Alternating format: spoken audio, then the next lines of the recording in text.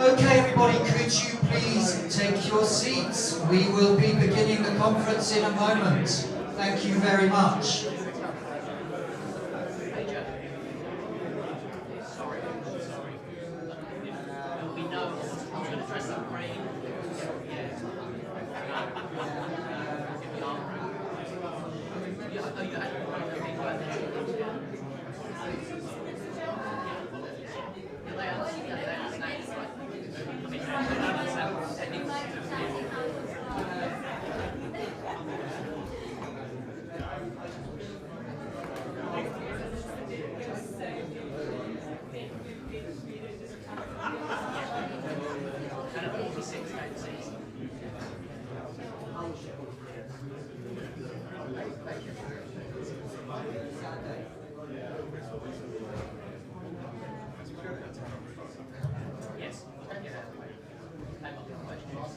Okay, could the last few people come and take a seat so we can begin promptly?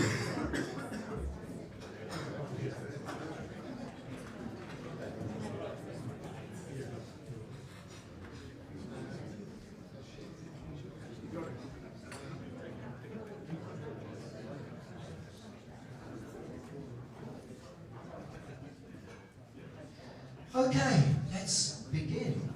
First of all, a very, very warm welcome to you all, and a big thank you for coming and choosing to come to our conference today. We expect a fantastic day, and we always enjoy, as the ASC, putting on conferences and seeing people attend and get to know each other and talk, and today should be no exception. A few things from me. So I will be taking you through the morning. I am AJ, and we have Andrew who will be taking you through the afternoon. So he's just standing there waving. We are your hosts today. Take you through a little bit of the admin, first of all. We used to give out big packs, but for good environmental reasons, we do no longer do that. If you do open up your little plastic pack there, you will find a bit of paper, which if you unfold it, it does tell you exactly what's happening today. There is also a QR code, and the QR code will give you some information, including the Wi-Fi. You've all told us, hopefully, about any dietary needs, but make sure when it comes to the food, if you do have, just check with the caterers to make sure that you don't eat anything that you shouldn't. This is the slide we have to go through every time. I have been assured there is no planned testing today, so in theory, if an alarm does sound, then we do need to get out with a little bit of urgency. We need to leave the building in the way that you came, although down the stairs as opposed to the lift, and then you should just assemble outside. Do not stop to collect your personal items. Please leave those things in the room, and there is an alternative fire escape at the back of this room. So I think you do there, and you just kind of leap off the balcony onto the cricket field. Thank you. So this is very important. We have lots of sponsors that enable the ASC to exist and to run the conferences. Our many thanks go to our principal event sponsor, Glout, to Delineate, our live stream sponsor. So this is all being recorded today, and there are people outside of this room who are listening in and following the conference. And the other great thing about it is it means there is a permanent record of this conference that people can watch because it's all recorded and put up onto the website. Thank you for Delineate to sponsoring that. An associate sponsor, Opinium, thank you very much. And then we also have our annual sponsors that are with us each year, helping us to do all the things. The award, the coffee mornings, all the things that the ASC do. Thank you very, very much for your continued support. I am going to hand you over. Oh, crackly, my mic. I'm going to hand you over to. Very strange. I'm going to hand you over to Manuel, please, to say a few words.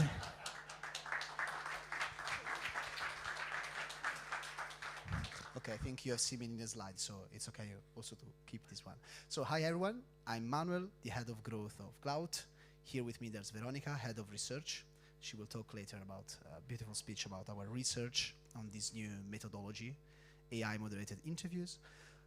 Just a couple of short lines about Cloud. We are a software tool to help programmers and researchers to solve the problems related to open-ended questions. So all the problems related to that, low quality, fraud prevention, shallowness, we allow them to solve this problem with AI moderated follow-ups. And also we help the researcher in the phase of analysis and reporting, saving a lot of time thanks to AI analysis of crosstabs and open-ended. So thank you for this opportunity. Thanks to the organizer for the opportunity to stay here. We're looking forward to talk with all of you. We are the guys with the pink. Okay? Bye, everyone. Thank you very much, Manuel. I'm going to try a different mic. Does this one not work? Yes, does this one work? Can you hear me in the back? A bit thin, but maybe I just shout a bit louder. But if it doesn't crackle, it's going to help a bit. Okay, so on to the main agenda. So we have a morning program, which will take us up to lunch. So we will have, I think, about 5 speakers. And then we will have a presentation of the Hall of Fame, which we will talk more about when we get there. We will have our lunch, and then over to the afternoon, and we look to finish at 4:45. Those of you that have been to ASC conferences before will know that is not the end of the day. For all that can make it, we would love you to join us just 5 minutes walk away in the Beehive pub, where the conference continues. in a discussion and an informal celebration of all the things we talk about over a beer or two, and then for those that have the stamina, there is also tonight the data space party. I'm sure some of you already have tickets. I think if you don't, I think Tarek, who organises that, is here, in which case if you haven't got a ticket, I'm sure he will be able to sort you out for a ticket. But obviously, so I know some people need to leave at the end, but please, as many as possible, head to the Beehive. It won't be difficult to find it, because just follow one of the committee members, and we will be heading down there. Okay, I think that's all the admin out of the way. So now let's move on to the conference. So the theme is Fit for Change, which you will have read on the info. Once or twice a year, the conference sits down, and we have a subcommittee, a conference subcommittee in the ASC, and we kind of think about what we want to cover on these conferences. Obviously, we're a tech. That's what we do. We're about the tech in the research industry, and you will hear lots of examples of technology, particularly this afternoon.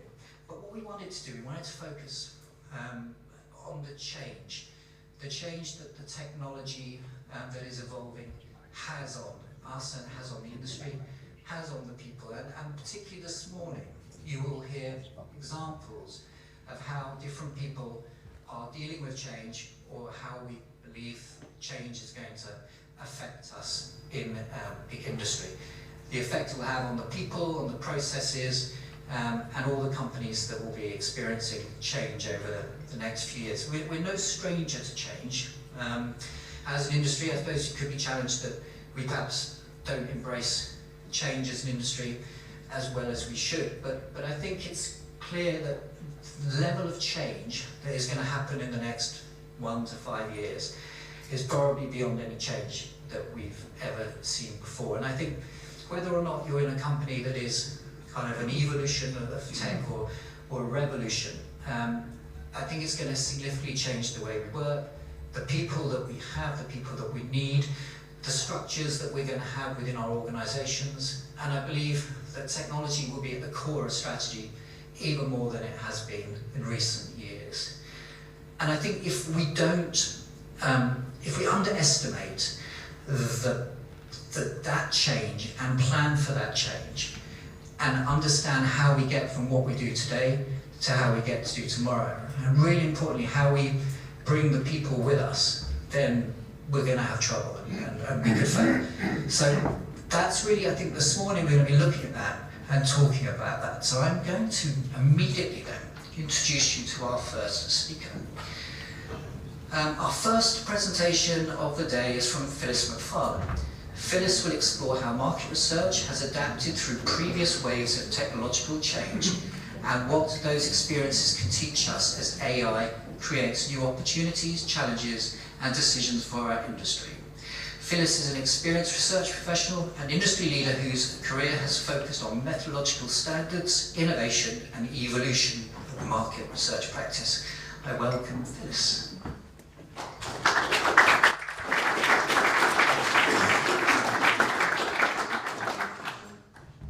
Hello everyone.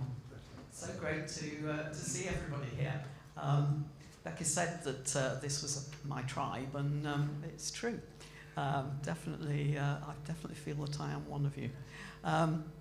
So, have I got any slides? Yes. So my brief, as you've been told, is to do a quick romp through history, to sort of see what we can learn from history. Though, as my history teacher once said to me, well, several times she said to me, the only thing you learn from history is that nobody ever learned anything from history. And it is unfortunately very true. But anyway, my remit is to one of the key things I do at the moment is I look after content at the Archive of Market and Social Research. And I feel I was at heart a historian, and I only got into mathematics and computing, whatever, by mistake. But it was probably more lucrative, so I don't regret it too much. But being able to mine the archive is a real treat. I was just saying to somebody, my co-pilot, he thinks I'm an arch feminist because I'm always looking at what men were up to in the 1970s, excluding women from things and whatever. And he rewrites everything with that flavour. I have to tell him not to. So I'm going to go back to the beginning. And take us through the history of things, changes that we've been through, how we've actually coped and thrived and brought order to chaos through some major changes, some of them quite apocalyptic, though with history they don't ever seem as apocalyptic as the present one. And then I'm going to just look at where the current situation is different or not. John Poulston has already told me that one of my slides is a bit out of date, but he's always ahead of me, so that's all right. And hopefully I'll conclude with some recommendations. So, in the beginning, I once asked Ed Ross in the it must have been the mid-1970s, why on earth he'd got into market research and why he'd not done something more interesting like the financial sector was really taking off at that point, of course, and you'd have thought that somebody as clever as Ed would have ended up in it. But what he explained to me was that in the 1960s, market research data was the main challenge, the most interesting challenge he could find to tackle. And he explained to me all sorts of things about IBM column binary, which I do understand really, but I won't explain to an audience like this because it's obvious that you already know it. But I thought it was interesting that someone like Ed thought that market research was a really significant challenge in the 1960s. So looking at the 1960s and 1970s, there's a mainframe computer, if you remember. They used to take up they took up the whole building of what is now Tate Modern, the central electricity generating board. We had punch cards and counter sorters, and some people even claim they use knitting needles to analyse punch cards. I've never believed that, though I have come across people who've claimed it. The mainframes were very large and extremely pernickety. We could only use them overnight because they had more important things to do during the day. If you put a comma instead of a full stop in your JCL language, the whole thing failed and you lost 24 hours of work. And you had to go there, you had to sort of decamp from your office at 4 or 5 o'clock in the morning to get down there to load your punch cards early in the evening. And the new mini computers which came in the mid-70s were expensive. The one we bought at Denjon cost £30,000 in 1976. I think Ed helped us with that, actually. He was always richer than we were. And £30,000 was the price of an average London house in 1976, so it would be £300,000 or £400,000 equivalent now. And of course they meant a change in behaviour, because up till then we girls used to write out our specs and send them off to other people to punch, and then the punch cards came back to us. But of course we now had terminals and we could now type our own specs, but that was very infra-dig for someone who'd decided not to be a secretary. And we nearly had a riot actually about that, but we all, because of course it was all so easy, we all settled down and started typing. And then probably it would have been easier if we'd learnt to type in the first place, but of course we didn't know. And then somewhere around that time, the program, Ed's program, which he developed with Gallup in Sweden, I think, was called Cumulus, and it became Quantum. And both of them actually are pretty good names when you think about it. And these were the days in the 70s where many serious technical, we all spent a lot of time in the pubs. The men more than girls, I have to say. They often left me behind to look after the office. And we used to decamp to the Marquis of Anglesey, which wasn't nearly so posh as it is now. And many a serious technical discussion was held here until. Now, does anybody know what the until was? Ed Ross was thrown out because he hadn't got any shoes on. So we all had to find another pub after that. So there you are.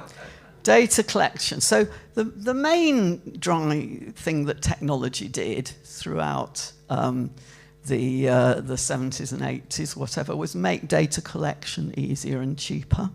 I won't go through all of these. And there was quite a nice chart that I didn't steal from Dan Noonan, which shows a gravestone bemoaning the death of market research in 1961, 1965, 1970. And everybody, people did, these were considered things that might ruin the industry as they went. And we've always responded to this quite well. And I was saying to Deborah Harding recently that, you know, I was very proud of the market research industry, because really the market research industry had always been very female friendly. I never met with any real resistance to me being around, perhaps because I work so hard. But also, it had never been very corrupt. I mean, you heard stories of the odd brown envelope around, didn't you? But we were never that corrupt an industry. And I was saying this, and Deborah said to me, yes, but there's now all this growing level of fraud. And so I've had to give up that level, that hypothesis about how wonderful the market research industry, because of course growing levels of fraud is a big problem. So Rebecca wanted me to look at what we had in the industry about how we'd survived previous recessions. And I wanted to put in loads of links, but it cluttered up the chart, and she didn't like that. So you'll be pleased to hear that they are all on the last slide if you want to look at all the links. But basically, if you look at the archive, obviously the trend over time is about cost cutting. Whatever you do, there is always that trend. Only the car industry has managed to keep its prices up for the period from the 1970s to now. But if you think of the terrible times of the mid-70s, inflation 25% or whatever, basically reviewing that, John Goodyear said what they'd noticed was an increase in the use of qualitative research because it was cheaper, and that drove that part of the industry. After the 90s disasters, they noted that we'd grown international research, and we in the UK were very good at international research, and that was one of the things we used to get through that recession. After the 2007 crisis at the ASC Conference, they noted that basically we'd switched to delivering better insights and being more integrated. So in every case, you have to look for opportunity in change and find out where you are. And one thing that is very good about this industry is we've always taken a very scientific approach to change. We've always been very careful to monitor it, to measure it, to say what needs to be done as we change methodology. I mean, perhaps sometimes we've used these scientific methods to make changes that perhaps we shouldn't have, and we maybe suffer from that later. But if you just, a couple of examples that I found, you know, a whole conference on attitude scales. I mean, that really does sound boring. Quota sampling, telephone interviewing was debated for a decade as to the validity of it and whether it was as good as face-to-face. And then come the late 2000s, no end of papers on online interviewing, or was it valid, could it be done, should it matter? But just rounding up all those technological changes, this is, you have to remember, people who predict the impact of technologies do tend to get it wrong. And this is quite a favourite of mine, actually, because if you look at this, 1982, the fast forward button on VHS video recorders, and that was predicted to be the end of advertising. I find that media people do tend to catastrophize. Print has been dead. Print died 30 years before it actually did. But anyway, I have a friend who says that no smugness goes unpunished. So let's not be too flippant or too smug because we have survived well and thrived going past. There are three real things going on at the moment that we need to take a lot of note of because they might have a big effect. Fraud means trust is lost by respondents and by clients. Trust, because if nobody wants to take surveys, then we don't have any data to analyse. And of course AI, which should be a productivity benefit and is a productivity benefit. But it could, if we believed all the naysayers, it could replace us, is what people are saying, isn't it? But in every case, we've got to not be smug, and we've got to up our game, which we're very good at doing, especially, I think, this group of thing. But this sort of thing upsets me, this YouGov thing. Now, I heard about this first on a BBC religious programme early on a Sunday morning, and you think, well, that's not quite so bad, in that it probably didn't have a very big audience. But those people who listen to religious programmes on the BBC on Sunday morning are probably the ones who still fill in surveys. So, so you do have to worry about it. And what happened here, you've got this classic, people doing surveys to make money. The anti-fraud tools had not been properly activated due to human or procedural error. Harder to reach, so they got basically a lot more ethnic minorities who of course go to church more or go to religious ceremonies more, and they didn't see that bias in the response data. And it took 2 years of argument before the poor old Bible Society had to admit that its data wasn't good. Now, this is not good, and I think that one of the things I hate about the industry every now and then is we always blame process or something on our faults. I think when, was it the 2015 inquiry into the general election, people said, oh, we'd got the wrong respondents. And I think, well, whose job is it to get the right respondents then if it's not ours? But we sort of passed it off somehow as a procedural error. And I think we're better than that. And I think this audience are certainly people to stamp out fraud. We must be more vigilant. Clients must ask questions. I mean, in 2008, we spent years writing these help research buyers buy online samples, and we assured clients that we had all these traps to pick everything up in. And we must be more careful now and not say, oh, we forgot to switch it on. Now, this is the point at which John Pawston says that actually synthetic data is more interesting than I think it is. But I think it's like data fusion and weighting. And we've got quotes there from some of the top people, Harrison Baker and O'Brien. I don't think it works. The respondents tend to be too similar. It doesn't detect new trends. It's looking backwards. But I'll leave you. You'll have to stay and listen to John. He's only has 77 slides, apparently. You'll have to hear him work through that for him to persuade you otherwise. But it is like data fusion and weighting.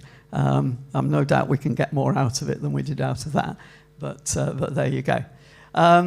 If real people won't do surveys, now this perhaps isn't our job, but it's certainly the industry's job, then go back to real interviews, go back to training people, pay them properly, make respondents understand. Have you ever seen any advertising saying how good market research data is and how it's all important that we should participate and whatever? No. Improve questionnaires. I mean, most questionnaires are awful, aren't they? And they ask the same things over and over again. And there has to be elements of mixed mode. You know, we can't just leave everything to online as we go through. I think that AI, I mean, I love AI. I have married it and divorced it several times, even in the last month. But it is a competent research assistant. It can do I mean, it's written for me 15 quality policies for the archive in half a day. Well, it was me who was slower. It did it in 20 seconds. It was me picking it up. I mean, I would never have got around to it. And it's absolutely marvelous to do that. And I think this is the thing, it can't distinguish between a good answer and a plausible answer. It hasn't got that background. And what's more, it tells lies, it gets things wrong, it makes things up, and it has no conscience. And mine actually told me a joke well, it wasn't telling me a joke, but it made a joke the other day, which made me feel quite squeamish. But what I really hate is when, I mean, I've learnt to make it check that it can read the report and whatever. And it says, yes, Phyllis, I can do that. And well, here's an example and whatever. And then it writes a story and I say, you didn't use the 1977 report so very much. And it said, well, actually, I couldn't read the 1977 report. I just wrote down what you'd said earlier. It's very dangerous because, and quite often I read a report and I think I wouldn't have summarised it that way. But as I said, it does tend to think I'm a mad feminist, so it puts things in that light. So, but is it bigger than previous? Yes, it is, because it's more universal. You know, every industry's talking about AI and how it will affect them. So there's much more awareness of the damage it can do. But I don't think it's any different than big data was, or admin data as it's now called. If people had really taken big data seriously, particularly the government, 15 years ago, and had worked to improve big data, admin data, whatever you like to call it, then it would be useful now, and it would have replaced a lot of service. But they didn't. Despite the fact we all told them that government data wasn't good enough to replace surveys. They could have worked at it, but they didn't. And it's that sort of thinking that you have to push back on. And my believing is AI can do tremendous amount of the heavy lifting. It's a tremendous asset. I wouldn't be without it now. But surveys will stay, and AI will stay. But we're better than AI, a lot better than AI, especially if you get the stupid one. Have you noticed that when some days you get some of the cleverer than others? It's really quite remarkable.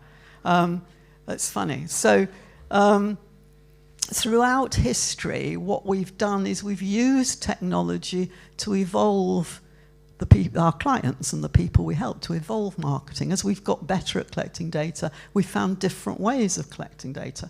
I imagine that's what John's going to talk about with synthetic respondents. You can find ways to use the new methods to enhance what you do.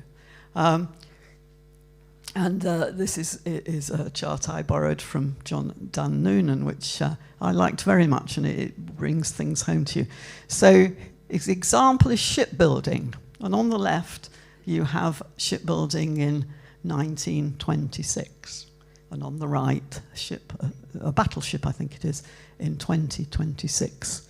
And the ship on the left took 10 to 15,000 men to build, and the ship on the right takes 800 to 1,000 to build. Now, you know, that's 10,000 jobs gone, isn't it? And we don't all bemoan them, but it does show how automation over time makes huge differences to what you can do. So they said this on The Rest is History, which I'm also an addict to. Are we fit to change?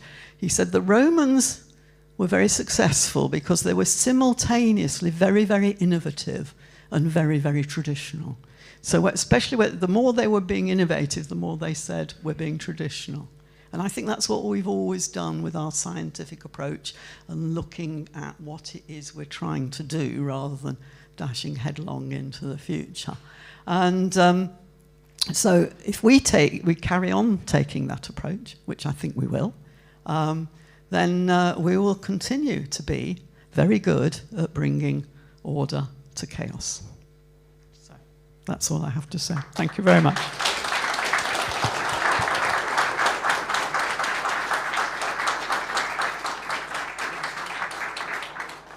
Thank you very much, Phyllis. I have a question before others can ask. If I think back to the last 20 years, and you referenced the online panels. The online panels created a race to the bottom because we think we could do it cheap, and therefore we think clients want it cheaper and they demand it, and quality goes.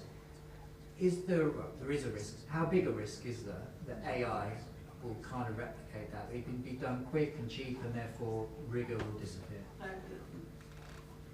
Yeah, there is a danger. We've got to hold on to our value. And unfortunately, I mean, I think our founders made a huge mistake years ago in making us limited companies rather than consultancies. Because we always, in the early days, it was always field work times 2. You know, and basically we threw in all the management time. So our model is poor. in that sense. I think the other thing that happens, and you notice this in Africa, is when new technologies come in, people come into the market who are just looking to make money. And people who haven't got the respect, if you like, for the history. And we do have to fight back at people who were just piling in, you know, their ethnic minority sample is all Chinese students in the East End or whatever. Not that there aren't any more, but those. But you've got to watch the incomers who look to make too much money out of it. And the other thing is, Bex is going to kill me for wasting time on this.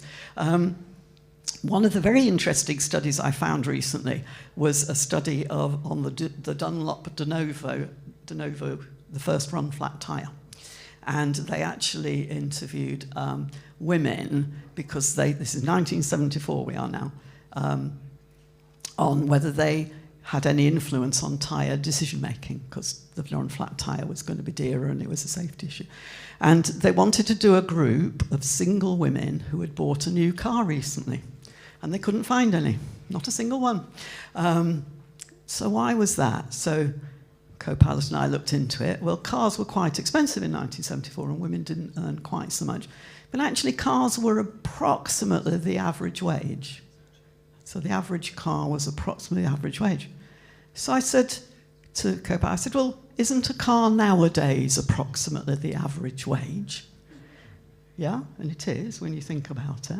Whereas a computer would be 100th, or a washing machine would be 100th. So what's the difference? The difference is credit. That women were not allowed, single women could not take out a loan in 1974. Yeah. Now, nobody worried about that. That was the way it was, whatever. But we do, one of the lessons we can learn is how have the car manufacturers managed to maintain the price of cars so high? Yeah, when, you know, I mean, my brother assures me that these big boxes that everybody drives now are actually cheaper to make. But it must be branding and it must be appealing to men, mustn't it? As a simple answer. But it is quite a remarkable thing that's worth thinking about, which must be about added value and whatever. Yeah, I mean, the Chinese now are adding features, aren't they, to get us to buy Chinese. Anyway, it's an interesting thought. Okay, any other question? One from the live stream. Is AJ's mic working? Okay, I'm going to switch in a minute in between. So I'll take your mic. Yeah. So the question from Nikki was, looking back historically, which previous technological shift feels comparable to the AI moment we're in now?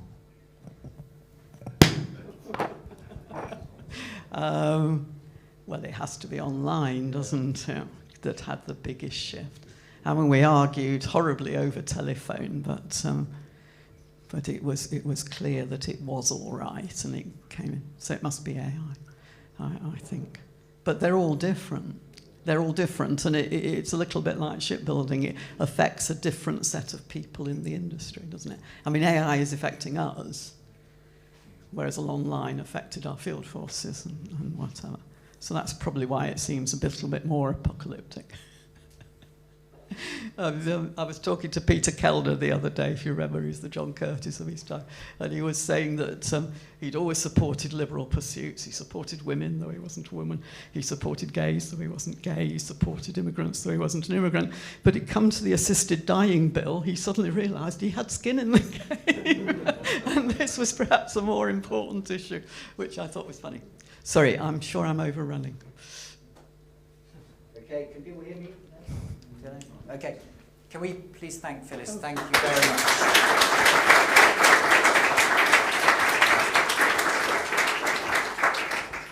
Okay, yeah, having a few microphone issues, but we will sort those out. But no time to stop.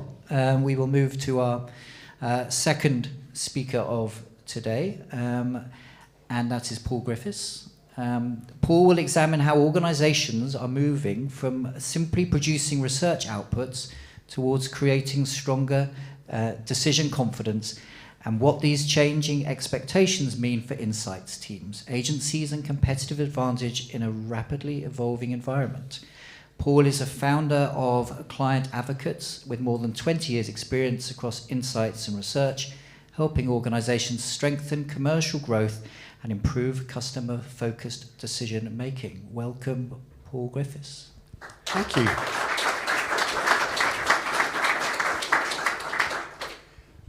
Good morning. Thank you very much for inviting me to come along today and speak to such an august organisation. Particular thanks to Richard and to Bex for inviting me along. So, as just been explained, I work with two groups of people. I work with owners of market research agencies, operations companies, res tech platforms, and I help them with their commercial growth. So commercial strategy, sales, marketing, essentially how to grow your business commercially. And then I also work with heads of insight and owners of insight functions in big brands. And I help them with, honestly, restructuring their insight functions to make sure that they are delivering commercial value within those organizations. So how to increase the impact of insight.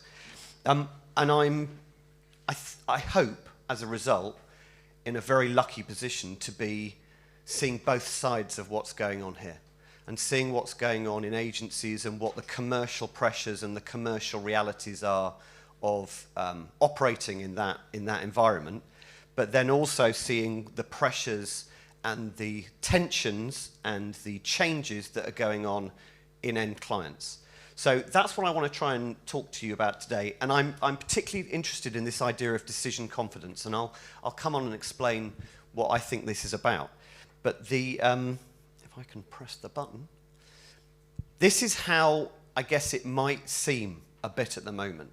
And there is, honestly, from the conversations that I'm having around the industry, this feels like there's a bit of an existential threat to the industry. And I have a huge amount of sympathy with that. But what I would say, and our challenge is, we need to adapt. We need to change. And the pace of adaptation and change that we need to make is, as Phyllis just said, above and beyond anything that I think we've ever experienced. I'm old enough to remember the dot-com boom. I was writing business plans for dot-com strategies back in 97, 98. And we hadn't got a clue then of what the impact of that was going to be. And there was a bit of, there was a big peak and then it dropped off. But actually, our worlds and our lives are all incredibly different now as a result of that experience.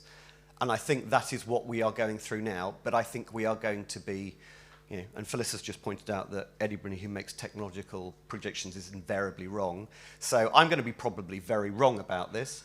But I think there is going to be massive societal, economic change as a result of that, and that is touching our industry as it's touching other industries. So why and what do we do about this, and what is the reality of this? So for me, what I'm seeing from a commercial perspective is that what we do is no longer of commercial value, or is increasingly less important. What is important is that we help clients, we help organizations, we help people make decisions. And good, in that context, is good enough. We are no longer, maybe we never were, the bastions of truth. What we are a group of people who are helping organizations and businesses make better decisions than they would make otherwise, without the data, without the evidence, without the research. That is our job. And the value that we are going to be able to charge for, the value that is going to allow us to continue as organizations, as individuals, as businesses, is situated entirely in giving our clients, our organizations, the businesses we work for, the ability to have good enough decision confidence. So that when they come to making a commercial decision, when they come to decide what they're going to do about their brand, about their innovation cycles, about their products, that the decisions they are making are good enough to be commercially rational and sensible and effective. That is now that's the game we're in. It is not about what we do, it is about the value we add.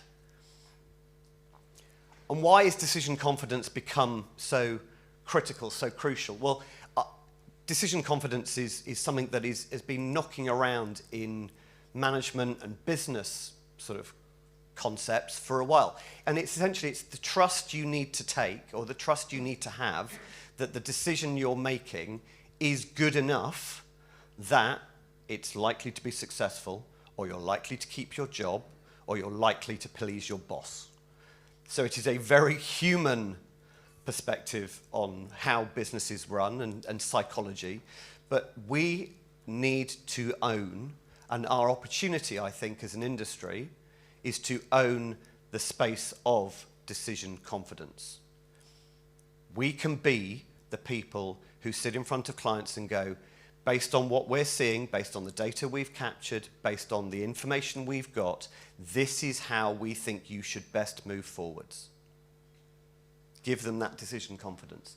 And there's lots of things driving that. We now have, when I started this out, I started my business 13 years ago. My clients were all older than me. They're now all younger than me. And they're all digital natives. So they have come up through marketing teams, through commercial teams, where they are expecting and used to seeing instantaneous data through their digital channels. So when we say to them, oh, well, it's going to take a couple of weeks to gather that data and make sure it's accurate and clean and stuff, they go, what? They genuinely like bewildered by the slowness, the pace that we operate in or can operate in. The organizations that I work in, I mean, goodness, I'm glad I'm getting to the point where I'm going to be retiring in the next 5-6 years. Organizational complexity is now so great. Risk adversity is so great. There are so many moving parts. Last year or the year before, I ran a program to tender out the CX platform for a big, well-known transport brand. There were 17 stakeholders internally inputting into making that decision on which platform to use. I was essentially hired to herd cats. That's what I did for 6 months running that program. So the complexity is huge. And people are becoming more and more comfortable with good enough. Doesn't have to be 100% true, doesn't have to be entirely accurate. It just needs to be a decision or give me some confidence that what I'm doing is good enough, that I don't lose my job, that the thing moves on, and that my bosses and that the people higher up in the food chains go, yeah, you're doing good enough. So that's on that side. There is also, as I said, there's more data. And one of the, I think it's Jevon's paradox, is this idea that as the unit cost of research and data drops because of technological advancement and AI, then actually what we're going to see is we're going to see an increase in demand. So what I'm seeing is, I'm seeing more and more organizations sitting there going, we've got all this data. We've got all this complexity. We don't really know yet what to do with it or how to make sense of it. And our opportunity is to help them to do that. Increasingly, democratization, and I'll talk a little bit in a moment about octopuses. But one of the things I can see is that data, the decisions, insight, these things that we all peddle and use and roll around in, are becoming more and more democratized. More and more people have access to them. The days of a centralized insight function in a big brand owning and being the gatekeepers of research is dying out very, very, very quickly. So we have to become more adroit and more able to talk to multiple people, multiple stakeholders within these businesses, all of whom are sitting on data, research, insight in some shape or form. And then there's a shorter tenure. People come into business, come into roles. The average marketing director is in role 18 months. So they have got to make an impact. That's why good enough is good enough, because they're maybe not sitting here going, I'm making a decision now that's going to have an impact in 6 years' time that I need to worry about. They're sitting there going, I'm making a decision now because it feels like the right decision, and my boss is saying I've got to make a decision, and I'm not going to be around in 6 years' time to worry about it. So there is a short tenure. So we have got this increasing environment where insight is everywhere. There is data, there is insight, there is knowledge, confidence to act. What the heck do I do with this? How do I make these decisions? Is actually becoming more and more scarce. And that's our commercial opportunity as an industry, to own own the space, own the ability to help clients make decisions. Now, AI in the Octopus organization. Brill and Wonka, it's a brilliant, really, really good book. I would recommend you check it out. They have written a book essentially talking about organizational design and AI. And the idea, octopuses are really cool, by the way. Octopuses have 9 brains. 9. They have 1 in each arm, and they have 1 in the bit in the middle. And those 9 brains are all capable of operating independently of each other. So, you know, one arm can be chewed by a shark, and it'll be that brain's hitting the shark over the head with its other arm. And then another bit of the arm's going, right, we need to swim away. And the central cortex brain is sitting there going, feeding it all through and communicating it stuff. Brill and Wonka's hypothesis is that is going to be the organizational structure within big businesses going forwards. Every single one of these arms, that might be product, that might be strategy, that might be quality, that might be the marketing team, that might be something else. All of these HR, all of accounting, all of these different bits of these businesses are going to have AI within them. Their own AI repositories, their own data, their own insight. Now, there's also going to be that central brain coordinating it and helping it. This is our commercial opportunity, going and talking to each of these arms and explaining how we can help them make better decisions, and how the AI, we can use it, and you know, as Phyllis said, we can help them use that properly and use that well. But this is, I think, where organizations are going, and this is why decision confidence is so important, because each of those arms is going to be capable of making decisions based on data and insights that maybe 5 years ago they didn't have access to. And I'll tell you 3 little stories about why I think this to be true. So these are 3 live, real examples that I've experienced in the last year about how AI and how technology and how organizations are changing as a result of what's going on. The French food manufacturer, one of my clients, a full-service research agency, came to me about a year ago and said, oh, we're gutted. We have done a long-term piece of brand tracking work for a well-known French food manufacturing company, about £750,000 worth of work. And they've come to us and said, it's not going ahead anymore. And the client's gone, it's not you, it's us. We're changing what we're doing. It's moving out of the insight function. Sorry, we'll keep in touch, and we still love you, but we ain't going to do this work. I then I was lucky enough to go on the Lions tour to Australia last summer. It's tough being a growth consultant.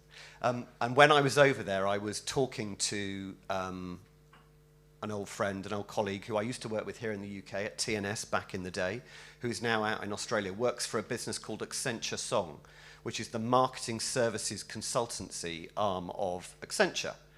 And he, over breakfast, was telling me about how they're going great guns and how they're integrating AI and how they're building in decision confidence through their management consultancies. And he told me about this new piece of work he'd just picked up, which was about a £750,000 piece of research and insight and consulting work for a well-known French food manufacturer, where they were doing research and insight, because Accenture Song has sucked up some research businesses, and then was putting that into Accenture Song's AI platform that they've spent about £1 billion developing. And then on top of that, they were offering high-level management consultancy services into the C-suite to tell that French food manufacturer how to use their brand and how to get more value from their brand. That is just one example of how our world is changing and how insight is moving up and how clients are still willing to pay for insight and research and information, but it's got to be far more related to these are the decisions that we make. Second one, the American farm business. I was lucky enough to be in the CEO Summit in Miami in January and was chatting there to the head of AI transformation and insight at Eli Lilly, the big pharma business. And he was telling me 4 years ago, the CEO of Eli Lilly stood up in front of everybody and said, right, our product cycle is 8 years. It's now going to be 4. We're going to halve the time it takes us to bring product to market. And what we are going to do is we're going to use AI to do that. And this chap had, unfortunately for him, I'm not sure which, he was I think in two minds, had picked up the remit of reconstituting, transforming his insight function across the whole of Eli Lilly. And what he was doing was, the historical way they'd done it was they did primary research up front, then they did some data and analytics, and then they might have done some consultancy at the end to reassure them they're making the right decisions. That has now been flipped entirely on its head, he claimed. So now what they do is they have their data repositories, they have their AI synthetic data, they have their knowledge management systems all plugged into the AI, and for a large number of decisions, they no longer do primary research. They mine, they exploit, they get good enough decisions for some commercial activities from that repository. And he said, and if we still want some reassurance, then we'll do the data and the synthesis and we'll do the analysis and we'll kind of model it and stuff. And then if it's a really big decision and we are still really wanting some reassurance and some confidence that we're doing the right thing, we will go out and do primary research. So it is completely shifted. So the good news of that is that if we can feed into that data repository with high quality, really, really great data, then that's a good commercial opportunity. If we can be the primary research engine at the other end, going in and doing evidence-based consultancy to say, right, based on this evidence, this is really what you should be doing on this commercial decision, that is also an opportunity. If we're in the middle, doing the data and the synthesis, there is also money to be made in them there hills. But that's another example. The third one, an online, I'm interested here, the views on synthetic. So an online community company, well known, I can't tell you who it is. They 3 years ago went, yeah, communities. Don't think that's going to make any money going forwards. And the reason is that online communities are generally used for low-level commercial decision-making. It's, we want to ask a load of our customers or our consumers what they think about this thing here, a pack test change or a whatever it might be. And so 3 years ago, they made the decision, what we're going to do is we're still going to do online communities, but off those online communities, we're going to build synthetic communities. And we're going to start selling synthetic communities. Now, I'm not as clever as you guys. I don't know the validity or the statistical relevance of those, like your points about whether it flattens data and all the rest of it. Honestly, I've got no idea. All I know is that that business, 50% of its revenue is now synthetic data. And their aim is, within 2 years, it will be 90%. Now, that is a massive, massive shift in commercial reality. And clients, whether they should be or not, are going, ooh, that's really quick, it's really effective, it gives us good enough decisions, we absolutely will embrace that as an opportunity to buy. So, 3 examples. So, what does this mean for us? Well, first of all, there are some barriers to this, and I'm also minded of the fact you're all sensible, sane people, and you're going, yeah, but this is all very good, Paul, blah, blah, blah. There are definitely some reasons why this is not happening as fast as everybody might claim, and there are some things that will get in the way.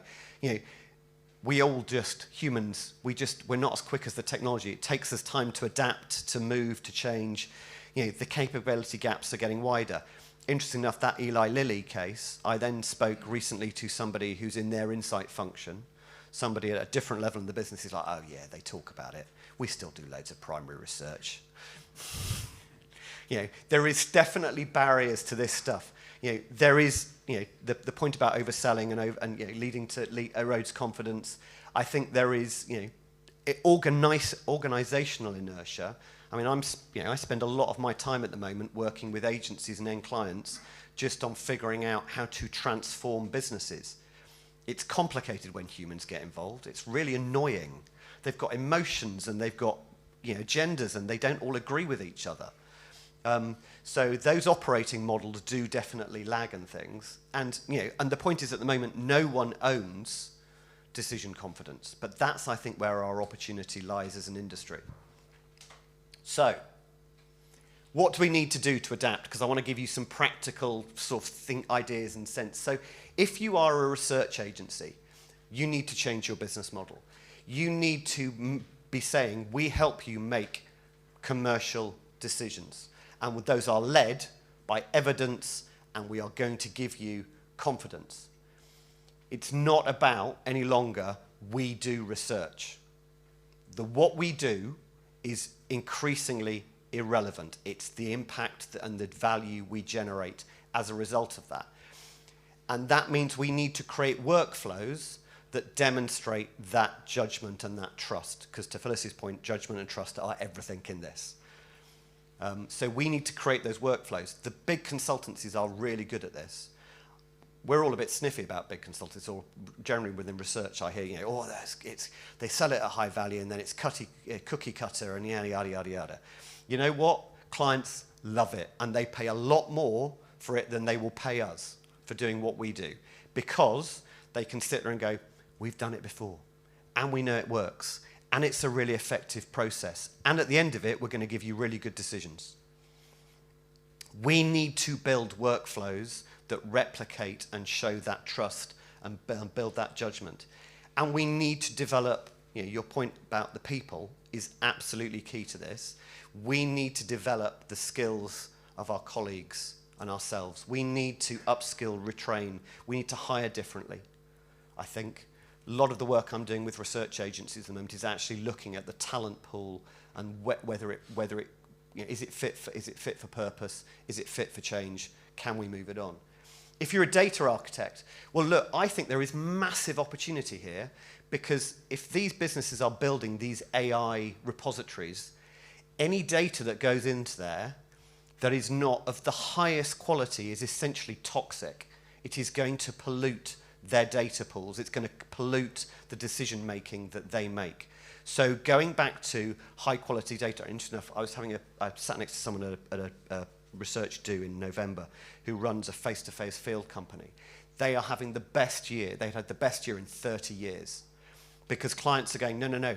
If we're building training data, we want to train our models, we need absolutely the best quality data. We want discernible, identifiable human beings that we can put into the mix. So if you're a data architect, it's about being those feeds into the training models. The value proposition is about the danger of not having really high quality, really decent level data. And we need to kind of do that, but we need to do it with immediacy. So we are going to have to get better at providing this data, high quality data, as quickly as possible.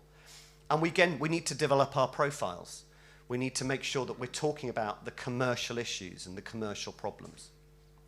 And then if you're a client, you need to lead the transformation. You have to be the person saying, I'm going to build that AI nervous system. Because if I build it, then I can build in the quality and I can build in the confidence. And I can show to the organization that an insight function is not some box ticking cost. It is a genuine commercial value add that you should be investing in as a business. And they need to embolden themselves. They need to build that trust within the organizations, and they need to increase their commercial connectivity. If you can go to your end clients, if you're dealing with end brands, and say, look, we can help you with your stakeholder management, we can help you be more commercial, that is an interesting proposition for an end client at the moment. So, fit for change. What do we need to do? I always like finishing my presentations with a call to action, because otherwise This is all just blah. So what I want you to do, what I want you to consider is insight is going to be increasingly everywhere. If that price elasticity of demand for insight is as I hypothesize it is, we are going to have an explosion of insight. Adaptation is essential. You know, when the meteor hit, the dinosaurs, some of them died out. It took them quite a while, but some of them died out. A few survived. Hello, sharks and crocodiles. Most of them died, but some you can see flying around here, landing on the pitch out there. They grew feathers. They grew wings. They evolved. They became something different. We have got to adapt. We have got to evolve. And judgment and confidence around decisions, I think, is the way we can help build and help deliver that evolution. And and my question to you, the thing to go away and think about is, if decision confidence is the product, if that's what we are now selling, then what change do you need to make as an individual or within your business so that that becomes the priority, that becomes the commercial driver for your success?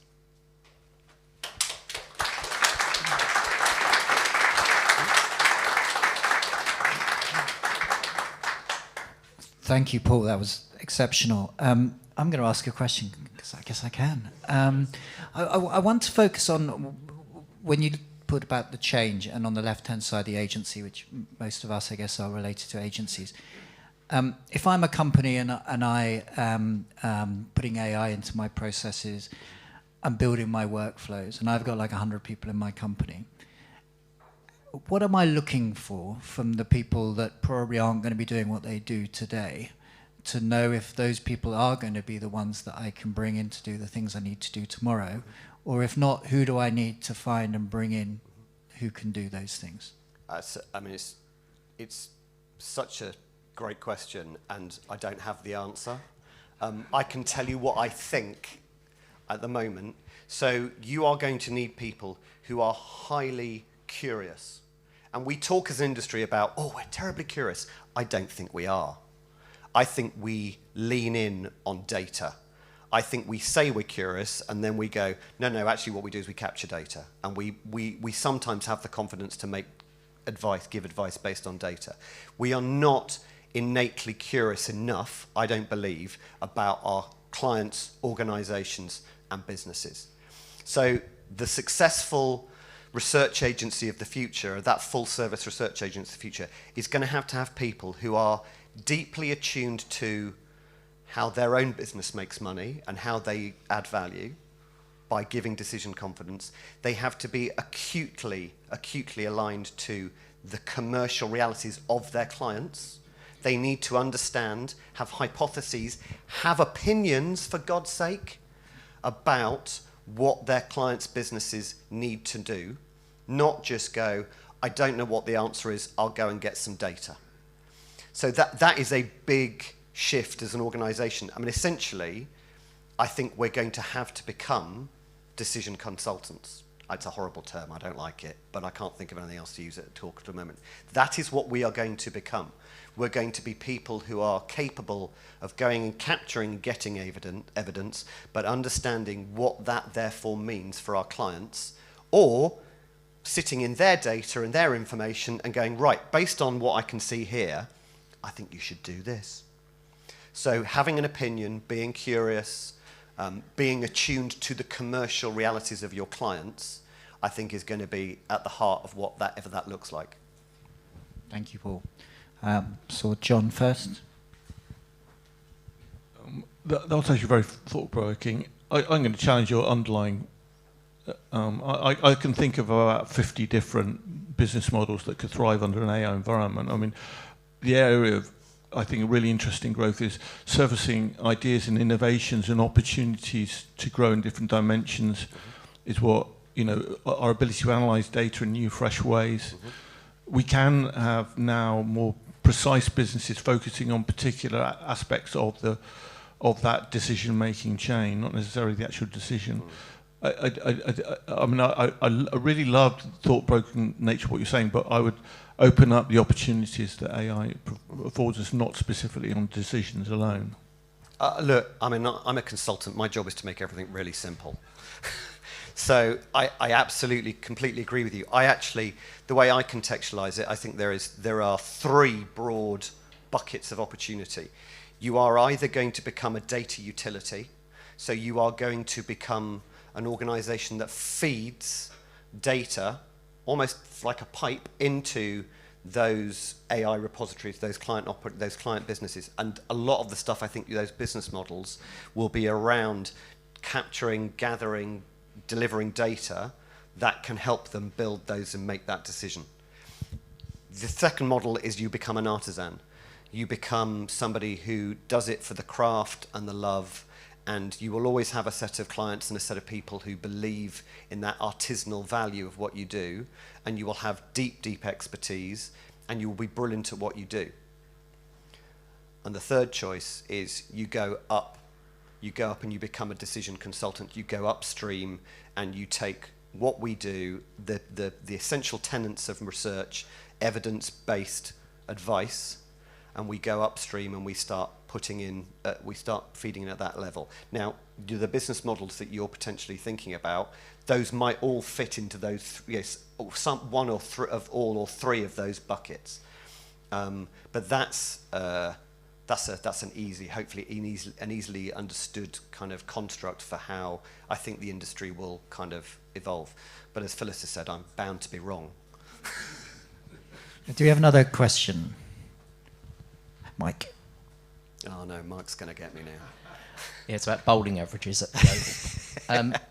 So when you talked close to the beginning about, it's not kind of about what we do, or perhaps how we do it, but we still have an operating model with a lot of cost based on that.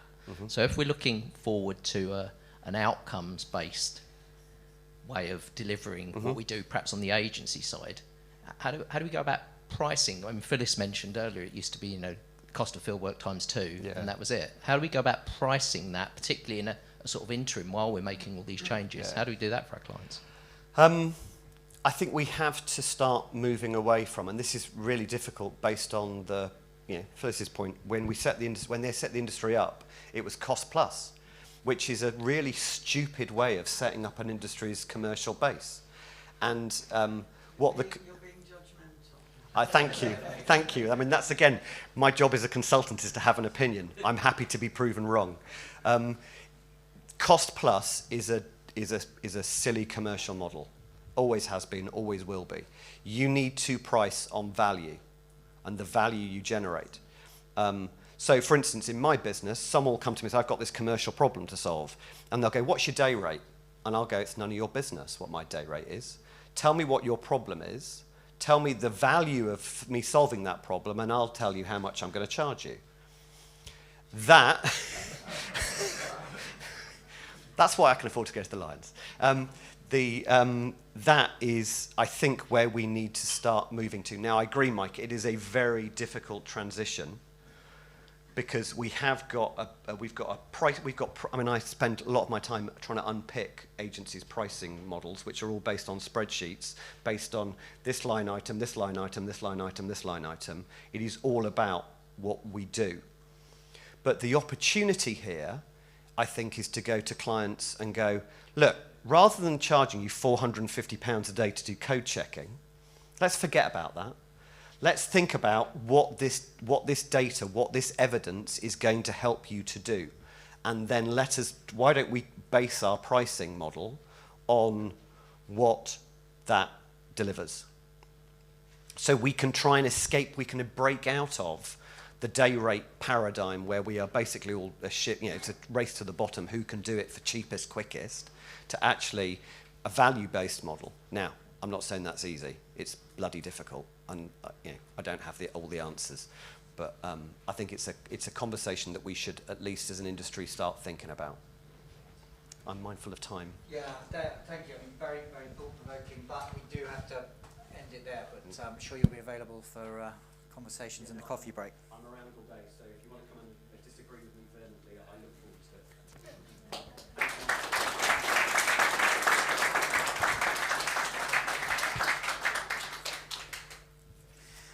Okay, so we're going to move to the last session before our coffee break, called Getting Unstuck, Thriving When Change Feels Uncomfortable. This talks about the human side of change. Samantha Kiani will explore why uncertainty often creates resistance and how curiosity, experimentation and psychological safety can help individuals and teams become more adaptable and thrive during periods of disruption.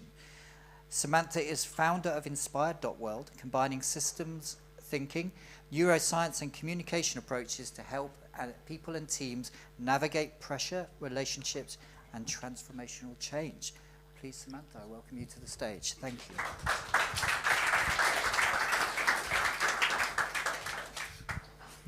Thanks. How are you? You've just heard two speakers. And I wonder if, like me, you'd find it helpful just to stand up and take a little mini stretch break. Would that be helpful? I feel like we've been sat down for a long time, right?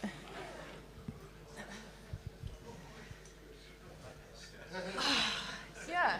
And why don't you take a nice deep breath if you haven't already? And when you feel ready, you can say hello to the person behind you and then maybe take a seat. Where do I point this to make the slides move? The red one? No. Oh.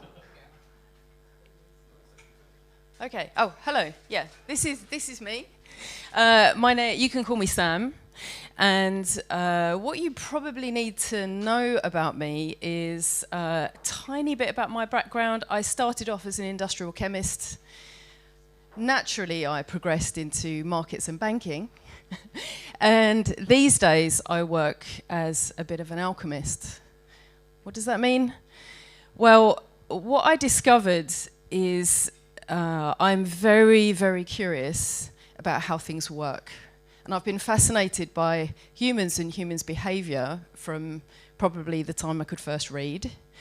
And what I discovered in both science and particularly in banking, and these are some of the photos from me working with banking clients, is that it doesn't matter how difficult, how impossible, how complicated, how heavily regulated it is the thing that we have to do. Whether we can do that or not is all in our human collaboration. And so these days I call myself a bit of a human software developer, because the thing with AI, and we say AI, but there are many different types of AI, but you know, there are billions and billions of pounds being ploughed into the development of AI. You know this already, right? What does that mean? I had lunch with a friend of mine. He's like, yes, we're working now on the, really starting to dig into the executive function. Well, I'm interested in neuroscience, right? Executive function, we have that. You know, this is like our ability to self-regulate, our ability to choose what we focus on, imagination. You know, and you think about our human software, it's our communication skills. It is our ability to think creatively, problem solve, logically structure an argument. You know, now how many of you, just raise your hands, have had the opportunity or have taken the time to develop yourself in any of these ways in the last, say, 2 to 5 years? Yeah. And just look, keep your hands up and just look around the room. And I see you at the back. Okay. So this is the first thing that I want you to take away from today, is that it's no good being scared of AI and thinking we're better than AI, or AI is not very clever and isn't that one stupid, because if billions and billions of pounds are being sent sending AI to school, you should be spending at least an hour or 2 a week developing yourself, okay? Why did that come across like school teacher? Anyway, that's why I'm a human software developer, because in the environments I work in, I work through a couple of different lenses. I work in organizational transformation, all the stuff you were talking about, Paul, you know, that organizational inertia, helping big and small organizations pivot to a more product-based culture, so they understand what value it is that they're offering to their clients and how they can organize around that and be more innovative, be more creative, collaborate better. But because I'm so fascinated in human software and because I realize that it's all based on relationships, I also do couples therapy, which I absolutely love, and I also have a radio show. So, but essentially, for all those fancy alchemy words, I'm basically like a coach, I guess. And I have to tell you that the bottom dropped out, because I also work as a consultant, and actually the bottom dropped out of that market for me massively over the last, not 6 months, the last 6 months has been great, but about the 18 months to 2 years before that went like this. All of a sudden, a lot of those companies were no longer doing vision, value, strategy sessions. They weren't investing in their people. They were trying to figure out cutting of head count cuts, can't even say it, and trying to figure out, you know, this existential threat of AI, I guess. And then I saw some kind of article that said, coaching, there's this great new AI and it's had 2 million coaching conversations in the last 2 years. I looked at my coaching log, I was like, fuck, oh my God, coaching is dead, what on earth? I've pivoted into a career that's dead already. But then I realized that if I'm not that kind of person, I'm not that kind of coach, I don't provide that sort of service, that if you can put into ChatGPT and get the answer you want, that isn't what I do. And what I fundamentally do is I help people remember how powerful they are, and I help connect them back into their power. So thank God I did not have to retrain as a plumber, which is what I was thinking about for a while, because that is not my jam. So it doesn't matter who stands up here and says, we know what the ASC industry will look like in 5 years, because the landscape is changing so dramatically. If I put anything in my slides that was about AI last week, it would probably be out of date today or next week. So what I'd love you to do is scan that QR code, because we're going to get interactive in this session. I thought it'd be fun to do a survey.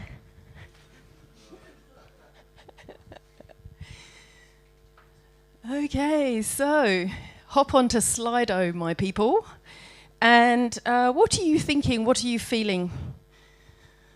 I would love to know. What is it like to be standing on this exciting, pivotal moment in our history? And it's just the first question you can answer. There's only 3. I cheaped out. I didn't pay for Slido. Yes, please. Okay, so it's anonymous. So just seeing the responses come through. Oh, emojis, I like it.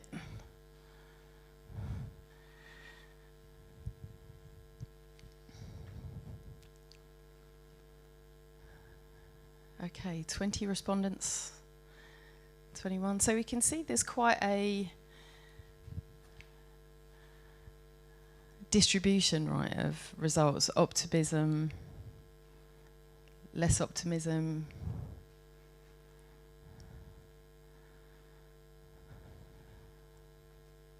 But quite a lot of good sentiment. I realised I should have done this as a word cloud. I thought I did. I don't know. But nice to see. Okay, so if we flick back to the slides, what we're going to get into today is we're going to talk about our human software and how we can actually harness our power and actually make some kind of change. Because change certainly isn't easy. How many people know this term? VUCA? No, see, if we were in the world of agile transformation people, everybody would be like, yes, we know what VUCA is. And what I would say is just since COVID, the pace of uncertainty, complexity, ambiguity has ramped up massively. And so it's important to really recognize this, because when we are in these VUCA times, we need to respond differently. We can't be we can't plan ahead very clearly because our horizon is so small. So, volatility, everything is changing so quickly. How many people resonate with this? I can't keep up. Yep. Uncertainty. We can't do the 5-year plan anymore because every assumption is risky. Complex adaptive, where these things are emergent, where things we think we're going this direction, but then it changes very rapidly. That's when we know we're in this complex adaptive state. And also ambiguity. The thing that I'll say about ambiguity is when we're facing the unknown, how we see things. Anais Nin made a great quote. How we see things is actually how we are. And all of our experience colours how we see things. They're literally like the glasses we put on. So when we're facing the unknown, we have huge power in our diversity. And we need to talk about what sense we're making of something. I'll come back to this a little bit later. But it's recognising that things are ambiguous and it's... we don't necessarily have a clear perspective. So again, I thought I'd have fun and show you a survey. So this is some research that's been done by a lot of, you can see the attributions, about how does this play out in the workforce? What are we really thinking as leaders and as managers about what I just said? And the stats seem to pretty much bake it. So we understand that agility, the ability to pivot and to collaborate, is critical. But these top 3, I've coloured them yellow because these are the ones that we're going to kind of do something about today. So just give me a show of hands if that's interesting. You want to hear about this? Good. Okay, so we're going to do a little bit of 101 and get curious about our human software. And I love, Paul, that you said nervous system, because we have one of those too. And there's something happening, and I noticed that there's a brain on here. So what this is showing is called an arousal curve. And this is us bumping along pretty normally, and then something will happen. And on the micro, this is like we get an email from the client, or the client says we're not going to renew your contract. And we get hyped up into this state. And if we stay here in fight or flight too long, we actually go up into freeze. And this is kind of like around burnout, when it gets really significant. But there's also like a bit of a subtlety to what's happening here. And so I want you to play with me so you actually model this. So take your thumb. Okay, this isn't factually correct, but we're going to play, right? But this thumb, if you open your hand, you're going to put it across here. Now you imagine this is like... This is where it starts to get a bit made up. But this is like our reptilian brain, okay? This is like all the autonomic breathing, heart rate, all that stuff. Now you can curl your fingers over the top. Again, I know this is made up, but you can think of this like your mammalian brain, okay? Emotions, all that kind of good stuff is here. Now, if you put the other hand over the top and have the fingers resting on the knuckles, this is... this bit, okay, the neocortex.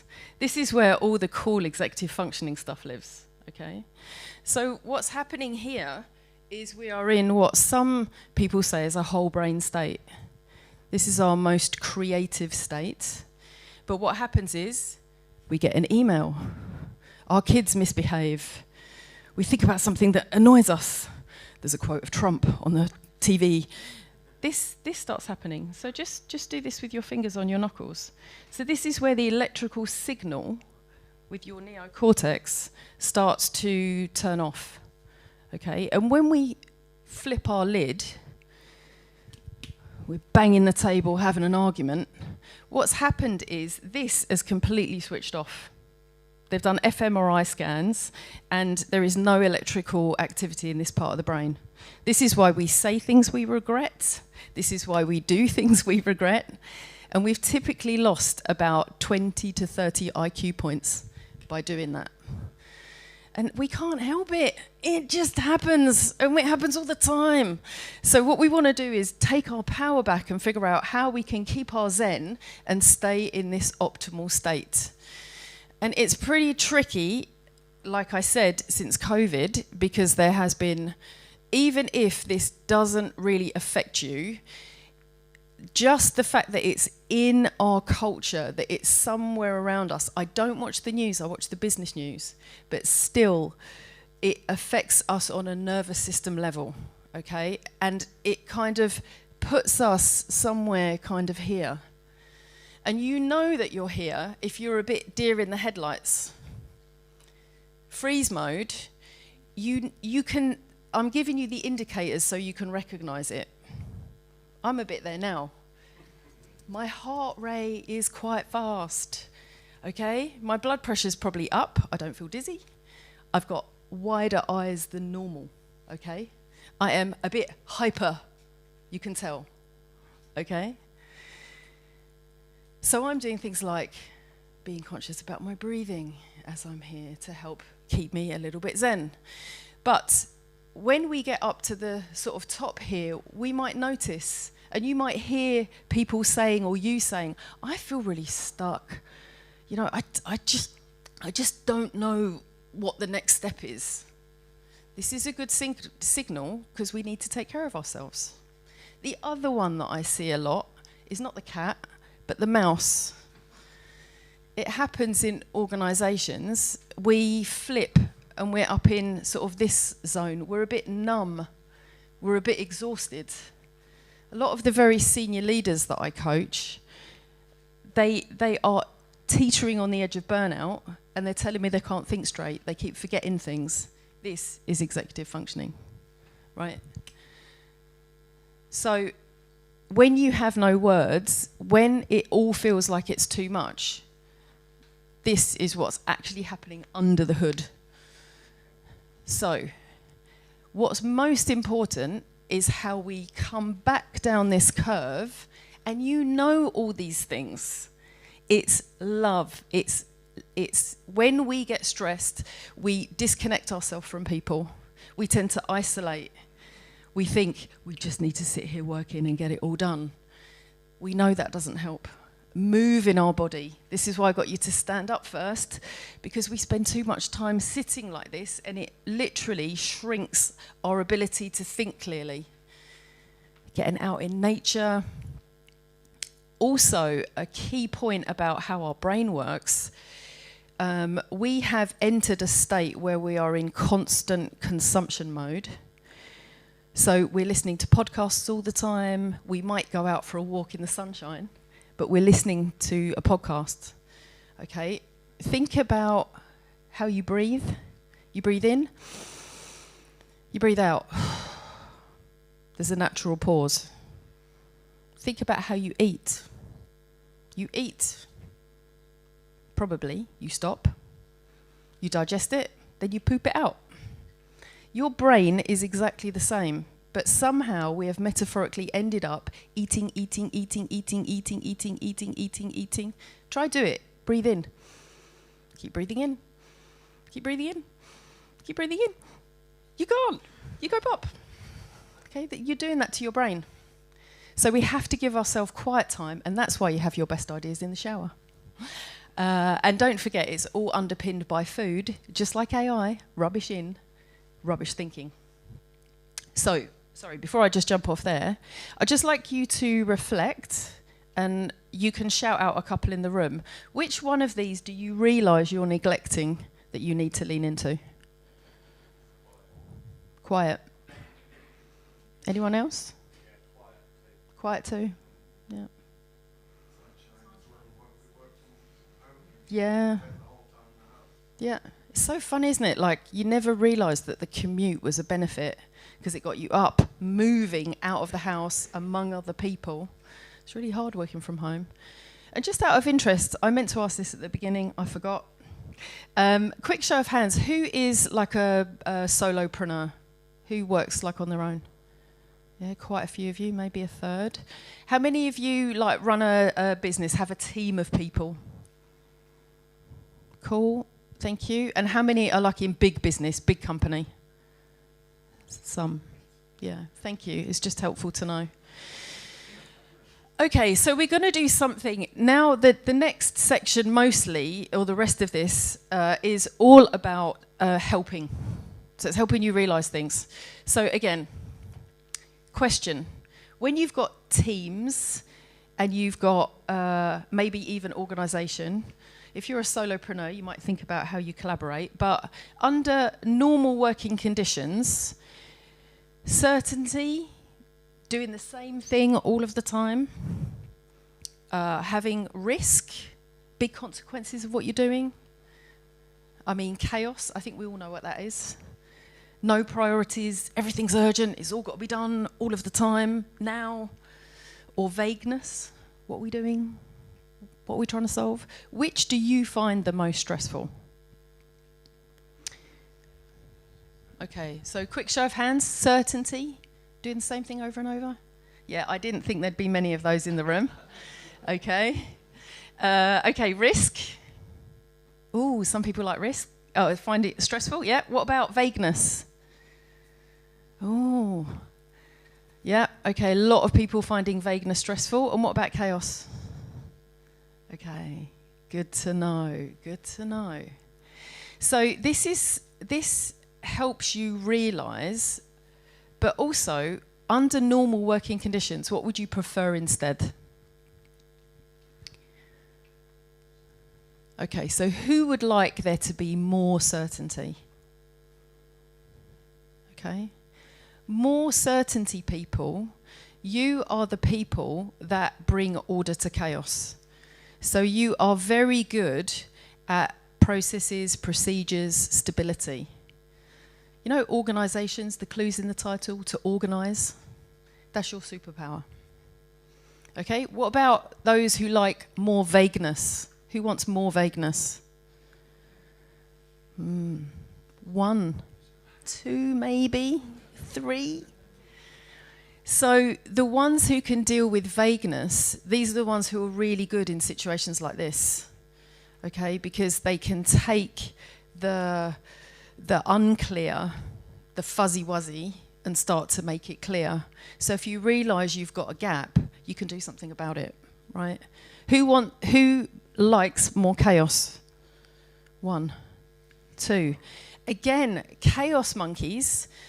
Like if I think about innovation, all right, I work with a lot of large organisations trying to spark innovation, creativity. This is all about this, okay?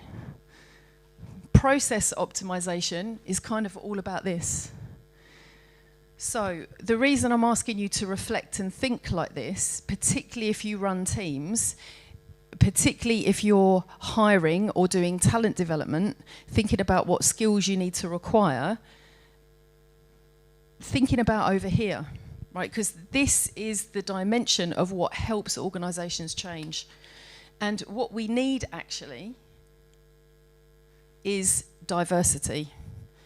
And what I mean by that is this diversity of these working preferences. Because what freaks one person out is actually somebody else's yum-yum. You know what I mean? And it's things like ambulance drivers, anyone who works in ER, they love chaos. They love chaos. Okay, I used to work a lot in risk and regulation. A lot of those, the quants that I used to work with, they love to be thinking about risk, but like they hate chaos. So it's realising that it's horses for courses. Figure out what horses you've got in your stable. Okay, the power is in our diversity, because we need to do this thing. Probe, sense, adapt. So what I mean by that is you can't have a procedure for it because you don't know what it is yet. So, and this is where you probably help, because working with insight functions and those cool consultancies that try and predict the future, what they're doing is they live up here. They're looking at all the weak signals that are coming from the, from the environment. AI, by the way, the first AI, do you know what year AI was born? Yeah, thankfully just before I was born, in the 50s. Yeah, there's been like 3 big waves of AI. What's happened now is just computers are now cheap enough that they can throw compute power at the problem. So, nothing that comes as a surprise should be a surprise, because there'll have been a weak signal for it. So how, in your teams, as yourself, how are you looking ahead, probing, looking at what the signals are? And you can't do it on your own. You have to talk to other people to try and make sense of it, so that you can then adapt. And there's this cycle. Notice, what are you seeing? How can we get curious about it, try and understand it? And then how can we create some experiments that enable us to test out what we're thinking? Because everything we do, it's unlikely that it's going to roll exactly as we think. How many of you have done something thinking it was going to be amazing, and it got you exactly the result you wanted, but somehow you felt lacking? Okay? This is how we are as humans. We then need to do this part. This is so often missed. We need to review and adapt, and then keep going around the circle. Okay. Well, if you take that approach, you will already start to move the needle on this. Psychological safety. Who knows what that is? Yep. So it means that we're safe to have different opinions. We're safe to speak up and disagree. I love what you said as well, Paul, about come and disagree with me at the end. I love it. This creates an environment of safety.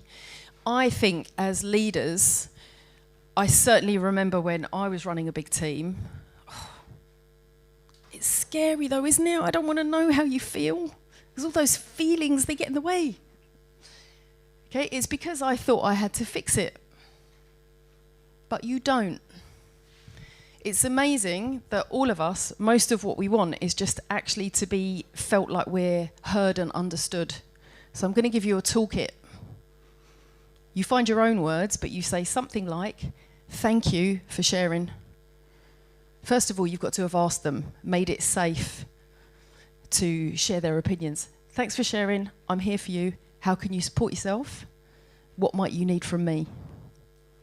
This is like super powerful, because if you think back to how much fear there is in the system, we have to help our people get back to a whole brain state. This is a really good way to do it. Talk about the fear, talk about what we're worried about. Okay, great. What can we do about it? These are 3 pillars of physically how you can do that, because I realised as I said that, that's actually really hard. So one of the people that on a leadership training program that I worked with was Aldo Kane, who's climbed Everest. He's a commando. He's rowed across the Atlantic.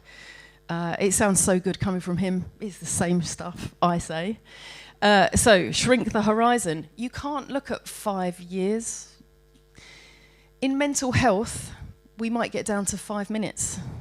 If you're really struggling to get out of bed, if you're having a really rubbish day, if you're having a really rubbish time, if it's really getting you down, shrink it down to 5 minutes.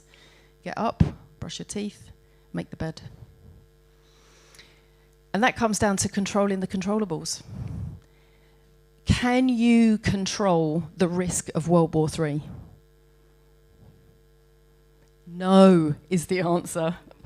What can you control? And this thing about using action to create clarity. So when there's a big disaster, or when you're a commando and you're at war and someone freaks out because a bomb's gone off or their colleagues got shot, they will look them in the eye and say, do that action, do that thing, tie that rope. Because when we move into action mode, it actually lowers our inner stress. It gives us something to focus on. So if we've even shrunk the horizon and we're trying to control the controllables, we still need to actually take action. And my biggest tip is don't stare into the abyss, because if you're watching the news and you're finding it terrible how this is happening and that is happening, you will literally push your brain further and further out of performance zone. And I realise this is really easy to do. And one of the ways you can notice if you're doing this is ask yourself, how much time are you spending focusing on bad news, focusing on the doomsday scenarios, focusing on what you don't want to happen? If it's anything more than 25%, you're really missing a trick. So just see how you can use your executive function and focus on what you want instead. Okay. So we need to do a little something, an awareness on change fatigue. Who knows anything about change fatigue? Are you feeling it? How many people feel a bit of change fatigue? It's like this constant roller coaster. Yes. So Elizabeth Kubler-Ross had this great change curve. You might have seen this around grief, if anyone has lost anyone. The first thing I'll say about this is it's not linear. We don't go from your left to right. It's a little bit up and down, and we might go there over months, years, minutes. Okay?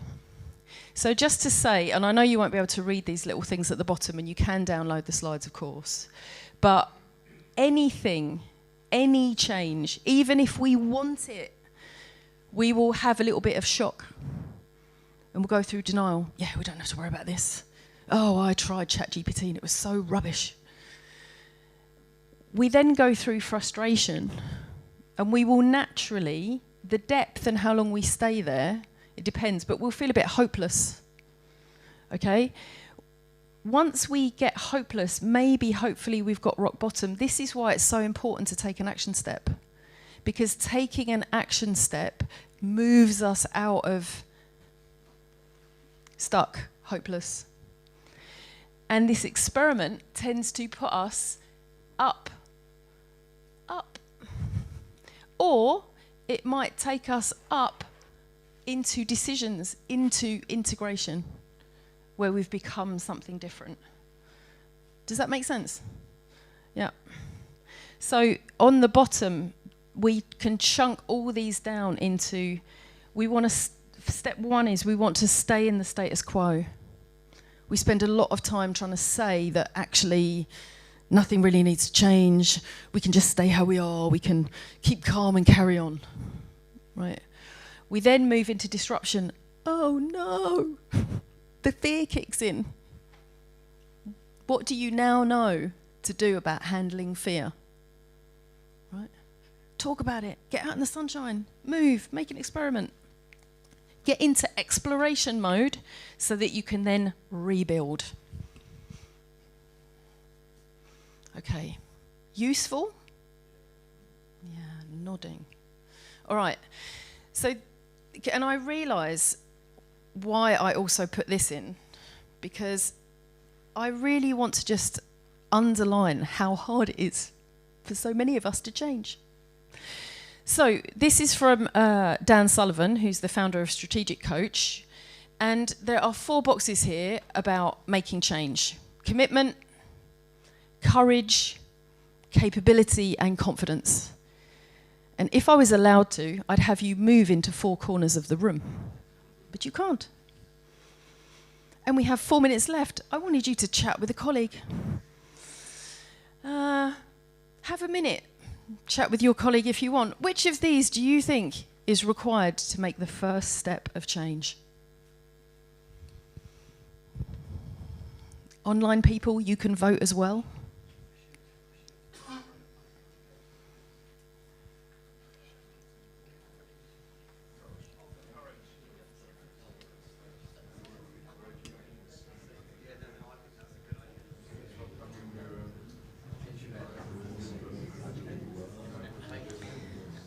I'm loving hearing the talking in the room.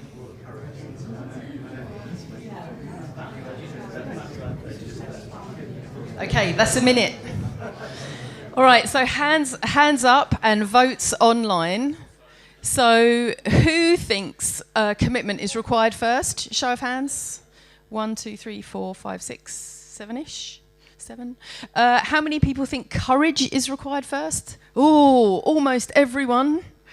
Who thinks confidence? Yes, some of you. Thank you. And who thinks capability is needed? Oh my goodness, 3 of you? Is that right? Okay, first. Yeah, first. Okay. So what the research shows us, which you can't fact check because I'm not showing you what it is, but Dan has it. All change starts with a decision. You have to decide, what do you want? Not what is the problem, what is the outcome you want instead? What are you actually going to commit to? And think about the journey it takes to get there. Because to be honest, I want a 6-pack. For a while, I was trying to commit myself to a 6-pack. But actually, the 6-pack is the outcome. Am I committed to eating chicken and broccoli every day for every meal? No. Okay? So think about it. Yes, anyone can do anything, but what's it take to get there? Are you committed to that? Okay? Once you've committed, you're going to need to take a bit of courage. Because there wasn't time to put a slide in, but there's a journey from change where you leave the shore of the known, who you are, you move into the fog of WTF, where you're doing all that experimentation, you're having these days where you get overcome by fear, you're using the 5-second horizon to get yourself up out of bed, you're experimenting, you start to, number 3, develop capabilities, go and retrain, develop skills, start to practice, start to try and do use cases using AIs to see how it actually works, so that you can develop skills. Okay, and then you pop out the other side, and you only can connect the dots and make sense of it looking back. So know that when you're in the foggy middle. And that's integration. And hopefully by then you'll have developed confidence. But confidence is an outcome. It's an output. It's the result of. And so many people misunderstand and think, oh, I'm not going to do it because I don't feel confident. You're never going to feel confident if you don't do it. Okay. So when you download the slides, you can reflect. You can write it down. Because if you write it down, you are far more likely to do it. Top tip, tell someone. Right now, you're really going to do it. Your community. You could maybe all tell each other. Hold yourselves accountable. Support. And this thing about measuring where you objectively are, and also thinking about where you want to be, this is how you can kind of be quite focused on actually making that change. So, bringing it all together, I'm 1 minute over. So hopefully now you can recognize these human responses to uncertainty. I almost put uncertainty equals fear. But you know why I didn't? Because when we looked at those organizational boxes, chaos monkeys love it. For them, uncertainty doesn't equal fear. And that's why it's important to notice that it's all to do with our software. Hopefully now you're tooled to be able to shift. You have to recognize if you're in this fear state and take action. You know how now to create environments where people feel safe and how to support colleagues through the other side of change. So I'd like to ask you, and you can go back into Slido. What are you leaving with today? What's your big takeaway? How do you feel now? What are you thinking about? And of course, crucially, what are you going to do? It's not what you know, it's what you do that counts. So what are you going to do?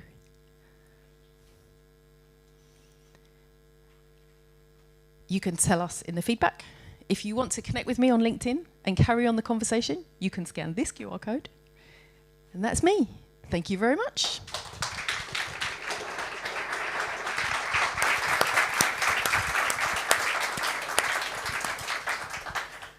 Thank you, Sam. I don't know if you can hear me. I don't know if this works.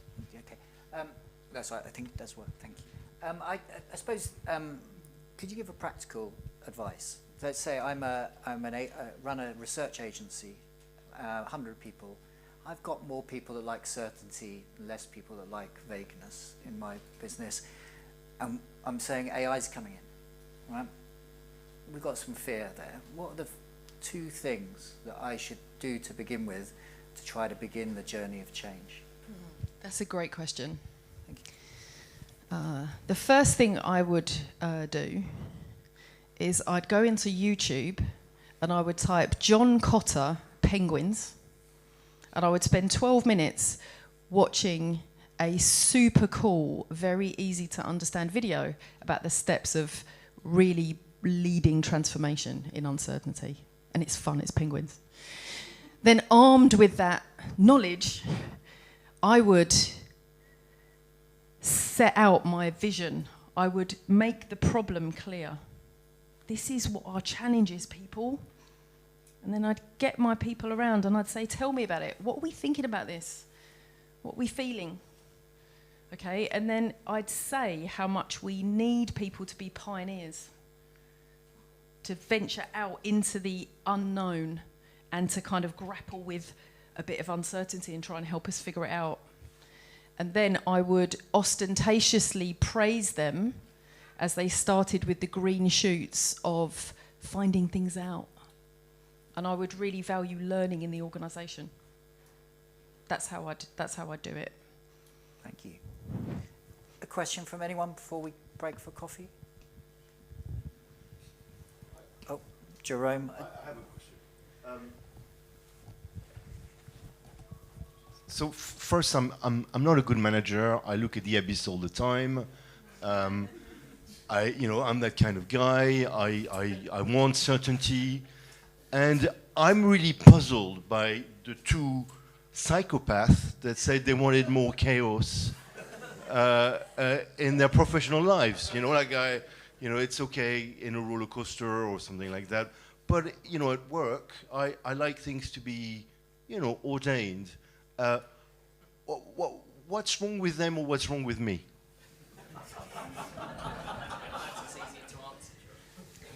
There's nothing wrong with either of you.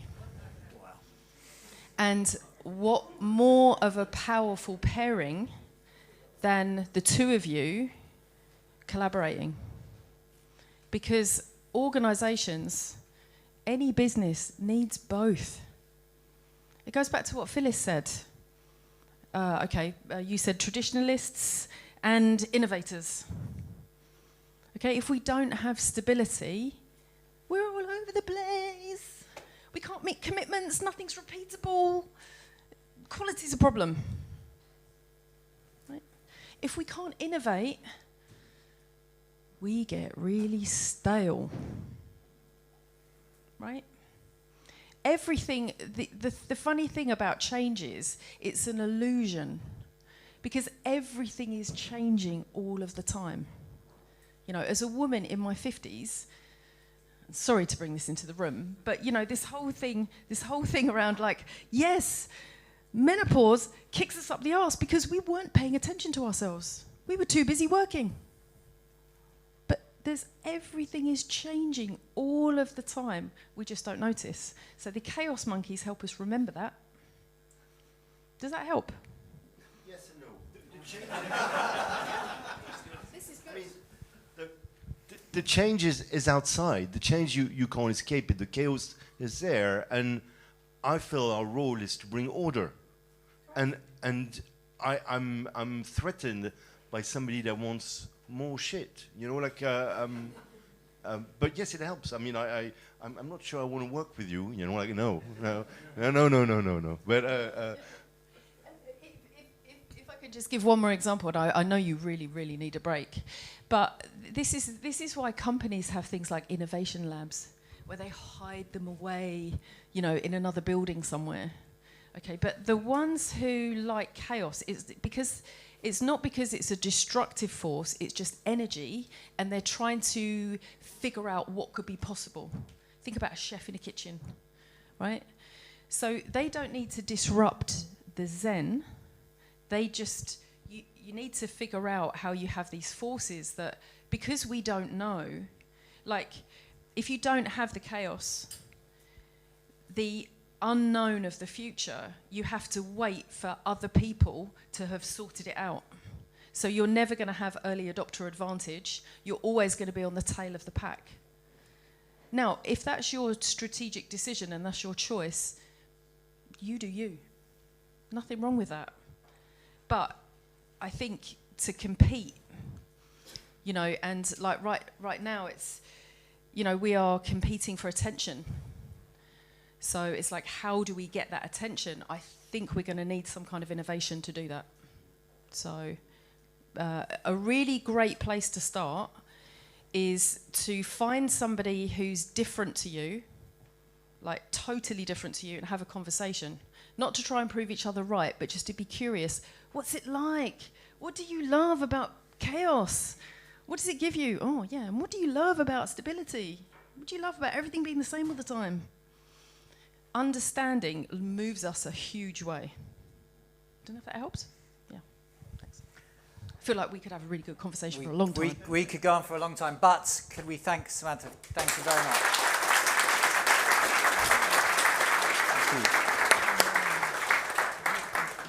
Okay, we have about 21 minutes for a coffee break. Please go and enjoy, and we come back at 11:30. Thank you.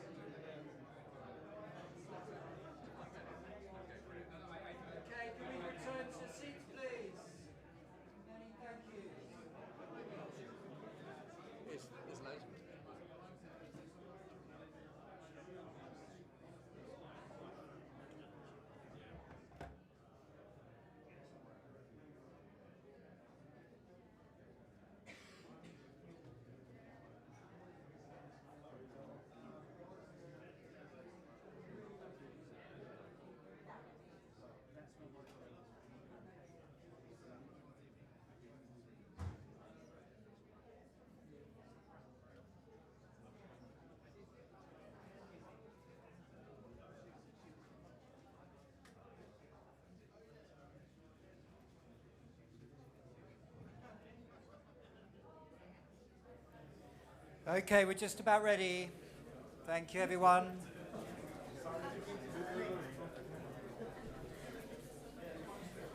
Okay, welcome back to the conference. I hope you enjoyed your refreshments.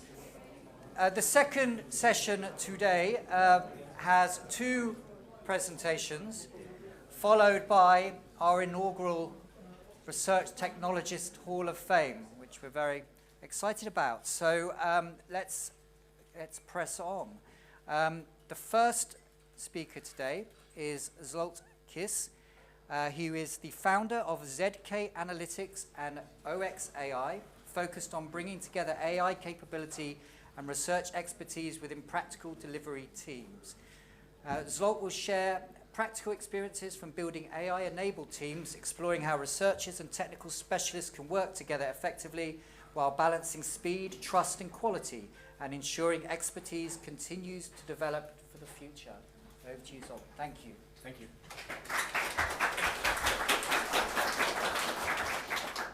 Hi, everyone. So, symbiosis at work, that's what we call it. And in this session, I'd like to talk to you about something really practical. How did we arrive at this symbiotic model of working between expert researchers and AI? I'll tell you the story of where we started from about 3 years ago, and then at the end, I'd like to finish on a question for the industry. Where are we heading from here? We've already heard this morning that, well, change is here. We need to embrace it. We need to get more architects, for example. Okay, but where does that leave researchers? So it will be great if everyone can pitch in at the end, and let's see where we get to. Okay, so sorry, I need to press this one. Right. So what I'd like to cover in this session, there are really 4 things. First, I'll tell you about the problem we started with.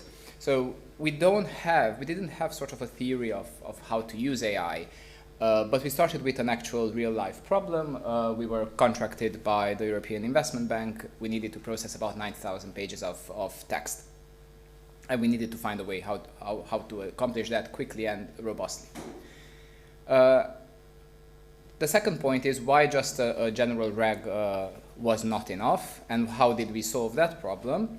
And then we talk a bit about symbiotic working, which is the consequence of the sort of first 2 points. And as I said, we'll finish on the talent pipeline question.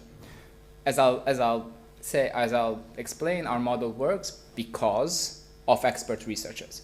So if we're now enlisting AI to do various tasks, how will we have expert researchers 20 years from now? Okay, so we began with a scale problem. To begin with, we were contracted to do a manual piece of work, which we very quickly realized that it's not doable within the time, budget, and complexity. We had 90,000 pages to process. And that was due diligence documentation for all the projects the European Investment Bank funded over a decade. Right, we could have, I mean, the immediate answer would have been, let's just get an LLM, chatbot, get researchers to use the chatbot to speed their work up, something perhaps like Copilot. But we very quickly realized that that has a major limitation. While it increases productivity, you still have to process documents more or less one by one. It still takes quite a lot of time. So what we did is came up with a process that solves scale to begin with. So let's imagine a different type of working, not with AI, not where we're helping researchers by providing them with productivity tools, but we produce kind of a horizontal way of working where it is the AI doing the work with researchers intervening at particular points in time, and with tasks being split into very small tasks that the AI then does, and I'll talk to you about that in a minute. So developing this kind of horizontal pipeline, that is immediately scalable. Once we get the pipeline right, then that can process a lot of things quickly and robustly, and the key is getting that pipeline right. And we call that a directed approach. And it's directed because we're getting AI or various AI models to do very bespoke things and very granular things. We're not sort of shoving it into a model and expect miracles at the other end. Right, so we did start with, oh, sorry, I have not moved my slide. There we go. So we did start with the need to process a large volume of data securely, and that's very important. We couldn't just send it to any old model, and robustly.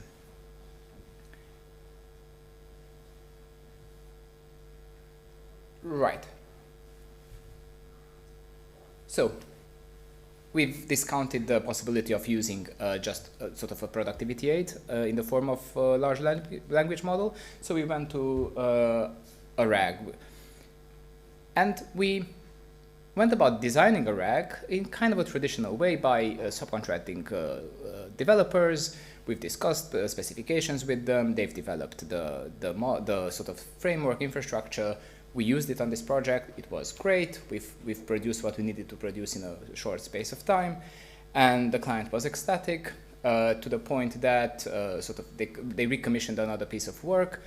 They had been convinced that we will find very little information.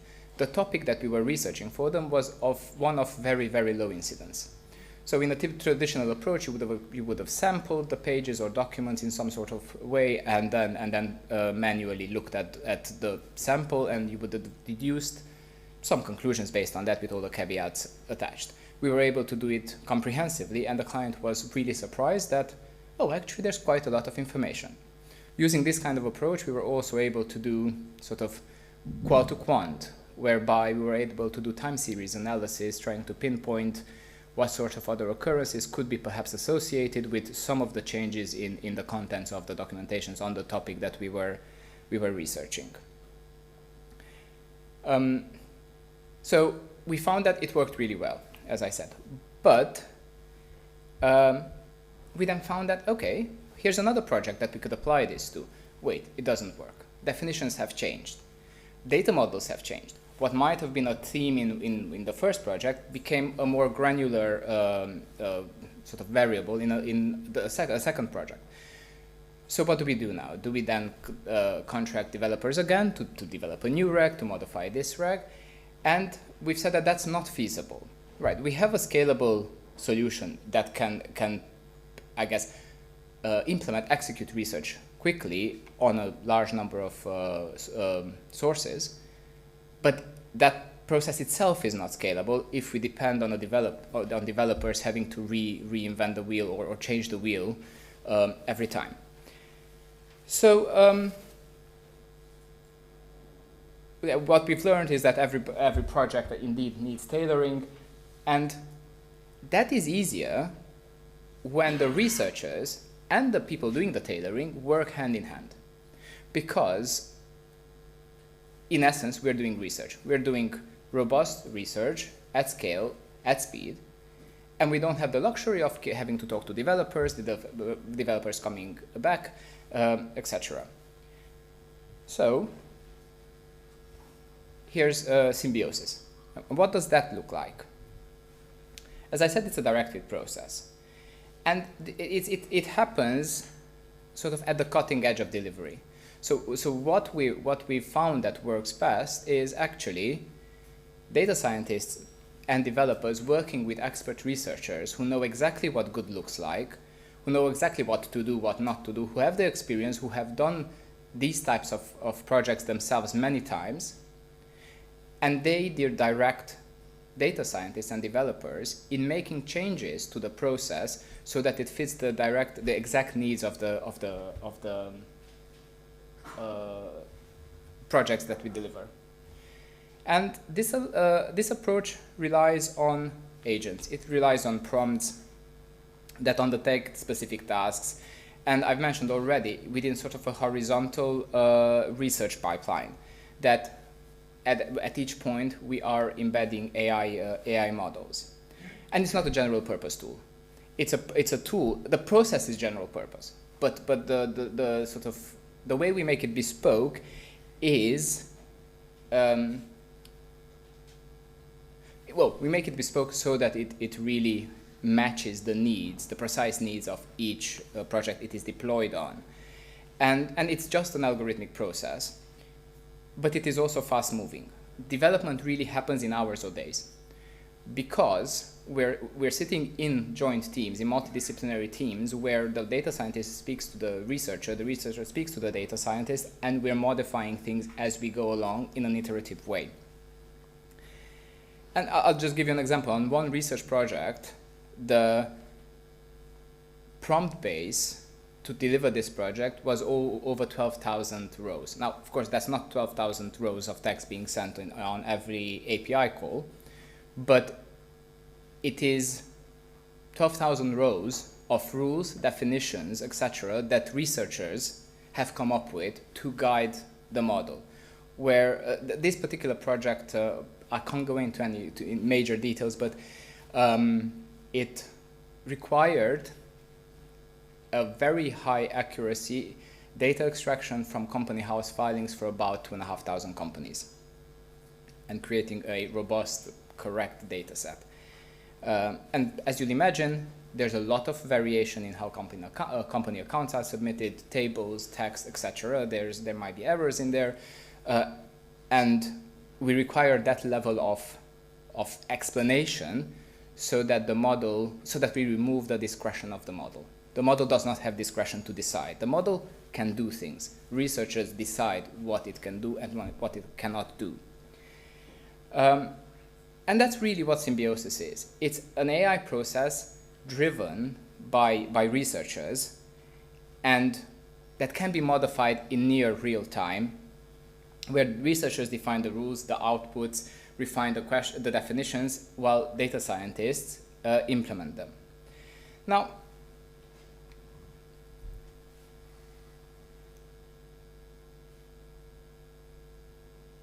what's important is that it's not, as I'm kind of stressing, it's not a handover, let's hand over research to tech. It's really the opposite. Let's use the advances in tech while maintaining the human expertise in maintaining the robustness by applying the human expertise to the process. It's still a human process. It's just that some of the junior level or a lot of the junior level tasks are now being done by AI. And really, going back to my example about 12,000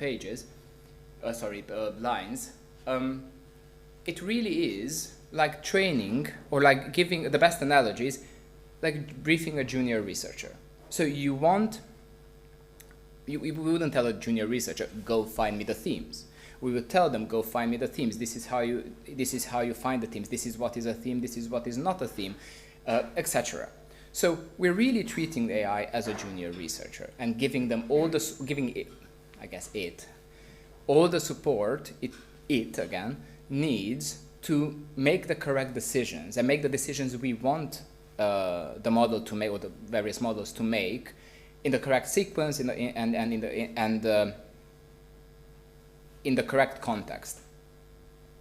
And as I've said, what the researcher brings to this process are the definition, the rules of evidence.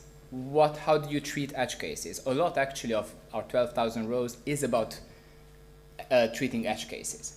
But it also, and of course, the view of what good looks like. And that, I think, is very, very important, because AI models don't know what good looks like. They're sycophantic and all that, and they will present things in a positive way to you, but it's us that know what our clients need, not the model. And we need to guide it so that we do generate the insights that are robust. And of course, the data scientists that deliver the data scientists, the developers bring the technical implementation, testing, automation. They know what an error is, and they know how to deal with error handling. They know how to build models or processes that use models in an appropriate way. They know how to build agents and all that sort of stuff, which researchers don't really know. And I've mentioned earlier, it's an iterative process. It starts with researchers.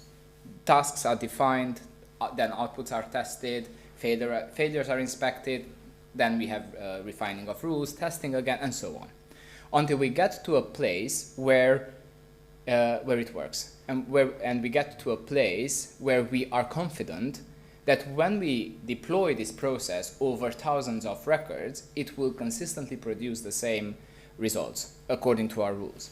Now, that doesn't mean that we don't need to do quality assurance on the finished results.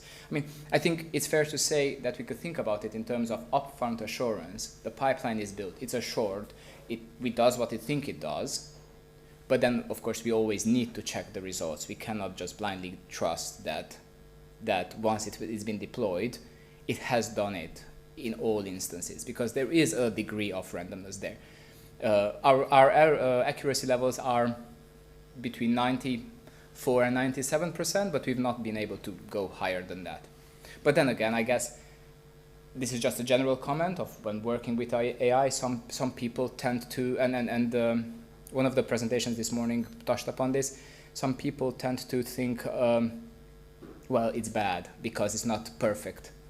Well, I think if, for example, we accept that intercoder reliability of about 80% is okay, then an AI model that produces results with a consistency of about 90-something%, perhaps that should be okay as well. So we have a tendency to compare AI to the perfect, or some people do anyway, but we shouldn't. We should compare it with what's the alternative. The alternative is not perfect.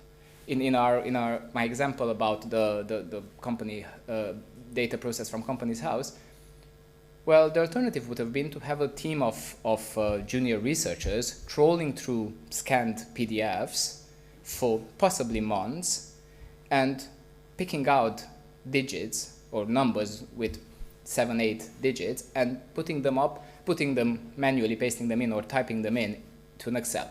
Now, what's the level of error in doing that day after day?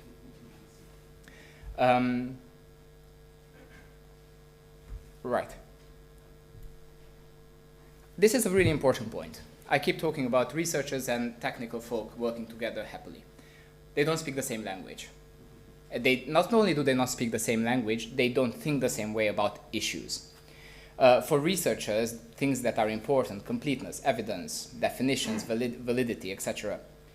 For example, a process that misses part of a data set will be unacceptable. You can't go to the client, well, we've processed 95% of your data. And actually, we have had those kind of discussions where our developers were saying, oh, this is great. It works on 94%, only 6% error out. That's great. Well, no, from a researcher perspective, well, that's not great, that's bad, because we need to process 100% of the sample, or of the data, or whatever. For data scientists, it's all about often it's a lot about iteration. It's a lot about the journey. It's a lot about continuous improvement rather than, yes, it works, or no, it doesn't work. We I guess, perhaps me, see things more black and white. It either works and it's fit for purpose or it isn't.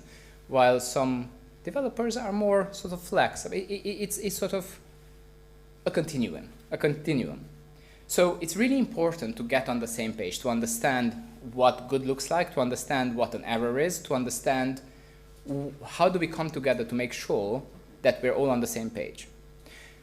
Just this December, we had a conversation, a team meeting, and we were discussing, we have built a new pipeline for processing on a particular project that needed to be implemented in January. And we've finished the year with the thought that it's ready to be deployed. Great, everyone was happy, we have the pipeline, it's ready to be deployed. January, well, let's deploy the pipeline. And the pipeline was deployed, and we found that the error rate is about the accuracy rate is about 60%, which is nowhere near acceptable. So then a discussion ensued, well, wait, it's ready to be deployed. The developer team, well, yes, it's ready to be deployed. In that, we have the infrastructure. We can press the button, it's live on the infrastructure. It works, it doesn't work well, but we have to train it, we have to tune it, we have to, etc. While people on the other side of the table were, well, wait a minute, it's ready to be deployed, that means that it's going to give me the accuracy I need. So what my point is, we're also sort of I'm not presenting here like a done deal, like it works perfectly every time. It doesn't. It's a journey. It's a work in progress. But I'm just pointing out what are the sort of pitfalls of this way of working. I think I've covered most of the points on this slide. Yes, I think what's important is shared standards, shared understanding, discussion, and actually not assuming that you actually are talking about the same thing, and sort of going into more detail than you otherwise would think is necessary. Right. One important point here is that we've not 3 years ago said, okay, we're going to build this horizontal pipeline in this way. We have all the answers. We didn't. We got a project. We started working on it, and then we experimented and saw what worked, and then built incrementally. There were 3 things that made this possible for us in our context. One of them is we actually started from the question of scale. We need to do a lot fast and well, which then drove us to think perhaps a bit outside the box of how can we achieve that in our circumstance, which then pushed us down this road. The second is that we traditionally are analytics company. So we already had multidisciplinary teams. We already work in data science and so on. So it was it wasn't that big a leap to sort of understand what can be done. So, and that came to our advantage. And the last one is an organizational point. We're a small company, we're a small team. There's hardly any bureaucracy, and decision making takes place very close to the actual delivery.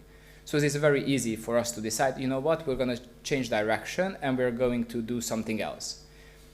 We've done this twice when we were very close to sort of committing to building platforms in a different way, and then we pulled the plug last minute, saying actually, given the change, how the market is changing, that's not going to work. So I think what we do, and this model of symbiosis does need to be sort of thought of in the context in which it came about. And I think this is sort of my last slide before I move on to what does this mean for the industry. But where has this taken us? We are now sort of moving forward and going into the world of research apps versus research pipelines, and trying to embed our knowledge into apps that perhaps clients can use versus us using sort of filling with pipelines every time in this manner. But symbiosis is still the name of the game, because now we're having researchers involved in application development. Because it's the same problem. You want something that does good research. You don't want, it's sort of not the other way around. We don't want to build a platform. We want to do good research. And a platform is just a means of getting there. So it's still about robustness. It's still about the rules and so on. So it's still about expert researchers driving the process rather than tech driving the process. Okay, so one thing that I haven't really very clearly, oh, sorry, I didn't realize I didn't move the slide. So there. So I've talked about three things: scalability, or needing to scale, our expertise in data science, and I forgot what the third point was, but never mind. I've not mentioned the fourth point, which is, well, there are expert researchers. There are expert researchers in this room, and that is key. But the question then is, what happens in the future? Our model hinges on there being people who know what good looks like, who have the experience, who have done it, who have done many of the tasks manually, who have built careers in this field, starting from sort of junior researchers and so on. So we know what good looks like. Now, the advent of AI is mostly affecting junior roles. There's fewer junior roles in other industries as well. There's some references there. But we're hiring data scientists, not necessarily junior researchers, so that we can train them. Because we need people who can implement those sort of rules into systems rather than people who do the actual work. So, so what does that then mean for the industry? How will we be able to have a good sort of cohort of senior researchers in X years' time if now sort of the cycle is kind of broken? I mean, perhaps I'm a bit apocalyptic here and it's not as bad as I'm making it sound, but it's still a valid question to ask, sort of how do we protect what we have? How do we protect for because the other choice is handing over to AI. We're not developing new experts, we're not developing new expertise, and then are we just gambling on the AI will do it, the AI will know what's good? I mean, it might do, I don't know. I don't know, but it's a valid question to ask and to talk about, and this is what I think I'd like your help with and your thoughts, because this, I think, is not just for our industry, but for many industries of this nature, this is a moment of change. And we heard earlier, like, companies should hire architects. I completely agree with it. We're doing the same thing. But then that just makes my point. So what about the researchers? And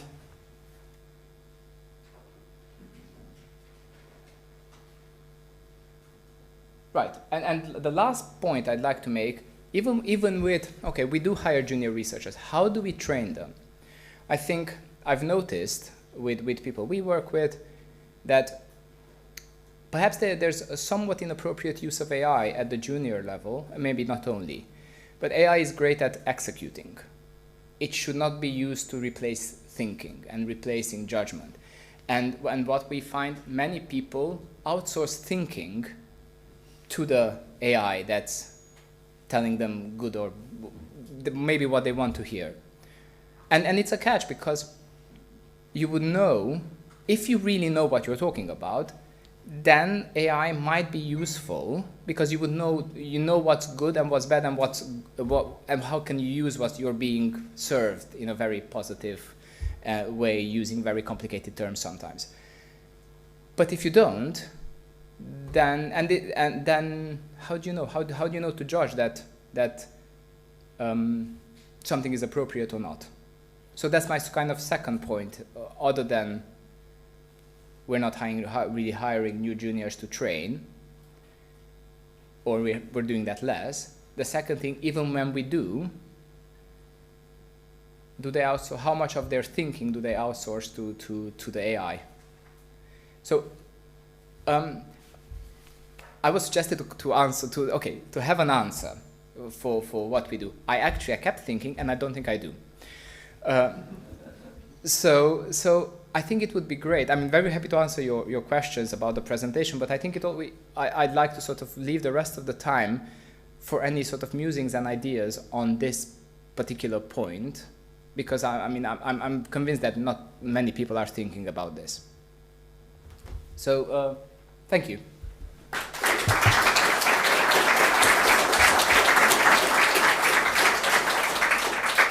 Thank you, so.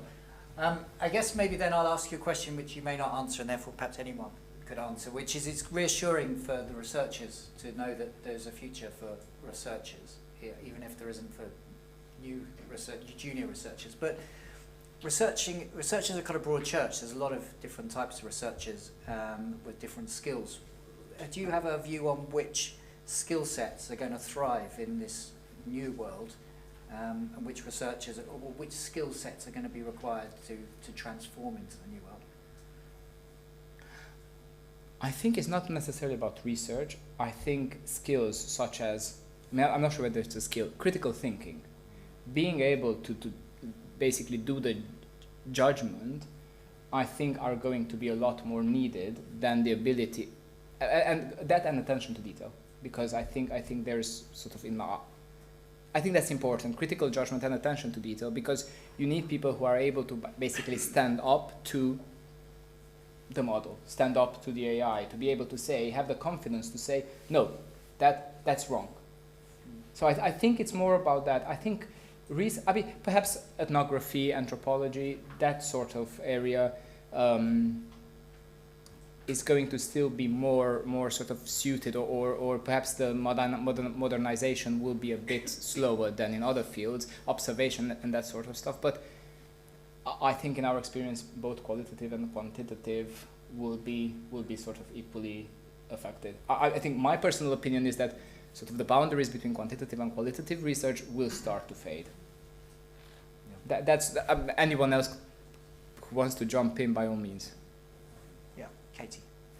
To offer a vague answer as a person who's comfortable in vagueness, the question about the researchers is actually one that kind of keeps me up a bit at night. And I think, though, the answer is something in what you were just saying that I think critical thinking and indeed data savvy are skills all of us need now. It's not a question of what it can lead to in your working life, in your private life.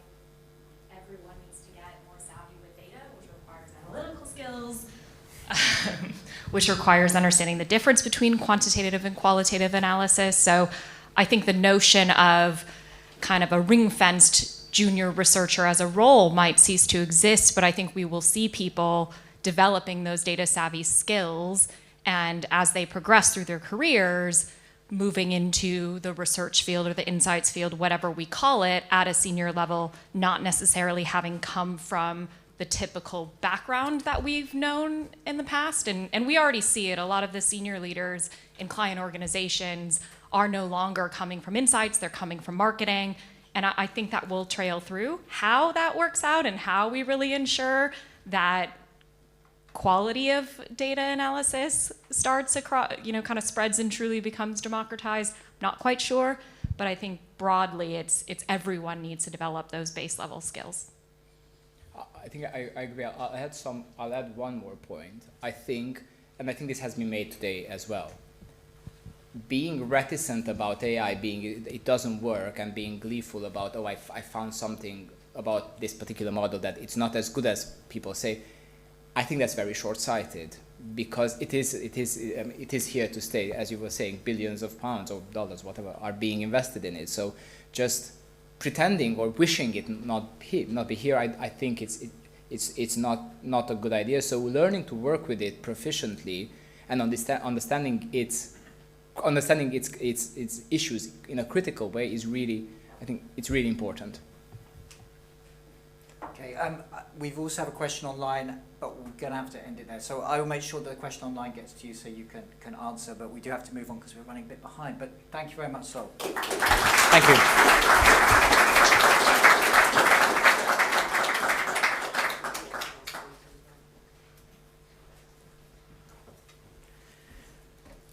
Okay, so it's moving on to our final presentation before the Hall of Fame session. Comes from Tara Prabhakar.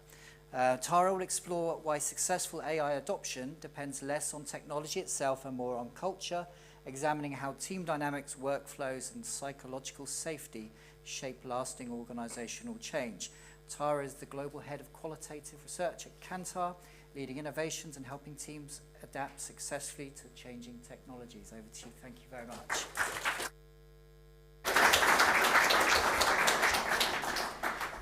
Thanks, AJ. And can I start by saying that for someone who's really passionate about their cricket, to be standing here and delivering this, I'm really, really blessed.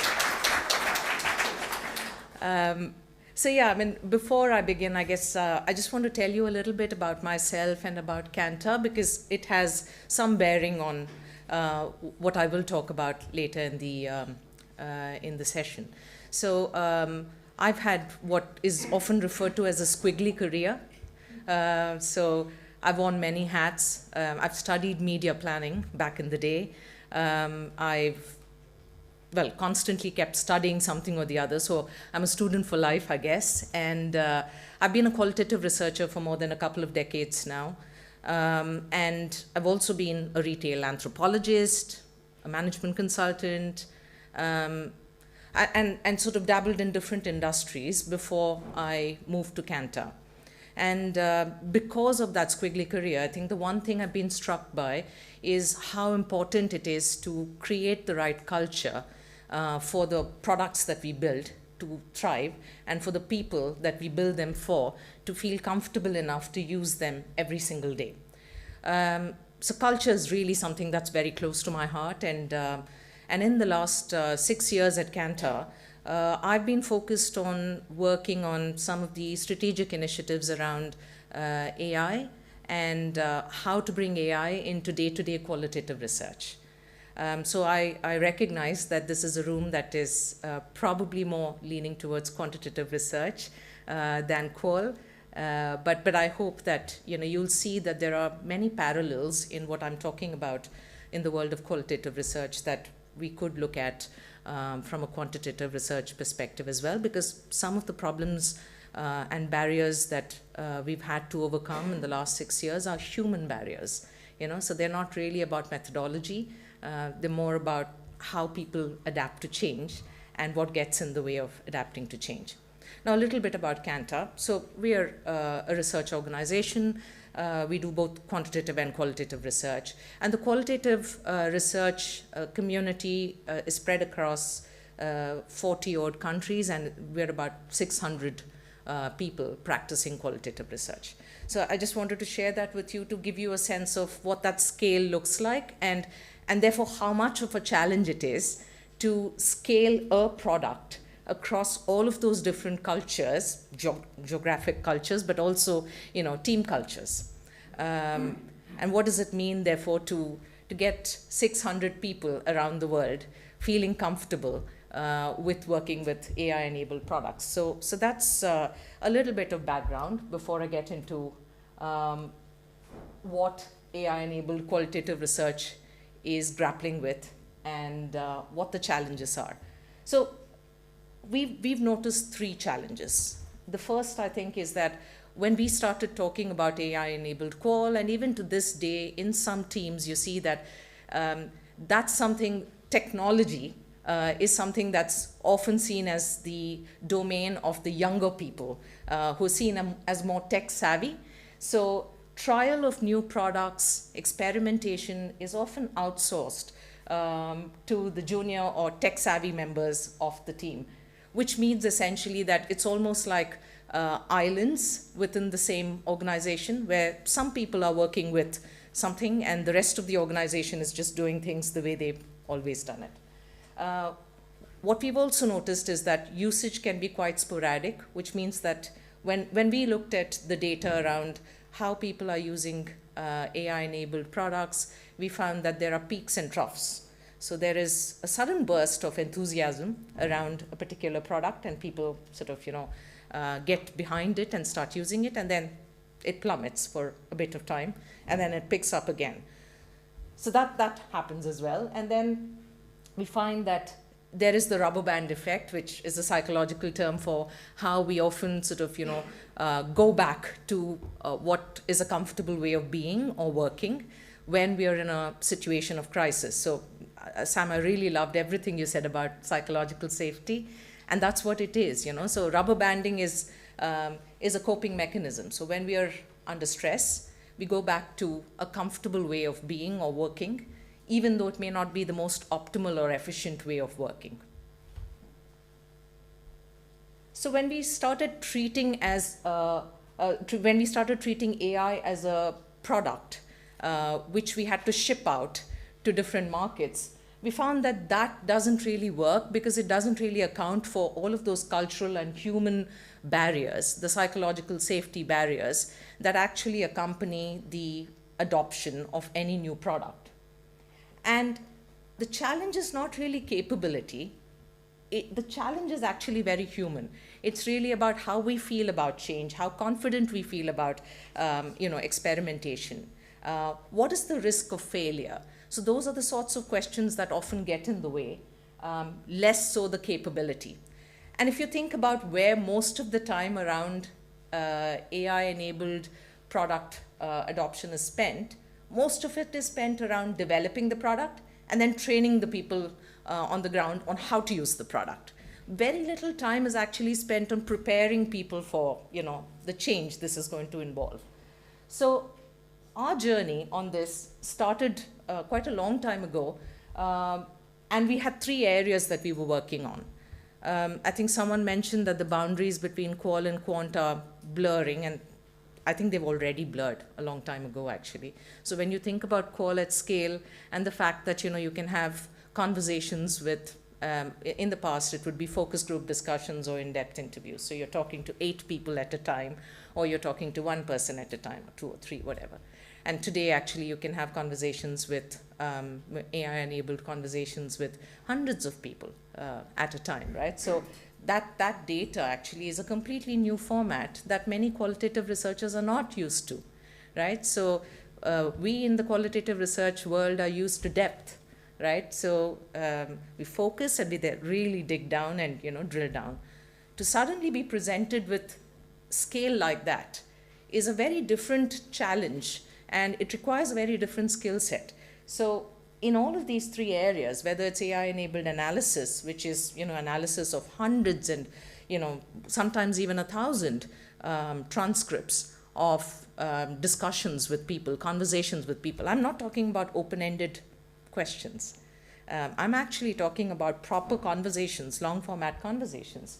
So to be presented with the analysis of 1,000 such discussions, or 1,000 such interviews being done real time, that was really daunting to a lot of us. And so many of our learnings are about how we sort of managed that change from the old way of doing qualitative research to a more current way of doing qualitative research, which required a completely different approach.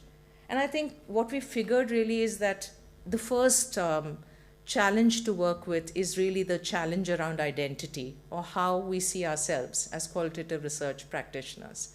So qualitative research is all about craftsmanship. So I think someone mentioned in the morning that the artisanal view of research, right? And that's what qualitative research is about, right? It's about really creating something, bringing a bit of yourself to that process of creating a story that the client can then use to take a decision.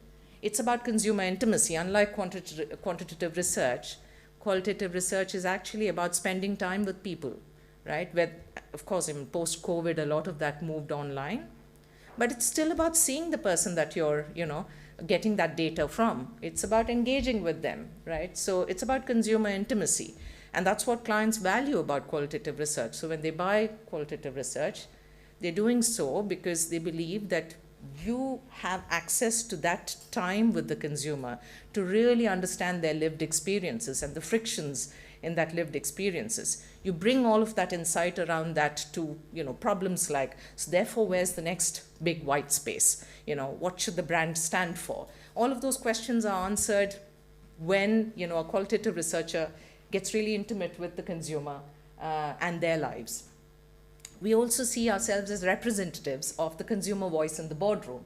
In a world where more and more of the data that you get is so distant and so anonymized, that representation of a real person's voice in the boardroom when decisions are being taken is critical. And the number of our clients, in the C-suite, the number of those clients who feel that distance from consumers and want that representation of consumer voice in that boardroom, that's quite encouraging, I'd say. So, but that's what the qualitative research identity is all about. And it's a very high control culture, in the sense that you go out and collect the data, you analyze it, you tell the story. Now, put AI into the mix, right? And suddenly you find that the entire AI narrative in corporate environments is about distancing. It's about telling the qualitative researcher that, you step back. The AI will go out there and collect the data for you. You step back. The AI will do the analysis for you. And now you can tell the story, but the AI can do a bit of that as well. So there's a lot of distancing that's happening. And it's almost like telling a craftsman or craftsperson, I guess, to be more politically correct. But it's about telling someone who's an artisan that, go from bespoke to factory. And there is a place for factory made, but there's also a place for bespoke. And how do you sort of merge the two, I guess, is the question. And then the second really big point around culture creation is the AI development journey itself. Now, what we found really was that what wasn't working was compartmentalized ways of working.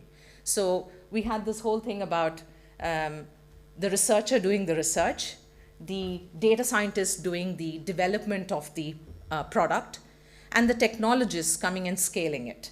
So I think what I would add to the previous presentation that talked about symbiosis is that it's not just the research and the data science teams that need to work together. What we learned actually was that there is a really important last mile, which is around technology.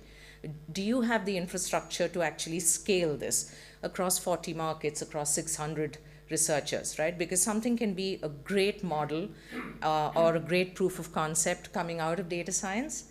But when you start thinking about scaling this, that's when you really sort of encounter the messiness of moving from a sandbox environment to an actual real life workflow. And then the second thing that we also found around the AI development journey is how much of pressure there is in the leadership teams and the C-suite to talk about the successes, and how little gets talked about, you know, the failures along that journey. And equally about, you know, how the project team's experience sometimes of the product is very different from what the C-suite's seeing it as, right? So the current journey, when you think about these compartments, leads to a lot of duplication. What it also does is that, you know, there are these handoffs that happen, which mean that very often actually people are working on things that could be problematic in the future, but because it's been a handoff, that other team, the expert team, hasn't had a view of what the problems are until they become really big problems. So the AI development journey and the compartmentalization or the silo nature of working and the disconnected communications have all sort of also contributed to barriers that culture hasn't been able to, barriers to creating the right culture for adoption. So we started looking at where the friction is. And I should have said this earlier, but I can do that now. Just a big shout out to Alex for my sparring partner on helping me think through this, because the whole idea of culture and culture creation is like it's such a vast topic, and I really appreciated our partnership on this. So where is the friction? So the friction really is between what the organization is currently doing, and you could sort of, you know, break that down into three areas, which is what is the signal that you're getting from the leadership team in terms of the AI narrative, what AI is meant to do to transform the organization. What is the purpose of this AI that you're developing? It's around reward. So what are the activities, or what are the milestones, or what are the goals that we are rewarding as an organization? And therefore, what does that say about, again, our commitment to AI? And thirdly, the mechanics, you know, so how does this integrate with workflows? What is the sort of governance structure around it? What sort of quality audits are in place for this? And how does this take into account what clients want, which is really, you know, really faster? And clients want you to use AI because they think that it's going to be faster, it's going to be cheaper. And the faster part of it sometimes can conflict with a product in development, right? So what the organization does around that whole development journey, I think, is one part of the picture. And then the other part of the picture is how the individual feels about this whole journey. And there are three elements here. First is, I think I talked a bit about the identity itself of researchers, qualitative researchers in particular, and how the narrative might fit or not fit with that identity. Secondly, competence. How confident do you feel? And I think Sam touched upon this as well in the 4 boxes. But that bit about confidence, and, you know, how confident do you feel about taking on something this new and bringing it into your day-to-day work? Do you have the skills, so the capability? Do you have the skills to do this? And can you do this all under the time pressure that real projects are under right now? And thirdly, psychological safety. So, you know, what is the consequence of getting this wrong? Who takes the blame if you get it wrong? Is it shared or between the organization and the individual? Or is this largely the individual shouldering it? And how much permission do you have to go outside what has been determined as, you know, the use case for the product?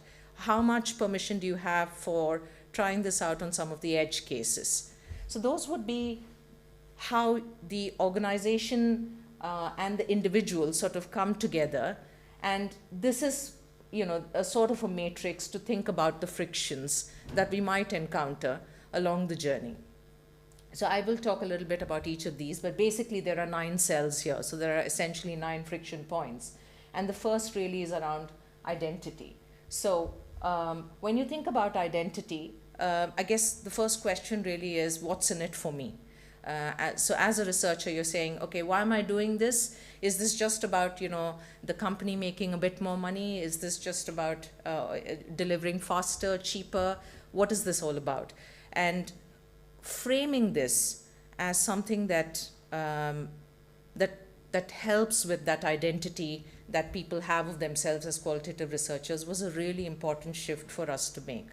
I think we thought when we said something like, you know, this is going to make the whole process 40% faster, that in itself was a motivator. But, you know, what people really wanted to know was, okay, what's in it for me? And what's in it for me if I'm a senior practitioner? What's in it for me if I'm an entry-level practitioner? And when we started looking at the way people were using this product, we figured that there were some really powerful personal benefits that we could talk about. So the first is, you know, I mean, I don't believe that the AI model is not capable of thinking. I think what we saw was that it's actually capable of expanding our thinking. So when you think about qualitative research as a, you know, as a practice, there are these areas of expertise, right? So we have within Cantor, for instance, we have behavioral scientists who do qualitative research. We have cultural analysts who do cultural insights work. We have people, you know, who specialize in innovation, but we don't have everyone everywhere, right? So what this allowed us to do was to actually think, I'm a behavioral scientist, but if I want to include a bit of cultural insight into the work that I'm doing to answer this client question, what do I do currently? I would reach out to the person who's a cultural insight specialist and ask them for, you know, sharing their learning and knowledge. And if they have the time, they might do it. The format may not necessarily be scalable and so on. But this model actually allows you, it's almost like creating a beehive, which allows you to tap into areas of expertise in different parts of the organization and bring in, you know, almost a bricolage approach to answering a client question. And that's a really powerful motivation for someone who's a practitioner, which is that, you know, you could be learning from all of these interesting areas of expertise around the organization. If you're a junior researcher, I think one of the things we're noticing is we spend more time training models than we train our junior researchers. I remember when I joined the industry, I wasn't allowed to do anything to do with qualitative research without actually learning about, you know, what recruitment looks like. Go out into the field and spend some time recruiting people so that you know how difficult it is to administer a screener and things like that. We don't do any of that anymore, right? And there's a loss there for the junior researchers because they're straight away put onto projects. But this actually helps them because this actually gives them access to a lot of the other stuff that exists within the organization, and a lot of self-learning can happen. And one of the things that the younger generation is particularly good at is self-learning.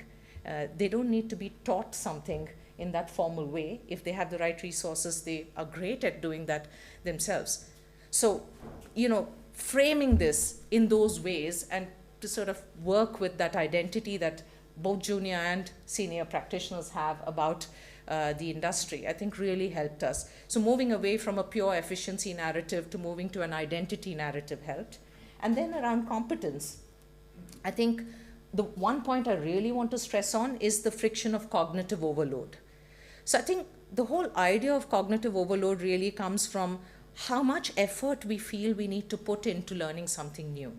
So if it means switching from different parts of the workflow, it actually creates a lot of anxiety. And that's when people rubber band to, you know, the old ways of working. So what we needed to do was to look at the existing workflow, and we needed to look at ways in which people didn't have to spend too much time around the process.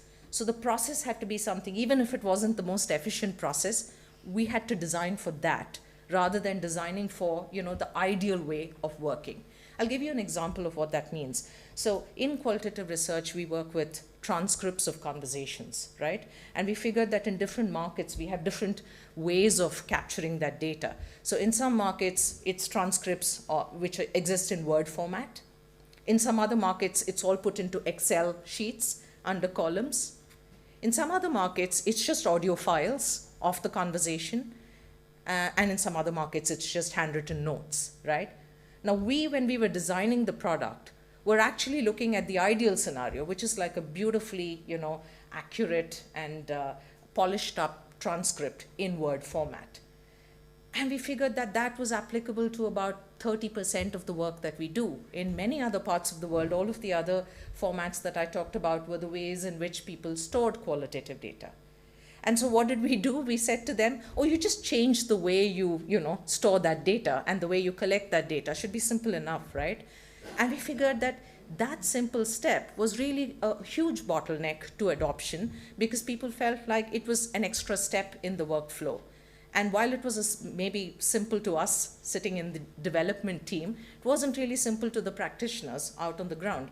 So removing that, the friction of cognitive overload, I think is really, really important when we are building that whole competence around using a product. So competence is not just about us training people to use the product for analysis. Its competence is also around, reducing the cognitive overload in the workflow itself.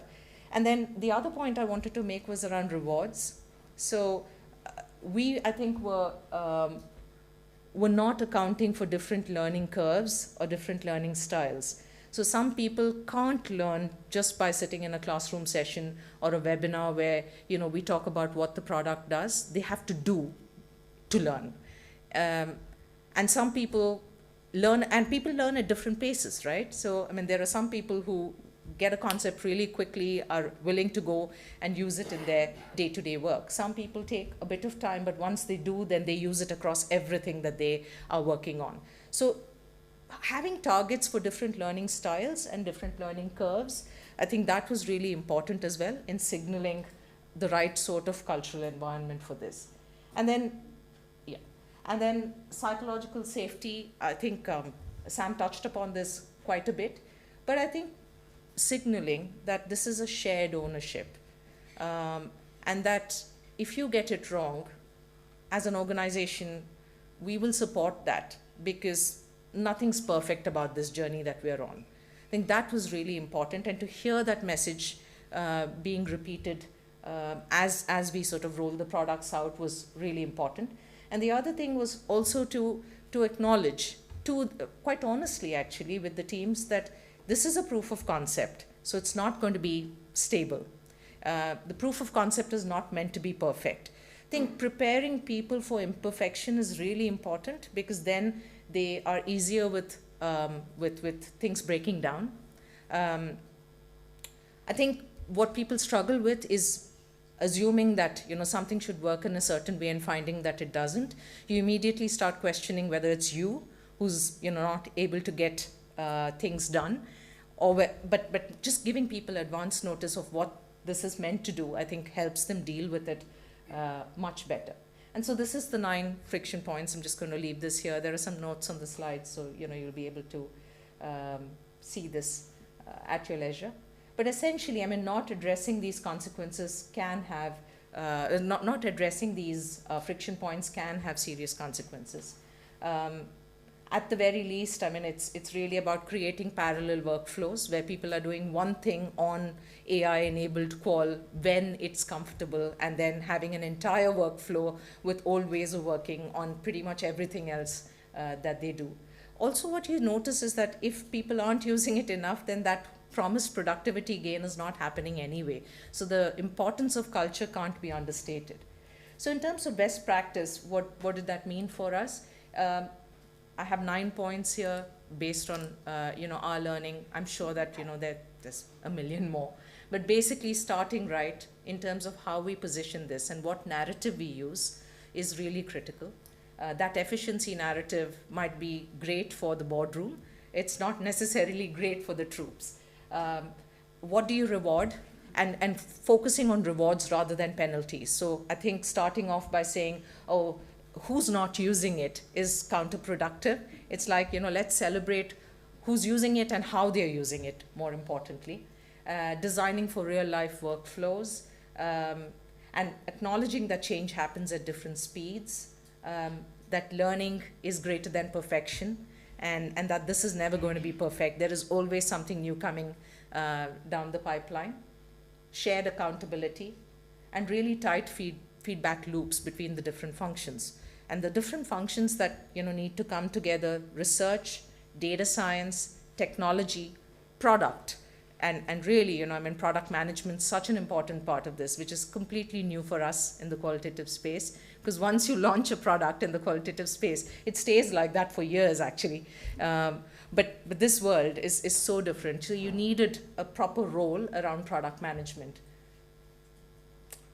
So how we brought this to life in our journey, we changed the way we were talking about this.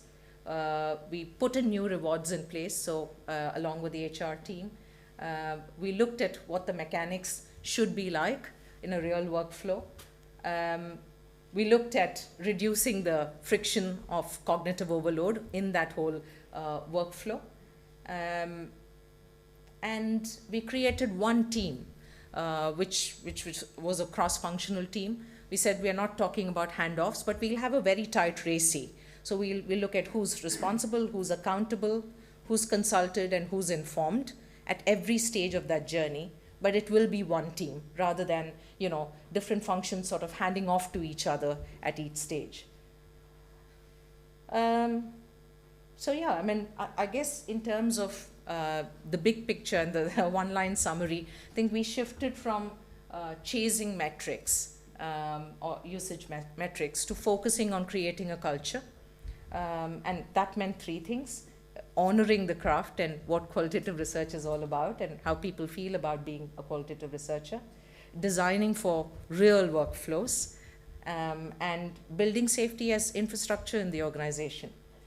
So what I'd like you to take back is maybe reflect on some of these things which I've been doing a lot of and continue to do as this journey evolves, which is essentially thinking about that matrix and saying, okay, which parts of those of that matrix sort of apply to you, which parts of that matrix apply to your organization, and maybe in terms of action, which of those actions seem easier or tougher to implement, and what are some of the things that can be done immediately to address those 9 friction points. So I've sort of breezed through a lot of content, and I'm sorry for talking at you. I would have liked to have sort of made it a bit more interactive, but I had a lot to rush through.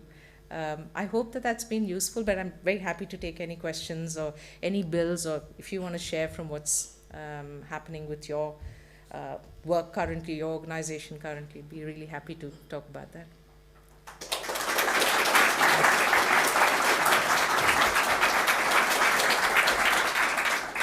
Thank you very much, Tara. Do we have a question or two? Yeah.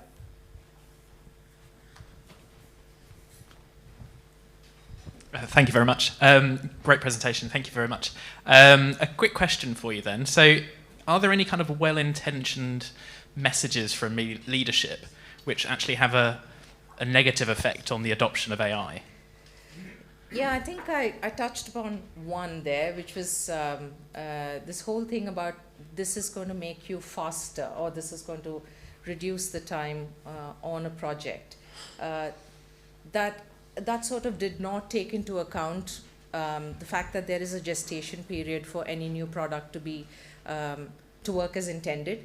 So when we say that something's going to make it 40% faster, and people don't see that in real life, because actually what they were doing was they were double checking the veracity and authenticity of what the AI was creating. Mm-hmm. And rightly so, because there are instances when the AI hallucinates as well. So actually what was happening was the time spent on a project was increasing rather than decreasing, nowhere close to 40% time savings. So I think that messaging around efficiency, while it was well-intentioned, because the message behind that was meant to say, you save the time and you can now spend that time on something else, things that really matter in that value chain. But that wasn't really happening. So that messaging around pure efficiency, I think, was maybe well-intentioned but landing wrongly. Yeah, sure. Thank you. Thank you. Do we have a final question? Yeah. Neil. Yeah, thank you. I noticed that you had a point about UI and UX, and I wondered if you had any thoughts about like how a product feels and then what that implication that has for adoption. Yeah, I'm so glad you picked up on that, because that's one of my pet peeves, actually, because I think we tend to focus a lot on the performance of the product, maybe less so about some of the cues that tell people that this is easy to work with. And we figured, when we did an analysis of some of the competition out there, that some of the products that people really enjoyed working with, including our teams, they weren't actually the best technically in terms of the quality of insight or whatever, but they were just really easy to work with. And so the importance of UI can't be understated. And I think we made a mistake of not bringing in UI and UX thinking early enough into the process. So there's that. And I think just as an example of how we then brought it in later. So one of the things that the data science team did was to make what is invisible visible in terms of quality. So, when you look at when you put a transcript through the model now gives you an assessment of how good the quality is. And for every response, you can also look at the cohesion scores within that particular passage that the AI generates, so you know how strong that insight recommendation is. So small things like that, which used to be invisible. So the data science team said, oh, but that's already there. I mean, but as a user, you just want to feel reassured. So UI, UX, really important. And I guess bringing them early enough in that journey is critical, I think, to success. So thank you for bringing that up. Okay, we are going to have to leave it there. Tara, thank you. It's an excellent case study. Thank you very much.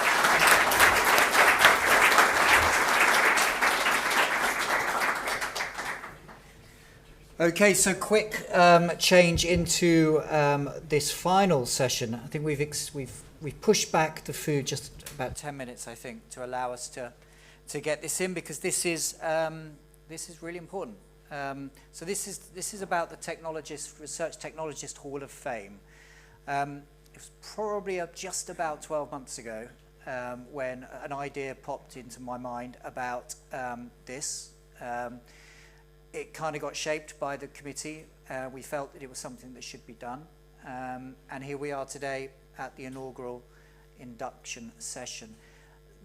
What is the Research Technologist Hall of Fame? Well, it's a chance to recognize just how fantastic technologists we have in this industry.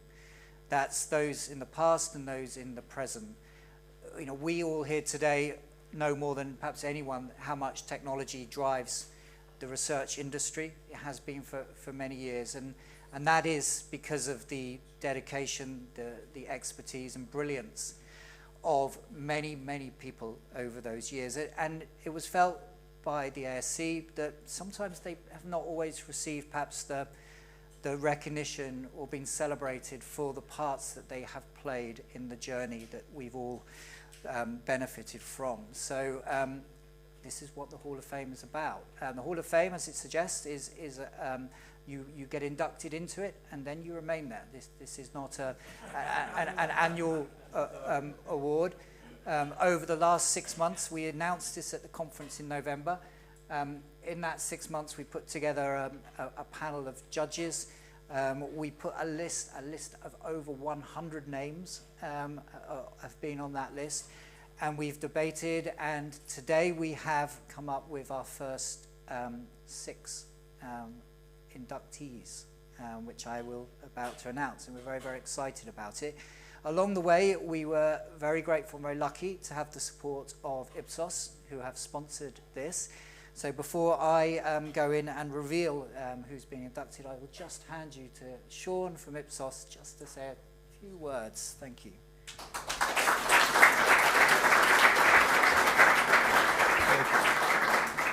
Thank you, AJ, and good afternoon, everybody. I'm very, very pleased to be here. I think we're lucky to work in an incredible industry with some lovely people. So we have many, many more good days than bad days. But even amongst that, today's one of the very best. The opportunity to celebrate some people that have made a really, really massive difference to what we do. Ipsos likes to think it's a little bit innovative sometimes. I think when we were here together at the Oval last time, I sort of said that quite often it feels like a bit of an alumni gathering coming together. So I think it's entirely appropriate that Ipsos supports it. I'm conscious of time, but there's a couple of things I really want to do. One, AJ touched on it, but I want to really thank the judges that have supported this process. I witnessed firsthand just how diligent they were in their process and how seriously they took their responsibility. So thank you to everybody that played a part in the judging of this. You'll see the fruit of their labour shortly.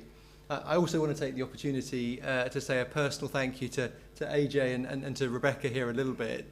I think we'll all agree a Hall of Fame is a fantastic idea, but there's a world of difference between having an idea and actually making it happen. So thank you for making this a reality.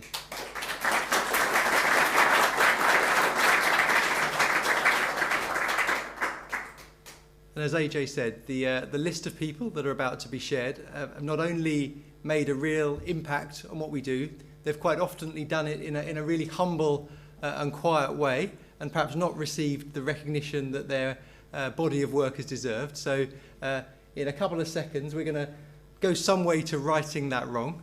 I'm kind of conscious that lunch is looming as well. So without further ado, I'm going to hand back to AJ and we can get on with the real business. Thank you very much.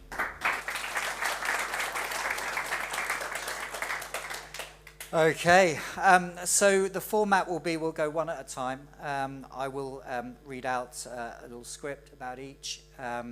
Those that are here will come and collect the award and say a few words. Some are not here, and therefore others will speak on their behalf. So let's do it.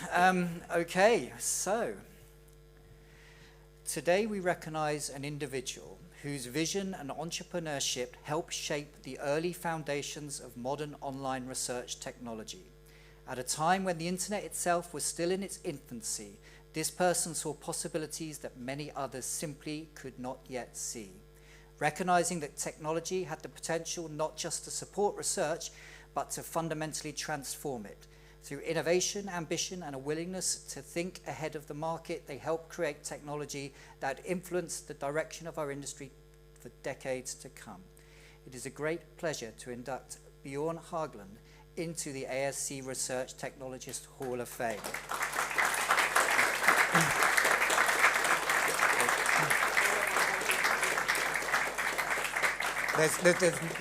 There's more. Bjorn is a serial entrepreneur and one of the most important figures in the evolution of online research technology. He is best known as the founder of Confirmit, established in Oslo in 1996 at a time when web-based research platforms were far from an obvious direction for the industry. What Bjorn recognized early was that research technology could become much more than a set of tools. It could become the infrastructure of better, faster, and more scalable insights. Confirmit helped move the industry towards online data collection, reporting, automation, and enterprise feedback management, the capabilities now taken for granted but genuinely pioneering at the time. Beyond contribution extends far beyond Confirmit. Through multiple businesses, industry initiatives, and leadership roles, he continued to influence the development of research technology and our wider industry. It is our honour to welcome Bjorn Haglund into the ASC Technology Research Hall of Fame.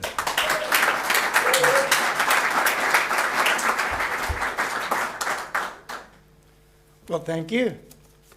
I'm utterly honored and very confused. You see, I'm not a technologist. I've never written a line of code in my life. So when Pat told me I will be inducted into the Technology Hall of Fame, I thought it was a clerical error.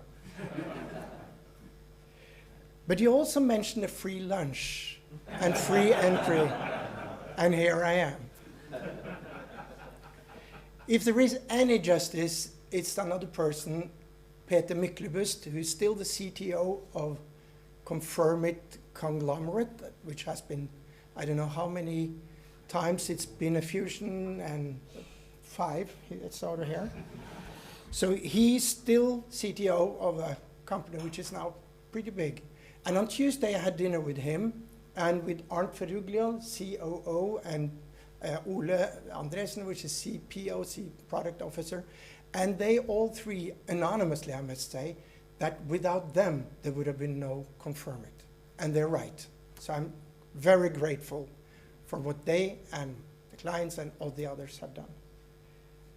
And speaking of Confirmit and what it has become, on Monday, Qualtrics completed an acquisition of what is now called Press Ganey Forsta for $6.75 billion. That's money too. It's accumulated from 2000, all of the Norwegian market research industry from 2000 until today, or almost the complete revenue of market research industry in UK in 1 year. So that's us. But it's now at the heart of what Qualtrics calls, and I quote, the world's largest AI dataset for human experiential context ever assembled. I have no idea what it means, so it must be important. Dear ANZ, you hit the nail on the head in this program. I really have liked to see whatever. And I always wanted to interrupt and talk, but I couldn't, but now I have my time. And this is really exciting, but for years and years, I considered this industry the most boring of the boring industry. And I say this with love. But as AI has emerged, I feel a charge that I haven't felt for many, many years, because it's going to change everything. I personally have an intense relationship with a very annoyingly knowledgeable person called Claude. I still don't write code, he does. A few years ago, I spent 3 years on my startup called Help Advisor before it failed. With Claude at my side, I expect my next venture called Nemesis to fail in less than a year and with much less null culture.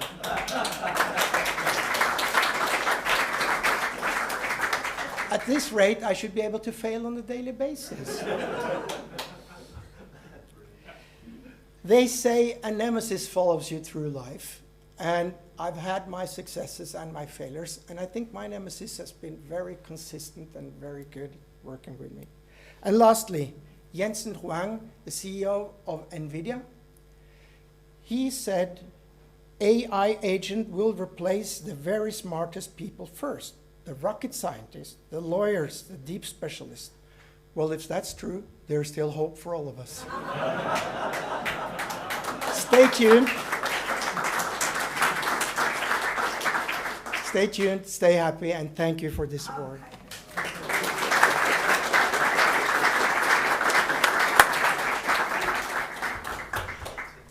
Wow, that's excellent. Okay, number 2. Next, we would like to honor someone whose vision fundamentally changed the way our industry thinks about consumer engagement and research. At a time when traditional approaches still relied heavily on one-off surveys and focus groups, this person saw a different future. One where technology could create continuous, meaningful relationships between organizations and the people they sought to understand. Through entrepreneurship, innovation, and determination, they help refine what research could be and challenge the industry to think differently. It is our honor to induct Diane Hessen into the ASC Research Technologist Hall of Fame.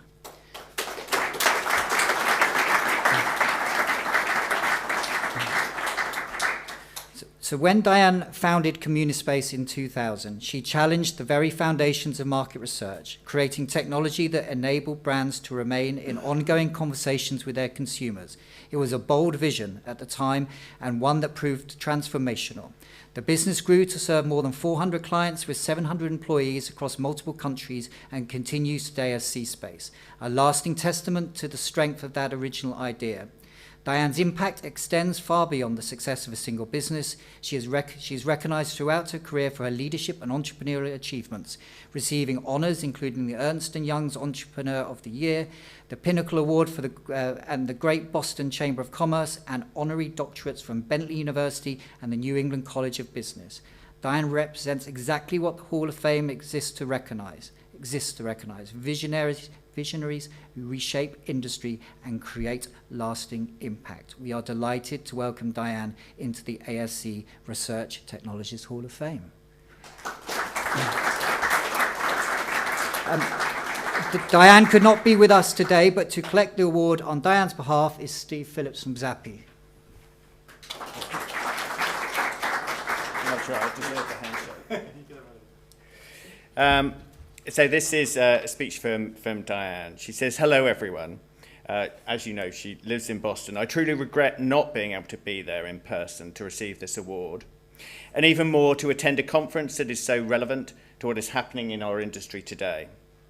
I'm thinking about this award. I'm reminded of the words of Albert Einstein. I have no special talents. I am only passionately curious. That, in essence, has been the underpinning of my life's work, and I am truly humbled and honoured to be recognised by the ASC today. More than 2 decades ago, in 2001, Tom Brailsford of Hallmark and I introduced the concept of online communities to a room full of skeptics at a conference. Our case study was seen as outlandish. There were groans and doubts. And during the Q&A session, there were those who thought we were just crazy, that what we were doing was not valid, and because it was all online. That's the nature of innovation in our field. What seems unconventional, sometimes even implausible, can become standard practice. Our early clients took a real risk. The technology was unproven, the model unconventional. But they saw the potential, and they were partners and early champions. Our remarkable team of employees was always the lifeblood of our business. Nothing was ever too much to ask. I witnessed their sleepless nights, their relentless passion for bringing consumer insights to life, and their willingness to bet on a small company that dared to try and do things differently, and that became big in the process. And to all of you, I'm proud to be part of this vibrant and impactful industry. We're all too often seen as number crunchers, spreadsheet enthusiasts, or data nerds. But our craft goes beyond that. We are the storytellers, the CEO whisperers, and we live for the moments when the client looks at us and says, I had no idea. So here's to the late nights, the endless data sets, and the thrill of uncovering an insight that changes how we see the world. And thank you to ASC for bringing this community together, especially in a time that matters more than ever. I'm deeply grateful for this honour and proud to be part of a field and a group of colleagues that continue to push what's possible. Thank you.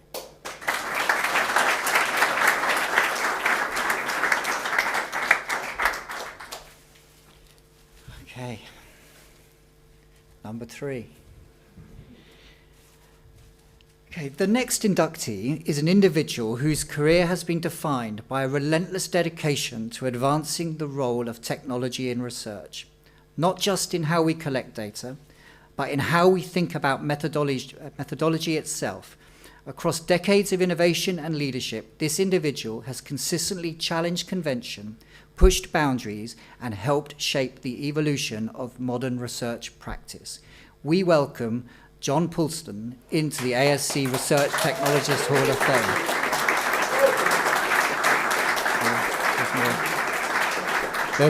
I'm going to talk about you, John. From founding Media Intelligence, where he pioneered some of the earliest innovations in online research technology, through to his work at GMI and Kantar, John has consistently pushed the boundaries of what research can be. At Kantar, as Vice President of Innovation, he led the development of award-winning survey design technologies and methodologies, transforming how we engage respondents and improve data quality. His work in such areas as gamification, survey optimization, and predictive techniques have influenced best practice across the industry and earned international recognition. Now, as Chief Methodologist at Ipsos, John continues that mission, helping to shape the future of online research, developing new methodologies, and ensuring that innovation remains grounded in quality and rigor.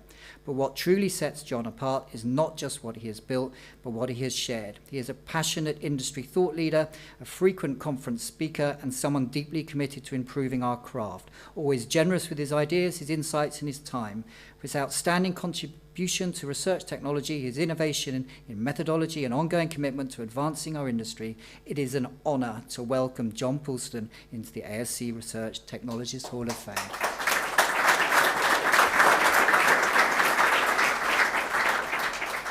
It's a bit embarrassing, really. Well, obviously, it's a bit like being into the Rock and Roll Hall of Fame, but just, I like to think a little bit cooler. And I'd rather hope tonight I'll be actually going out to the pub, getting really drunk, and then throwing a television out of a window of a hotel room. But unfortunately, the reason why I'm dressed up, I'm actually going to a private view, so I'm not going to be able to be too debauched this evening. Well, I don't know what to say. I've just seen two massive companies that have been built through technology, and I'm just a sort of research methodologist who had a few ideas about how to design nice-looking surveys. So, but I'm very honoured to be a part of this inaugural group. Thanks to the committee for recommending me. I think my mum would be proud.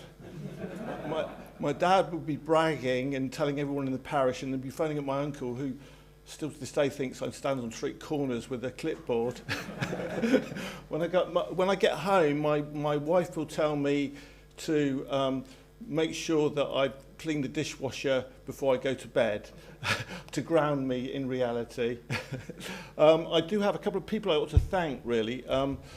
Likewise, I'm too dyslexic to write code, and so I've always relied on people who could. And Dick DeVoice, who helped me set up Media Intelligence, I could never have done anything I achieved without his technical skills. He's a guy that, when you asked him to do something from a technical point of view, always said yes. And another guy called Bob Kim, who developed all the work we developed at Kantar. We developed a suite of tools for middleware software that proved immensely successful. When I left Kantar, the tools that we created had been served. We had a little counter every time one was called, been served over 2 billion times to the world.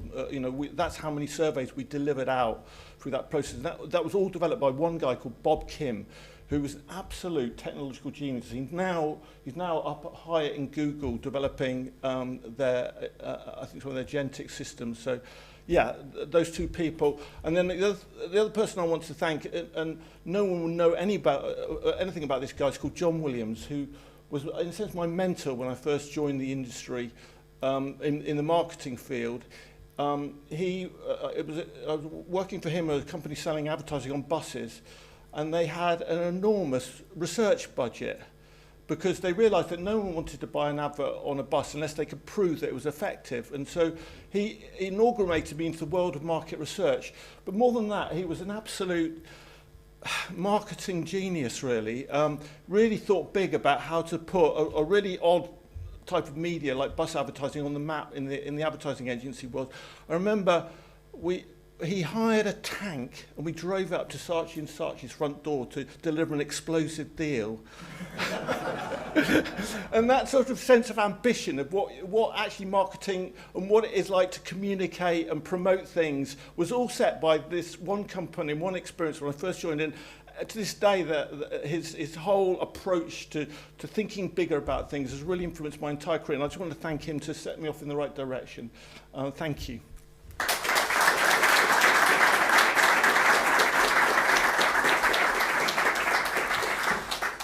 That's excellent. Okay, number 4. Some people are truly irreplaceable. Our next inductee is one of them. They started work at NOP in 1976, rising to joint MD at DART, Data and Research Tabulation, the DP team. In 1993, they moved to a company then known as ATP, where they stayed for an impressive 26 years until their retirement. They were considered by many to be simply the best DP specialist in the world.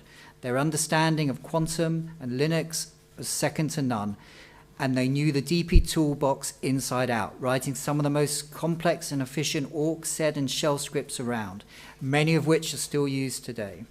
They exemplified the great spec writer in always striving to eliminate repetitive manual processing to improve efficiency and accuracy. During their career, they single-handedly ran the data processing on the Financial Research Survey known as FRS. When AI was asked to describe the FRS, it said, due to the continuous and large-scale nature of the FRS, the data processing demands are enormous, which is why a specialist DP team and a carefully maintained consistent methodology are so critical. Well, that specialist team for nearly 30 years was one man, Adrian Scammell, ABO. I am delighted to welcome Adrian into the Research Technologist Hall of Fame.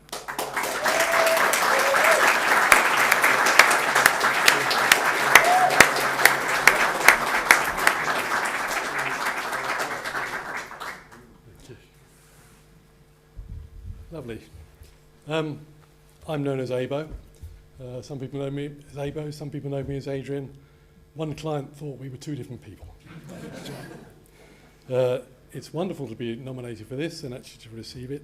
Can't believe it's actually me standing up here and not many of you who deserve it. One thing I do notice is that when I started in 1976 at NOP, everybody was under 30. Now, this room certainly changed. And that is something that obviously that you're talking about in this conference. Back then, as Phyllis was saying, everything was on punch cards, the data and the programs. And the computer, there was only one, sat by itself in a room, and the computer run was done overnight. So you only had one chance to get it right. And it didn't always go right, as you can imagine. We had a question on the Omnibus survey that asked whether people had a telephone in the household, because at that time, not many people did. And we had to collect data to see if we had a good enough sample to launch telephone interviewing. And this is how it was. PowerPoint presentations, completely different. We had acetate and an overhead projector. Some of you know what I'm talking about. Others are going to have to Google it when you get home. We had to wait 5 years for Microsoft to come up with launch Windows, which was Windows version 1 in 1985. At last, we had what we call WYSIWYG instead of NROF and TROF. And anybody who understands what I'm talking about is a good generation. Market research has been an excellent place to work, full of interesting challenges and great people, and always something new to learn. Everything has changed beyond recognition now. You can even run polls on WhatsApp. Back in 1976, my starting salary was £1,800 a year, and I had to pay tax on that. So not everything changes. Thank you very much for this. It's a great honour to receive.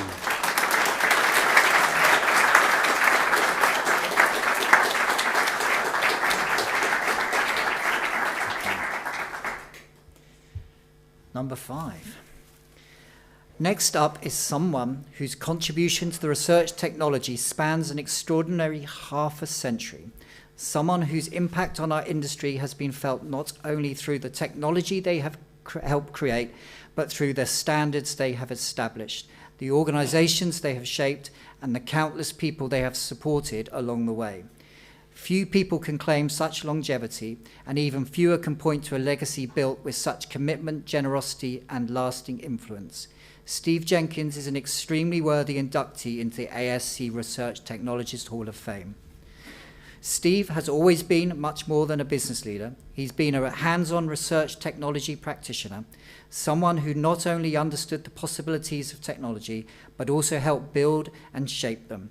As co-founder of Mercator Computer Systems and chief software developer for Snap Surveys, founded in 1980, Steve played a role in developing technology that has supported and enabled researchers for decades.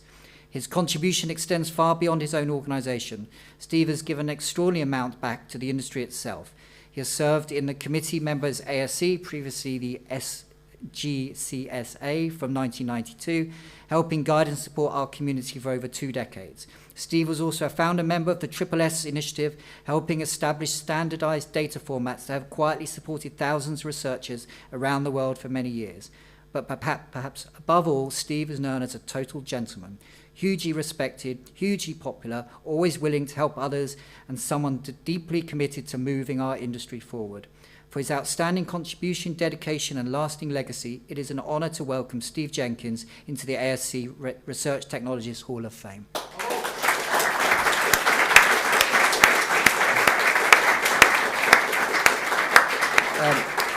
Steve couldn't be here, but he recorded a video. Hello, conference. I'm sorry I can't be with you at the Oval today. Being chosen as one of the first inductees into the Research Technology Hall of Fame is genuinely an honour. When I started in survey work 50 years ago, I had no idea where things would lead. Within a few years, I had met Pete Wells and written the prototype of Snap. 46 years later, its namesake is still running interviews and analysing billions of data points annually.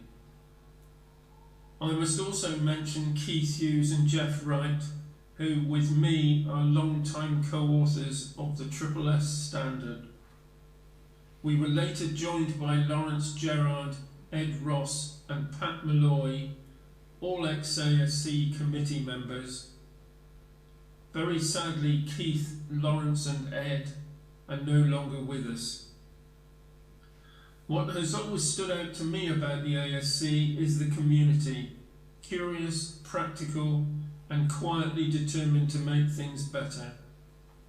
Whatever I've contributed has only been possible because of the support and enthusiasm of people in this room and many others not here today. So thank you for this recognition. I promise it won't go to my head. It means a great deal and I'm delighted to accept it.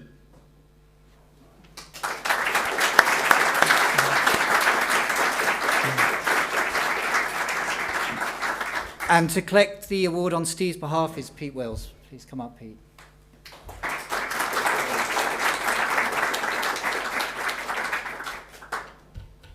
I'm delighted to accept this on behalf of Steve. He really does deserve it. Now, he and I have worked together for 50 years, which in a marriage, it's pretty long term. But we've had a real blast for 50 years.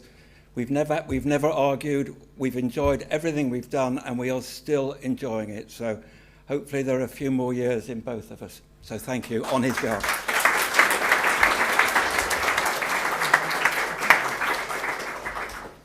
Okay, it's almost lunch. Okay.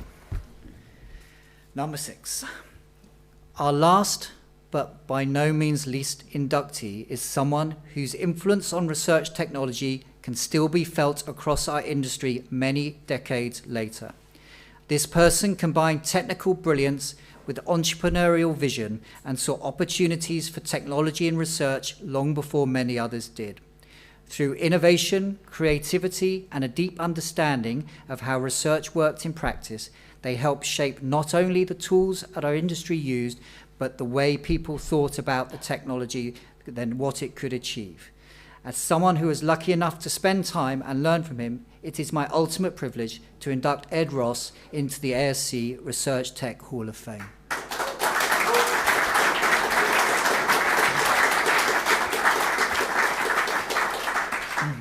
Born in New York, educated in mathematics at Harvard, and later making his home in the UK, Ed was one of the true pioneers of technology and market research.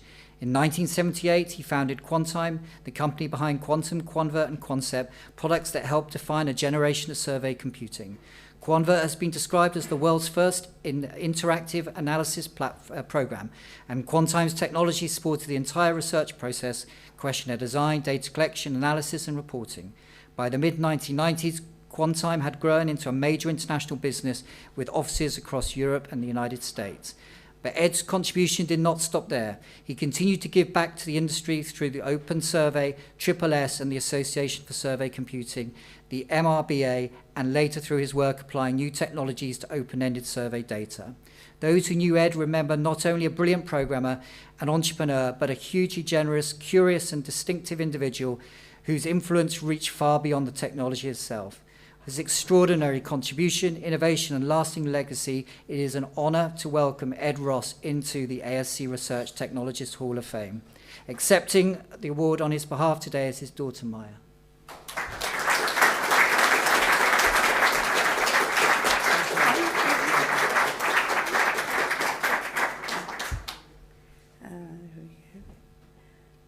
Look at this. I heard that making these awards was much more work than the whole conference, so thank you for the work you put into that. Hi everybody, I'm Maya, I'm Ed's daughter.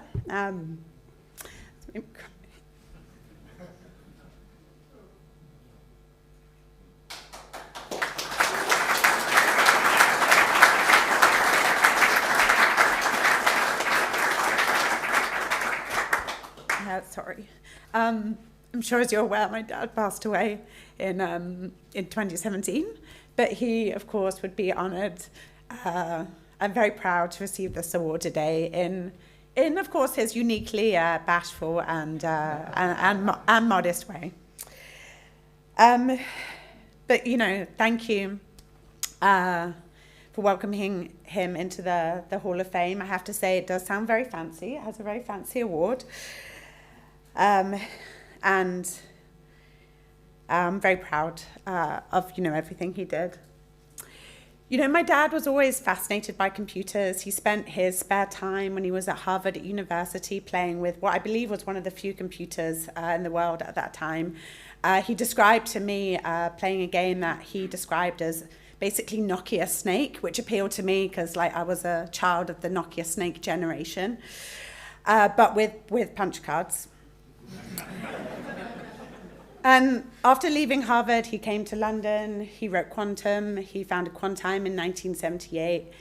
And for him, Quantime wasn't just a company, it wasn't just work, it was really his life's work. I'm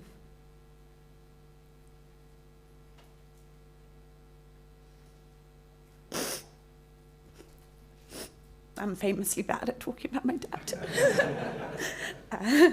And you know, his colleagues weren't just his colleagues, but they were his friends, his community, his excuse for drinking a bottle of wine at lunch every day. I said to Phyllis earlier that she should add a slide to her history talk, which is that all of the best ideas come out of spending an afternoon drinking in a pub. Hopefully that will go into her next iteration. And for me, as a child, I was born in 1987, so he ran Quantime a lot as a child. For me, Quantime was a huge group of people that would come to our house every summer for the annual summer party. It was going bowling every Sunday with other families. It was meeting people at concerts and at dinners. It was you know, inheriting, when my dad passed away, millions of air miles from all of the travel around the world that he did, always economy, I must add, to see clients, to see his team members. For my brother, who's 5 years older than me, it was his first job. When he was 16, he did an internship at the company, helping to process surveys coming in. I must say, I understand he wasn't invited back, despite being the boss's son, given his performance. But it is a real delight to me today that his legacy is honoured through this, that it continues to live on. I'm no MR expert, I'm no survey technology expert, but I do hear that some people do continue to enjoy using Quantum, which I understand is relatively historical these days. So if any of you do, I'd love to hear about that. So on his behalf, thank you. On my behalf, thank you for continuing to honour his legacy, for being his colleagues and his friends.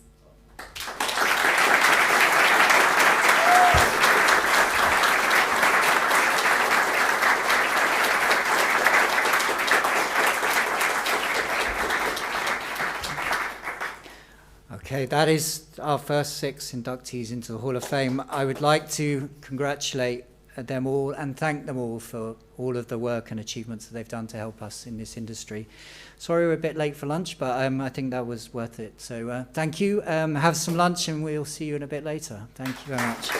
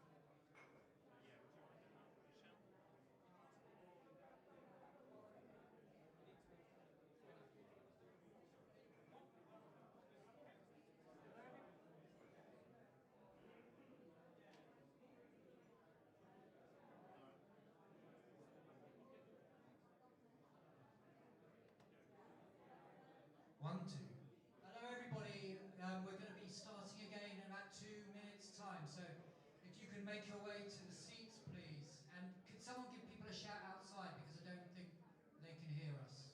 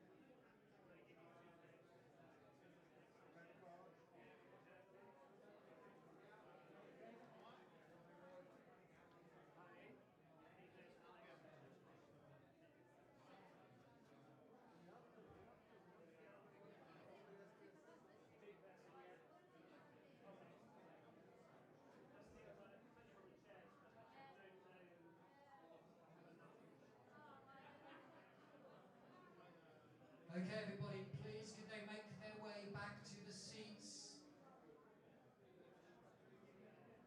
Could everybody finish up and make their way back to the seats, please?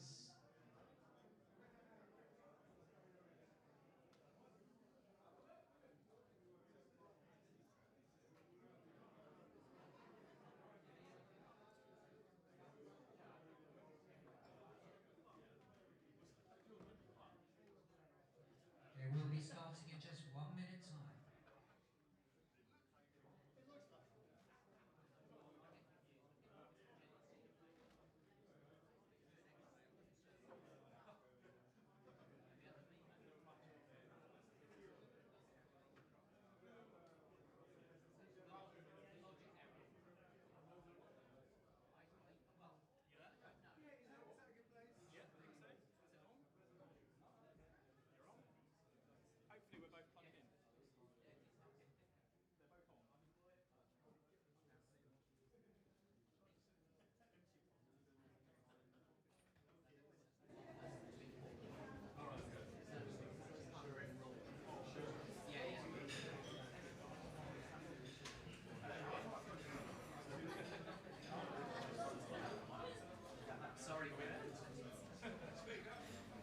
Thinking about it.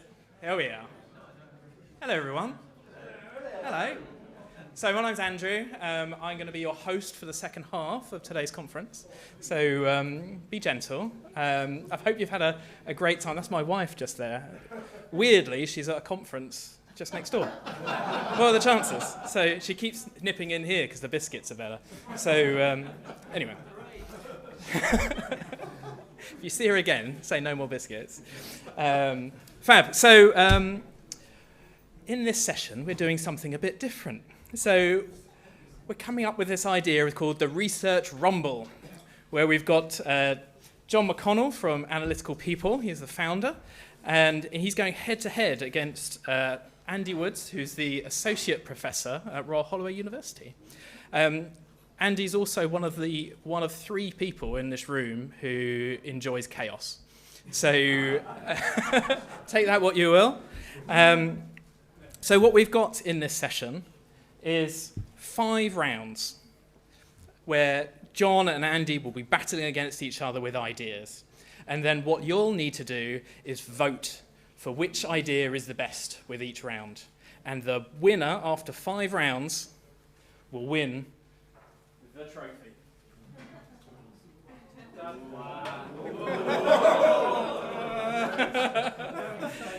No expense spared. Expertly made by Andy earlier this week. So, gentlemen, are you ready? Ready when you are. Okay, yeah, we'll just jump in. Oh, 1 moment. So, we know what we're doing. Yeah, John is going to be red. Andy's going to be blue. After each round, you will wave to say which one you like best. I think that's it. Okay. Let's go. Let's go. I'm not enjoying this front row already. I'm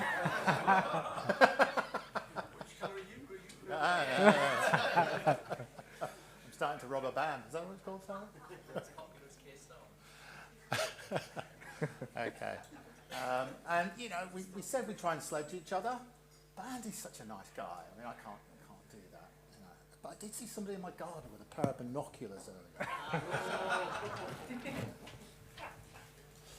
Okay, my first idea, which is not my idea, somebody else's idea, is that we should be doing or using local LLMs more often for a number of reasons. One of which is, of course, we're at risk of giving away a lot of our IP in its various forms to the cloud LLMs that are out there. Even if we've got, you know, enterprise corporate licenses with the usual suspects, you know, there is always a risk. Thank you. I'll sit down. As well, and also, I think it's been a bit of a secret that local LLMs are becoming more accessible and usable and powerful in recent times. By the way, we're going to try and speed this up, aren't we? We're going to try and make it really speedy so we can gain some time. But essentially, a local the most typical way you will use a local LLM is probably to use LM Studio today. Anybody using LM Studio today? Yeah, a few people. Well, yeah. And the process is you can install it locally or you can install it on a server. You can pick a model, and there are lots of models, which is the other insidious thing that's been happening in the background. Often they are Llama and friends, but they are just local versions of those models. You can chat with them locally, privately, securely, and you can also write code against them. So there are APIs. Effectively, LM Studio runs a model, it runs as a server. It's just like talking to a model in the cloud.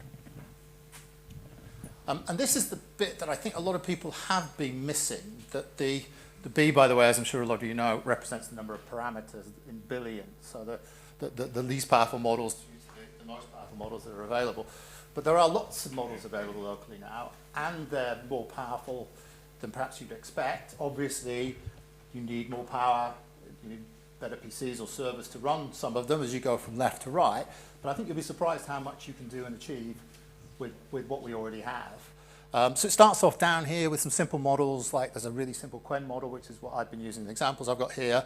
And that can do really basic classification. It can look at a set of tables and build profiles for you, that sort of stuff. A lot of stuff that I know we're probably using Claude and friends for these days.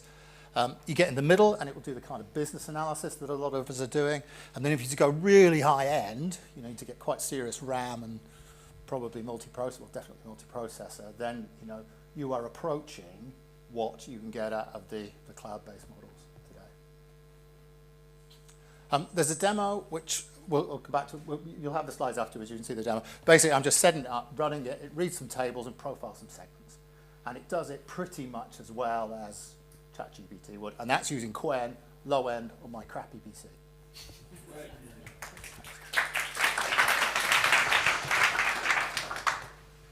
Hello, Andy Woods. I'm into 3D printing TAF and also brains as well. As a brain over here.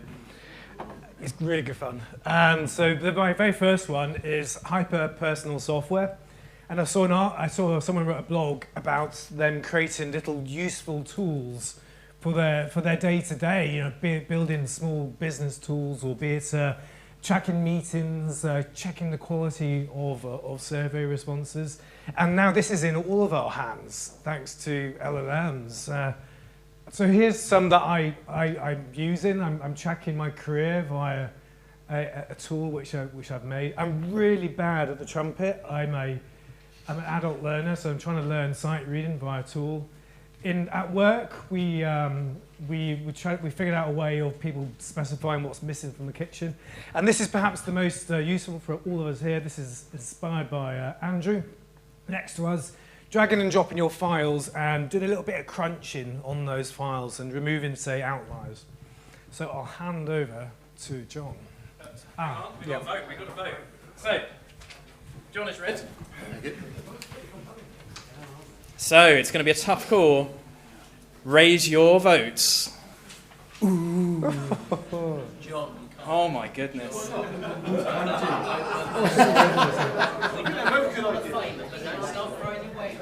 I'm going to call it. I think it's red.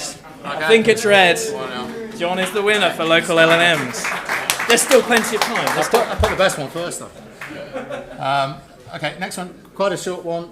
This is about, you can do a lot of stuff in the browsers, as many of you have realized already.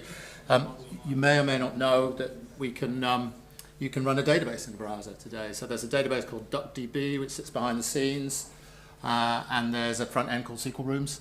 And it just looks like you're using Snowflake or Oracle in the cloud or any of those, except, again, it's all local, it's all on your PC, your data is secure and private, and you don't need DBAs. You know, you can just upload files, and you can run SQL. And you know what, I might run that video. No, that's not going to do it, because it runs really quickly. So it doesn't run as quick as this, we speeded it up, but it's quick. It's columnar. So you can do pretty much any SQL. The other demo we got in the pack is effectively building a schema, building a star schema, just using standard SQL. It's something that researchers and analysts can use just on their own as a desktop analytical tool, and it's also then the basis for developers to come in and build, rapidly build apps on top of the database. Thank you. Thank you. Python in the browser. So this is quite a recent thing, and I mean, it lets us do things like installing software on our clients' devices, and it's possible via Pyodide and some other technologies, WASM, if I'm pronouncing that right. And so here we have a very angry, grumpy client, and so the client doesn't like installing Python. So instead of having to give them guide them through how to, you can just give them a browser to explore their data through. Here's another grumpy client. And we got an issue of privacy. The clients don't like data ending up in America and in remote servers. So by hosting it online, that's hosting it in the browser at their end is powerful. I mean, last but not least, angry clients don't like paying money. So this is randomly looking a bit like Andrew in the middle. So anyway, by doing it locally on their machine, they can let it tick over and to crunch data on their own gear. Perfect. Thank you very much. So where are we? Raise your votes. Oh, it's all gone blue. Ooh. So it's all about Python in browser. Yay! Here we go. Okay. It's 1-1. Okay. Okay, PMML has been around for a while. Some of you might know it. It's a bit like the idea of SSS. It's a standard for moving models around, because we build predictive models. This is going back to the old world of what they call traditional AI now, where you build models that predict things. Some of us still do that for a living. But it's a standard that allows you to move them. So in the old days, you could write a model in SPSS, export it to PMML, send it to a client who perhaps had SAS or something else, and they could import it and run it. And that's the idea of it. A little bit like SSS, you didn't quite get the buy-in from all the vendors, and models started to get more complex and harder to deploy. So it sort of started to atrophy a little bit. Then in came a company based in Estonia. Andy's actually going to talk about European software later, but what an incredible landscape there is in Europe. This is one example. This company fixed a few of the issues with PMML. First of all, they created a model conversion set which can export PMML out of most of the modern suspects and most of the more complex algorithms that are out there. So that's the first thing they did. And then they also created little containers, mainly using Java and Java virtual machines, which mean you can then take those PMML models and you can use that as a scoring engine wherever you are. So we can give things to clients that means that they can take things and run things in Excel or just on their desktop or wherever. I did a little example here. We've often run into this in the past when we weren't able to deploy the more complex models, things like XGBoost, where, for example, we might do a golden question analysis. We're trying to predict which segment a new respondent is in from a larger segmentation built from 30 or more questions. Actually, this one didn't work out quite as well. It's an old one that we did, and the discriminant model was 76% accurate overall. The XGBoost was better, but not as much better as I hoped it would be. I should have taken more time, but never mind. But anyway, it's better. Let's go with that. So the good news is now you know, when we're in this situation where we want to deploy the most powerful model, and accuracy matters for all sorts of reasons, you know, often a few percentage points has financial consequences, not to mention the accuracy of insight. This demo here, which I'll leave you with, just shows how effectively you can then encapsulate that model, send it off to wherever the client, the agency, and they can run that in Excel and get a set of scores and segment allocations. Can you read it on your browser? Yes. Thank you very much. We've never met before, have we? Oh, yeah. What's in Python?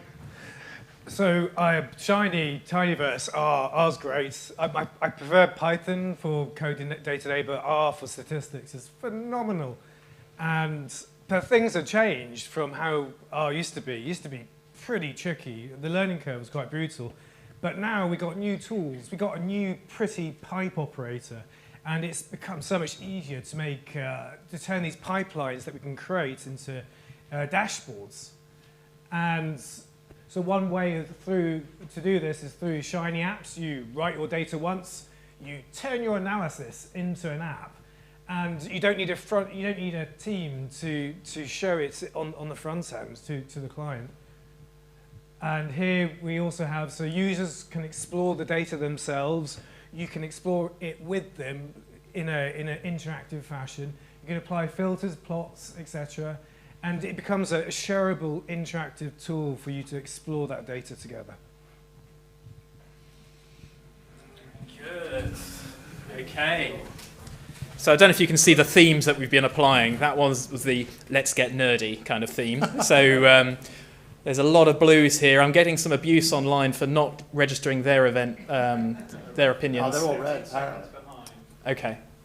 So we just wait 15 seconds, or we just... Okay. I think it's unanimously blue, so let's go with that. Yeah, it's blue online now. Okay. Okay. Number 4 for me is MCPs, Model Context Protocols.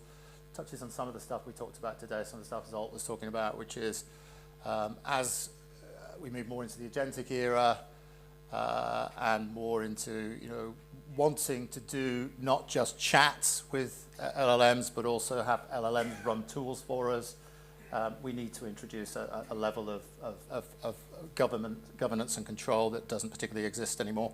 So what MCPs do is they tie the whole thing together, essentially.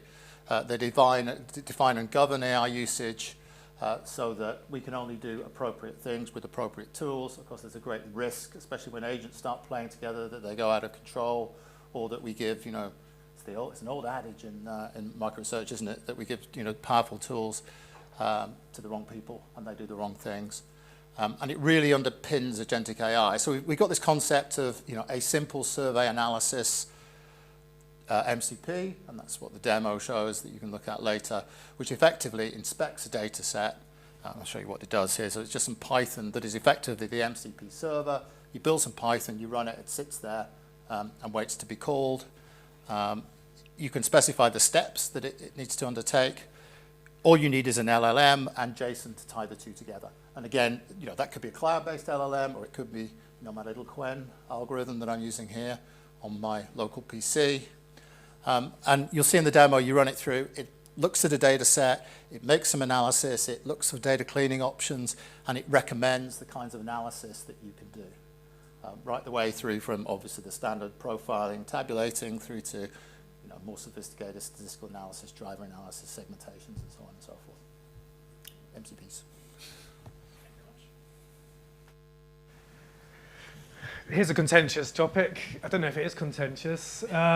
European software services, as opposed to other software services, issue of sovereignty, which is why we keep hold of our own data and others don't get it. And proof of point, there's so many European contenders to what we've traditionally been using. So you'll get the slides. I mean, this wheel is hard to see, but it's missing out. So there's no Hetzner here, which is really annoying amongst the cloud servers. But there are some really, really nice alternatives which we can rely on. Do check out these links here. They have put in a lot of effort to identify quality alternatives to the big corporate trillionaire individuals. So anyway, AWS, I love Hetzner. Hetzner's a German company. There's a Finnish company called UpCloud as well. They're both great. Microsoft 365. La Suite, we got a French one. La Suite Numérique. I mean, let's see where that goes. I think it's underpinned by Django, which is a Python package, which I love. GitHub, we have Codeberg, and this is an up-and-coming one, Codeberg, which is becoming popular in the open source community. Okay, so we were thinking bigger with this idea, so which way are we going to go? So votes are coming in. This is a bit closer. We may have to go to the online poll to see who goes through. Do you think it's red? Just do red. Just do red. Hang on, you're red. I think it's red. Let's go red. Hey. Oh. Richard. One blue.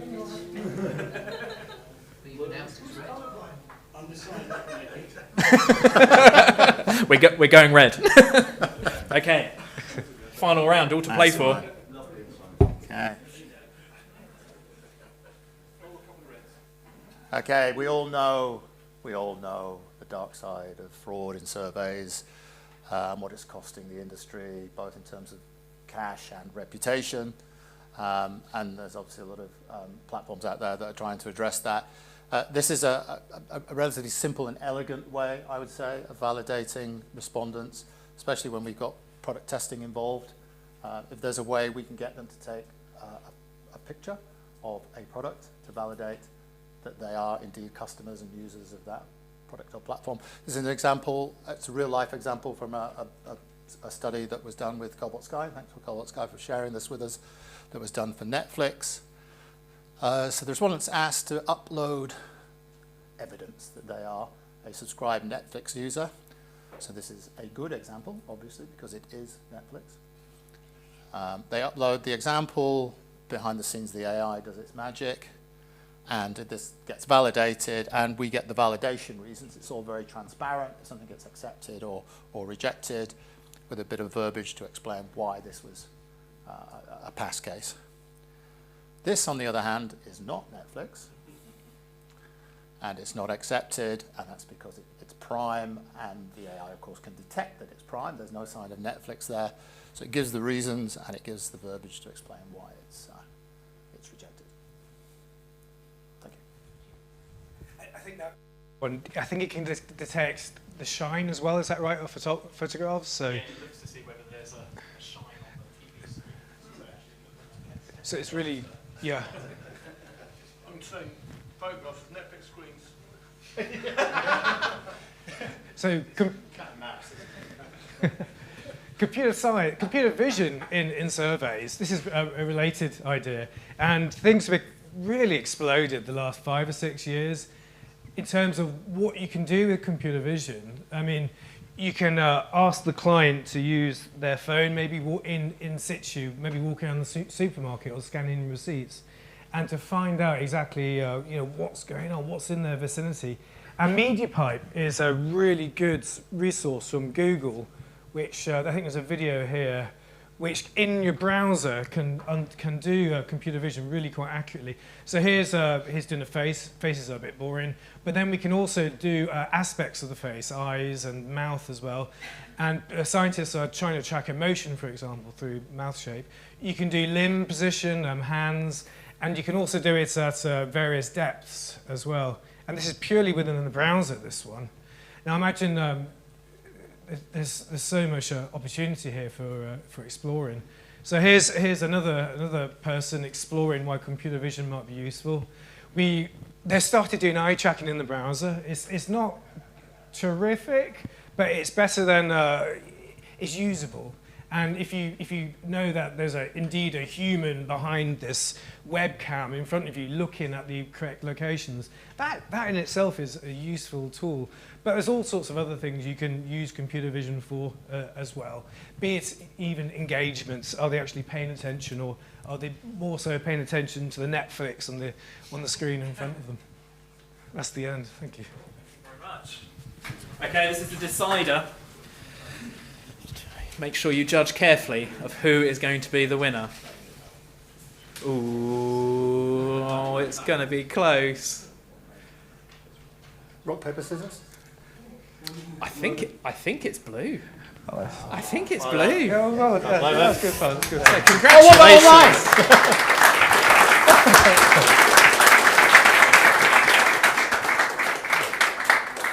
So it's a bit weird that you made your own award. Oh, it's and it only fits your head. To give a bit of context, it's made out of what's it called? There's a cornstarch, and it's biodegradable. And so, yeah, that will go in the recycling bin. So.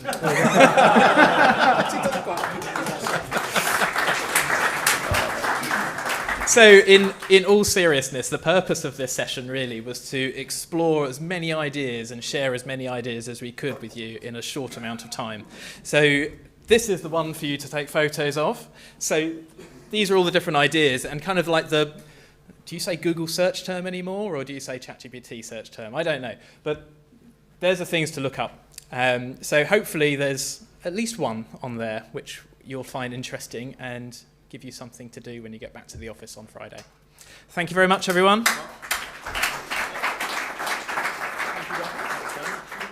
So we've got Glout coming up just momentarily. So we're just going to have a little kind of microphone check that they don't walk off with them. And so just chat to the person next to you for 2 minutes. Thank you.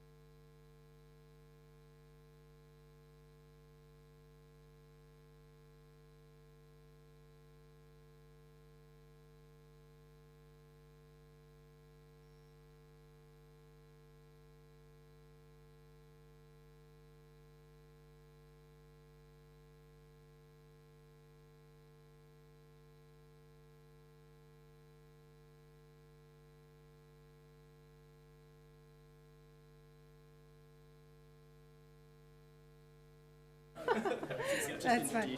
Yes. That was easy. Thank you very much for your patience. Fantastic. So we've got a great presentation coming up now with Veronica from Glout. So please give us a round of applause. Thank you. Thank you, everyone. Yeah, my name is Veronica. I'm head of research at Glout.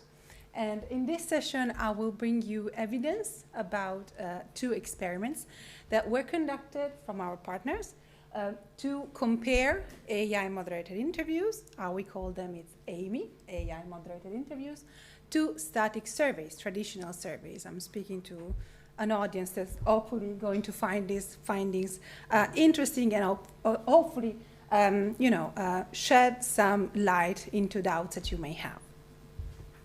So the agenda will look like first experimentation explanations, and then I will show you briefly how in Cloud you can reduce and prevent fraud from inputs. That's a word we have been hearing a lot today, and that's very important. Also, how can we integrate AI-moderated interviews into existing flows, into existing stacks? I think integration can be a very important point for you. We will close with discussing what it means for the quantitative research field. First of all, what is an AI-moderated interviews? Raise your hands if you ever tried one yourself, like directly. Have you ever tested one? Okay, half. So let me explain quickly. Think about AI-moderated interviews as evolutions of questionnaires, in a sense that you can program open questions, but also closed questions, of course, matrices and all these type of closed questions, and add AI moderation to that. What does it mean? It means that the AI agent understands the respondent's answers and follow-ups according to the responses. So in this sense, each interview is different from each other because every conversation is different. This is a very different experience for panelists or respondents of all kinds because it's very dynamic, conversational. It can be vocal-based, so respondents can use their voices, or text-based. We will see in the experiments that modality actually has an influence on inputs, and it, of course, allows you to reach wider audiences in different markets simultaneously. So what does it mean to change from a static survey to an AI-moderated interview? This is one of the questions that we want to answer with our Research on Research program. We launched this program a bit less than a year ago, and our goal is to partner with independent institutions, universities, private researchers, market research agencies as well, to stress test AMEs and really build a framework of reference for this new methodology, for this new research methodology. So we are interested in comparing to static surveys, that's what we are seeing today, but we are also interested in understanding and comparing with human moderation, and also to better understand what happens within AMEs, so across different use cases, different respondents type, and different answer modalities, voice, text, potentially videos, okay. This is really our effort to provide practitioners with a framework of reference, suggestions for when and how to use AMEs, and namely validate this new methodology, because there's not much research done out there, and we felt the urge to give our contribution in this respect. So let's come to the topic of today. The research question that stands behind all these projects, what I'm presenting, is to understand if AI moderation brings higher quality in data in the responses. Do they really outperform static surveys when it comes to collecting deeper responses? We did run an internal pre-test in 2024 already. We was just comparing a static survey translated into an AI-moderated interview. So the survey had the list of questions, closed and open. Similarly, the AI-moderated interview, but the AI-moderated interview had these follow-ups, these customized dynamic follow-ups.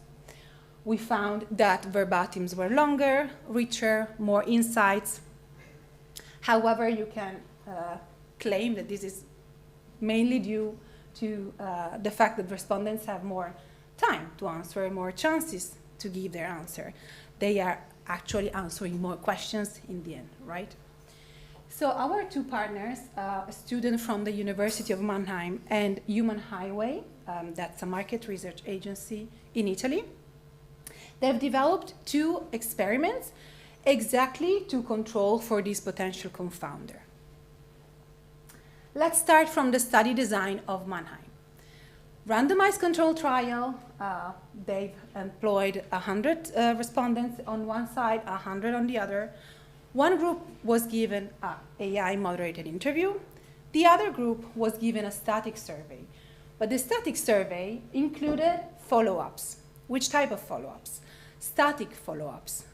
This means that the key questions were followed by generic deep dives. For instance, can you tell me more? Can you make some examples? So these are follow-ups, but they are not specific to the respondents' answers. They're generic. They're the same for everyone. But they allow a clean comparison in terms of numbers of questions asked. 2 follow-ups on one side, 2 on the other side.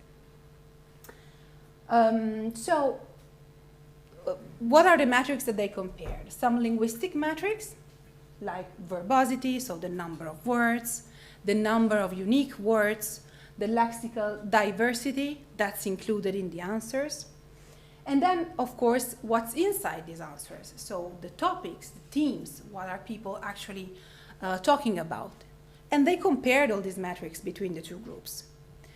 We are also very interested in what participants feel about AMIs, in their experience. So they asked some follow-up questions. What have we found?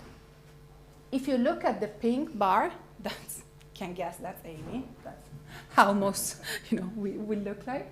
That's very pink. That's the AI moderated interview. Then the other bar is the static interview, the static survey.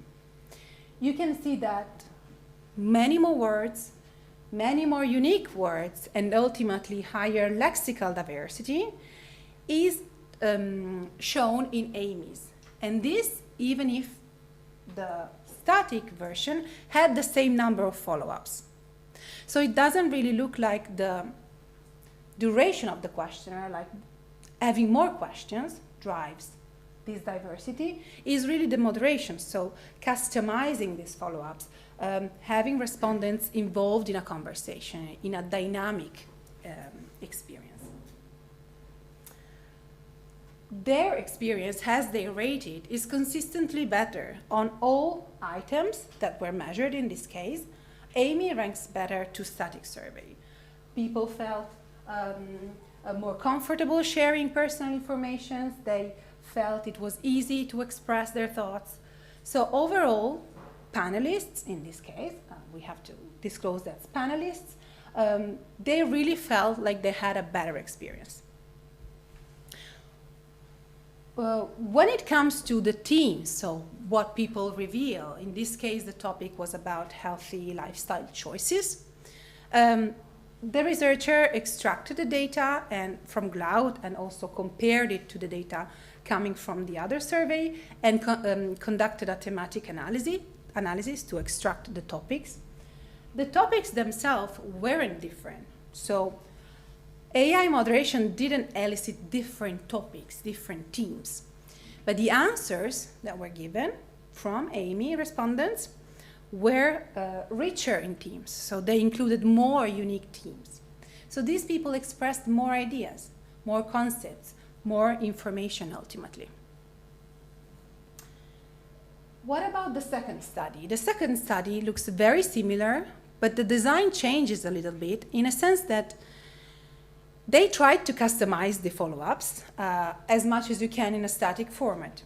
So in a traditional interview, in a traditional questionnaire, they used piping, so basically reminding respondents about their previous answer, and then asked them to follow up and dive deeper, like, can you give me some examples? Can you tell me more?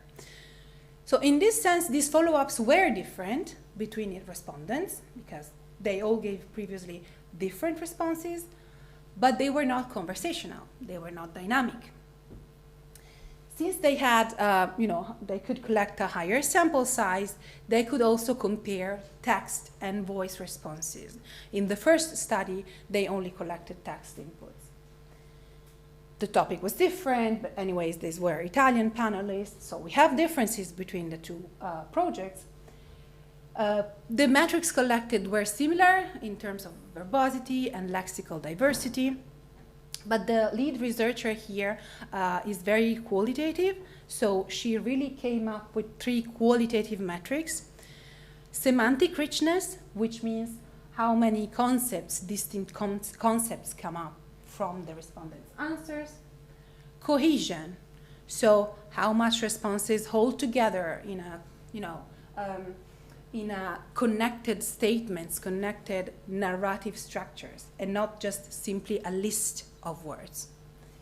And ultimately, argumentative depth, so how much people reason, provide reasoning for their answers. Again, thematic analysis for content, for understanding what came out of the topic, which was about reviews, leaving reviews after you take a trip, in this case. And again, the participants' experience. Very similarly, we find that Amy's responses are longer, more verbose. There are more unique words, but especially if you focus on the bright pink bar, the one in the middle is overall text and voice responses. If you focus on the voice responses, you see that all the metrics are really much higher. So when people speak, they use even more words. They use even more unique words. So they present more diversity in what they say, more lexical diversity. The concepts, the semantic cohesion and the argumentative depth are also much higher in Amy compared to the static version. And this is especially true for vocal responses. So if possible, collecting vocal answers, vocal feedback is, driving disclosure much higher. Again, participants' experience. I think what's interesting to see here is that no matter the input, no matter the modality, like voice or text, still the experience is better compared to the static survey. But participants had a pretty good time both with text and voice. So it's not the modality that influences the experience. It really seems it's the dynamism, the conversationality, the fact that they feel part of a conversation. They feel like they're not, like they feel understood. They feel that it's easy to answer the questions. They feel part of a conversation. Very similarly, the thematic analysis, again performed outside cloud, led the same results. So the themes are the same, the concepts that come out are the same. But these responses from Amy's include more examples, more concepts. They are, namely deeper. They are more diverse. Okay. So why should we care about these results? Why I think we should care about these results? It's not really the duration of the questionnaire that drives this disclosure, this depth. It's not simply giving respondents more questions to answers. It's really the conversational modality, the dynamic modality of asking these questions that's driving disclosure. And these, of course, can allow you to scale depth if that's the need. If you can, and if you want to collect even deeper responses, then go for vocal responses. You can choose in cloud, you can choose the modality that you want, but if you want, you can force vocal responses. And these will drive disclosure even more. Now, Amy or non-Amy, deeper answers, of course, are signal of higher quality, but how else can we help prevent fraud and collect clean responses? In cloud, we have a complete data quality ecosystem that starts from traditional guardrails. So you can program your questions and use traditional attention checks, speed checking, copy paste is blocked, of course. But inherently, already from the setup phase, for instance, you can decide to force vocal responses. This will allow you to make sure you're collecting answers from real people, not from bots. And especially our real-time uncooperative detector agent. This agent understands respondents while they come in and identifies the gibberish ones. So people that, just say random things or yes, yes, yes, just because, they want to get to their incentive faster, they are, found by the agent and flagged with a message that, of course, can be customized, but they are simply driven outside the survey, the interview. This allows you, of course, to collect a full sample of clean respondents, of clean responses, of focused responses. Just as an example, the two experiments that I presented earlier, the static part, like the version that was collected outside cloud, in Mannheim, there was a 10% low quality, like 10% gibberish response rate. This, of course, is a check that was possible to do only after the data was collected. So researchers go through the questions one by one and see what they have to throw away. In the other case, it's 6%. It's still a good percentage. It's not too bad. But still, you pay those 30 respondents even if you're not going to use them, you're not going to use their answers. Yeah, so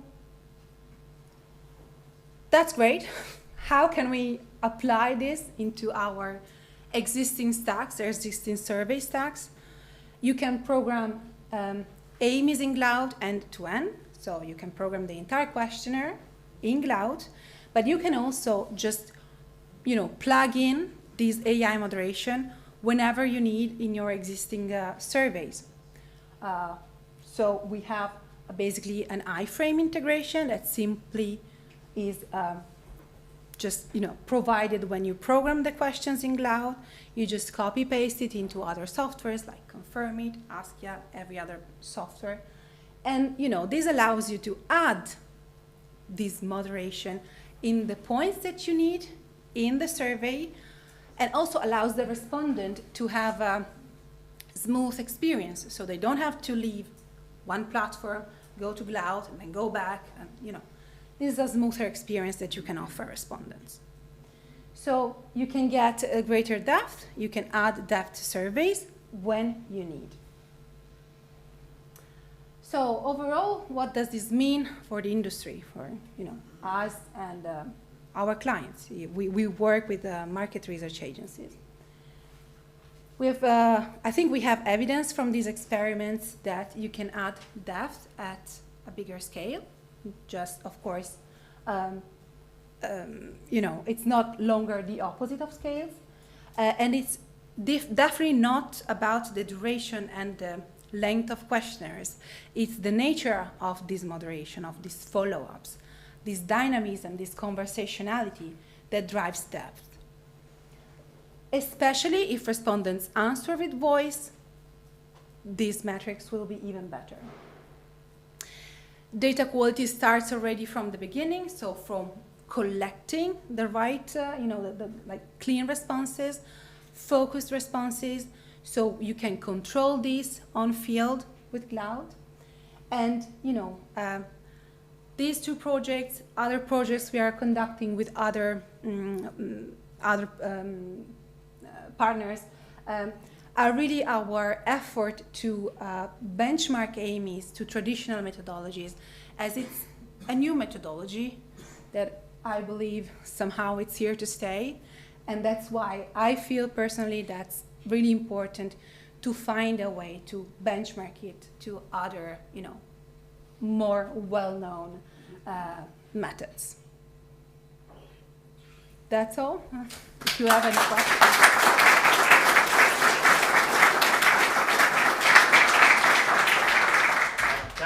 That was working. That was fantastic. Thank you very much. we have any questions in the audience. I'm interested to know, out of the people who were given the choice to type or talk, Yes. how many people volunteer to talk? That's a great question. We have seen differences according to panels, to be honest. It's usually less voice than text, but still 30%, 40%. It also depends on the topics. Sometimes we found that more, less boring topics, people prefer to speak. So you can set up the project in a way that it's only voice or only text. If you leave the freedom, this is going to be more or less the percentage you will find. Is it driven by age? We haven't found any correlation with age yet. What would be your expectation? Younger people are more willing to speak, I guess. That's a nice guess. We haven't found that result yet. But yeah, as I said, we monitor this in every project. But in every project we run so far, we didn't find that correlation. Not even with gender, Do we have any more questions? Yeah. When you integrate into other survey systems, is it possible to pass additional information to Amy at that point? Absolutely. So question answers, for example? Absolutely. There are URL parameters that you can program into the other software that goes in, and you can use that to build flows and different paths for respondents with branches and stuff. Thank you. Yes, there is a question. Another one? Yeah. Yeah.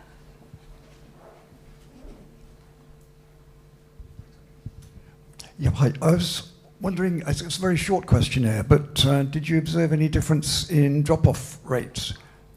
Because the 100 complete responses, but how many people did you have to bring to the party?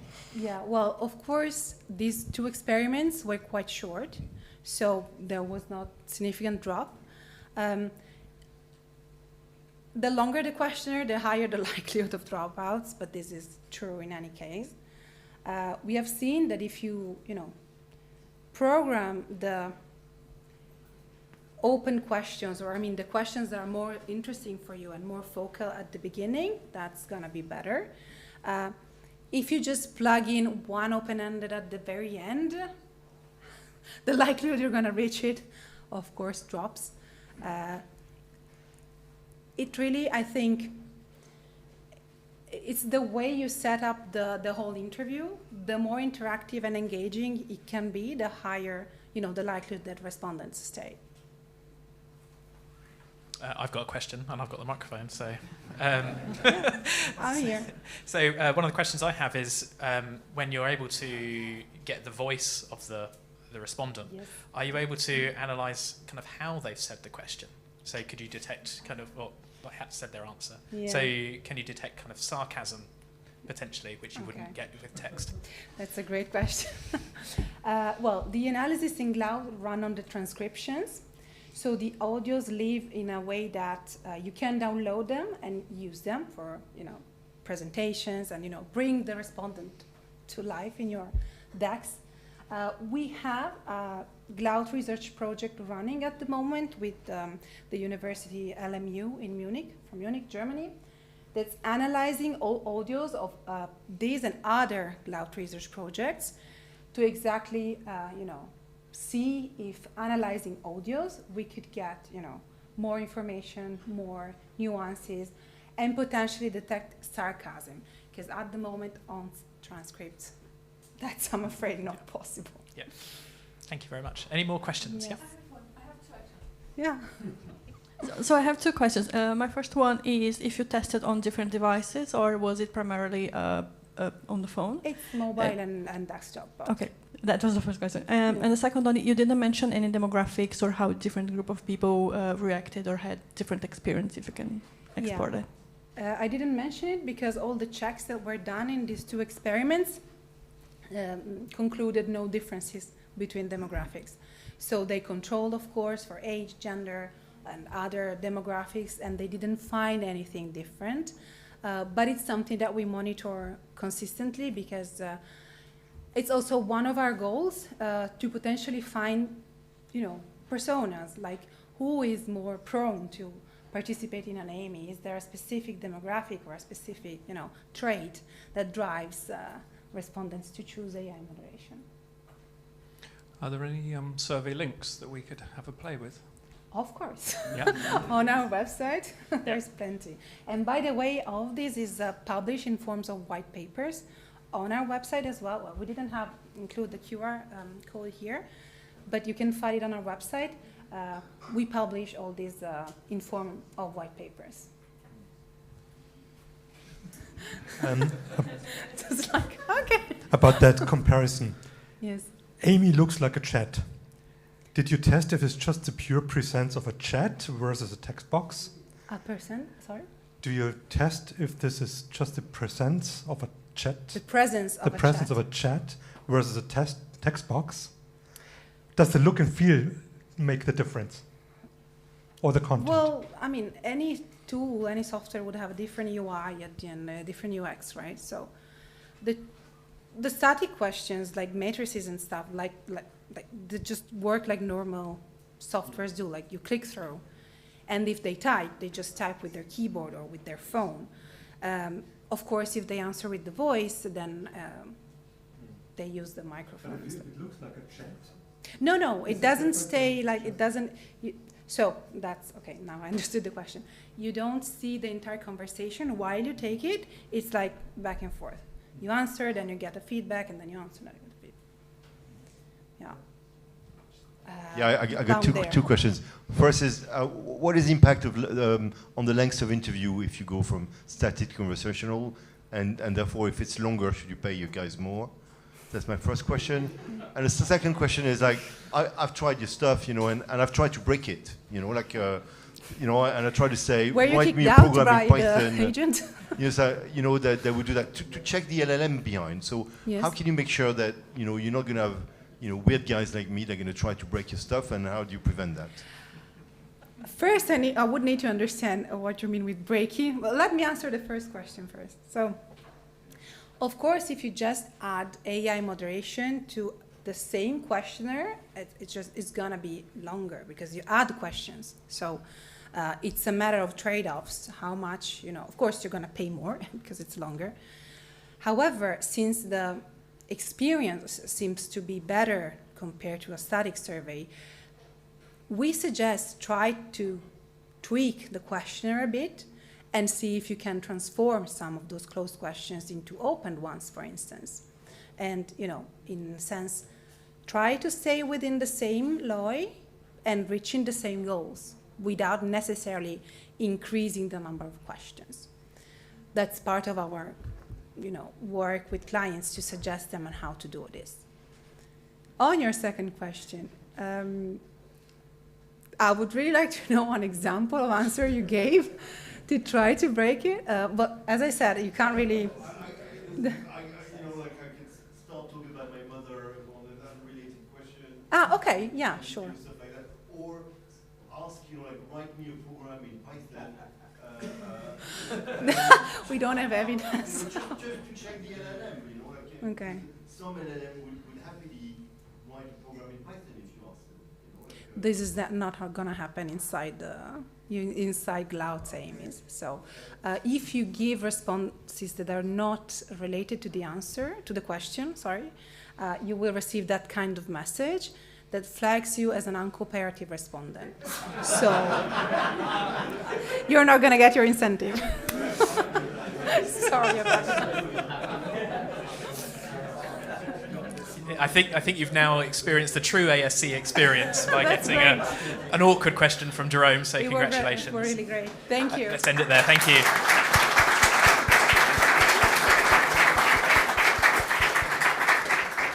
So my humble flex as a host is that we're now back on time. And so we're just about to have another coffee break. So we'll see you back here in 30 minutes. Thank you very much.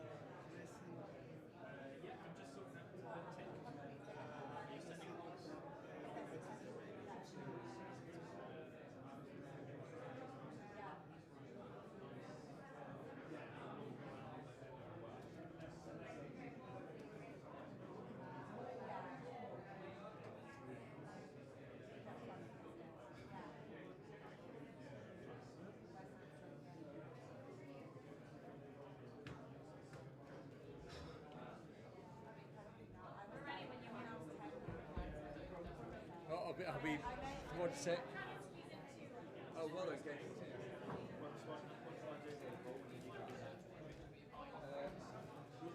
Oh, that's the working one, right?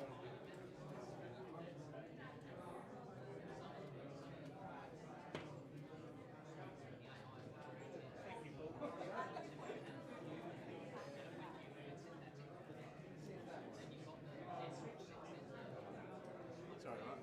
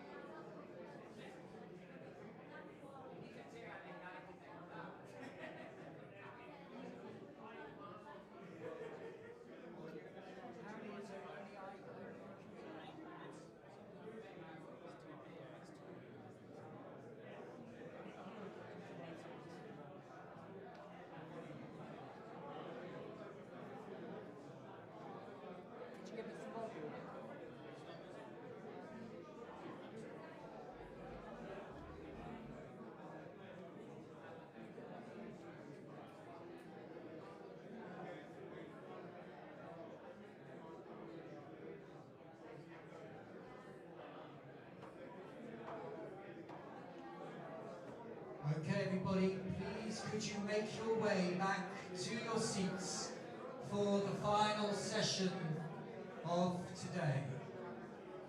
We will be starting again in 2 minutes' time.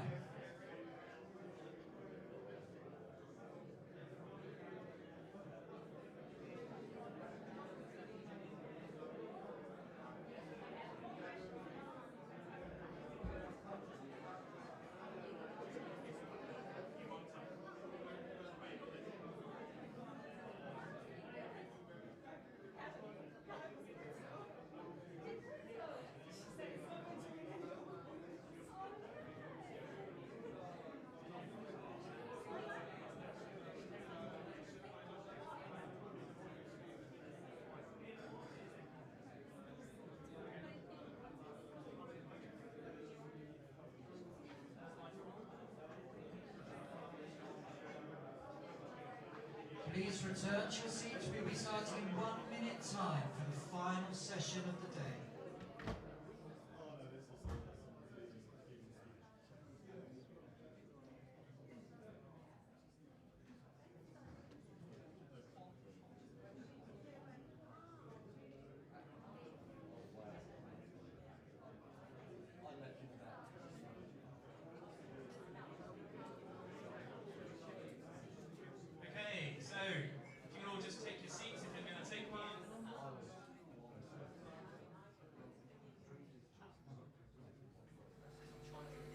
Okay, we're in the final interval now, so 2 more presentations to go. I hope you've really enjoyed yourselves today, and yeah, it's been a really nice conference so far. So thank you everyone for contributing. Contribute a bit more in these last 2 sessions.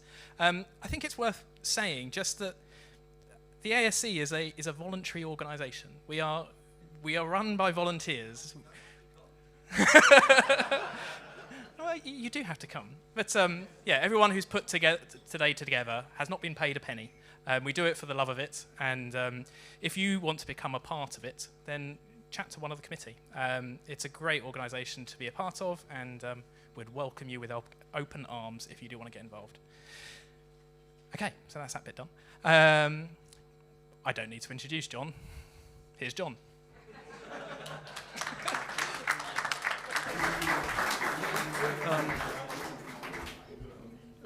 Conscious that someone's already revealed I've got 77 slides, so I'm going to crack on with it. We won't need to do any more traditional research is quite a common refrain in our industry. We get massively overexcited by these new bits of innovation.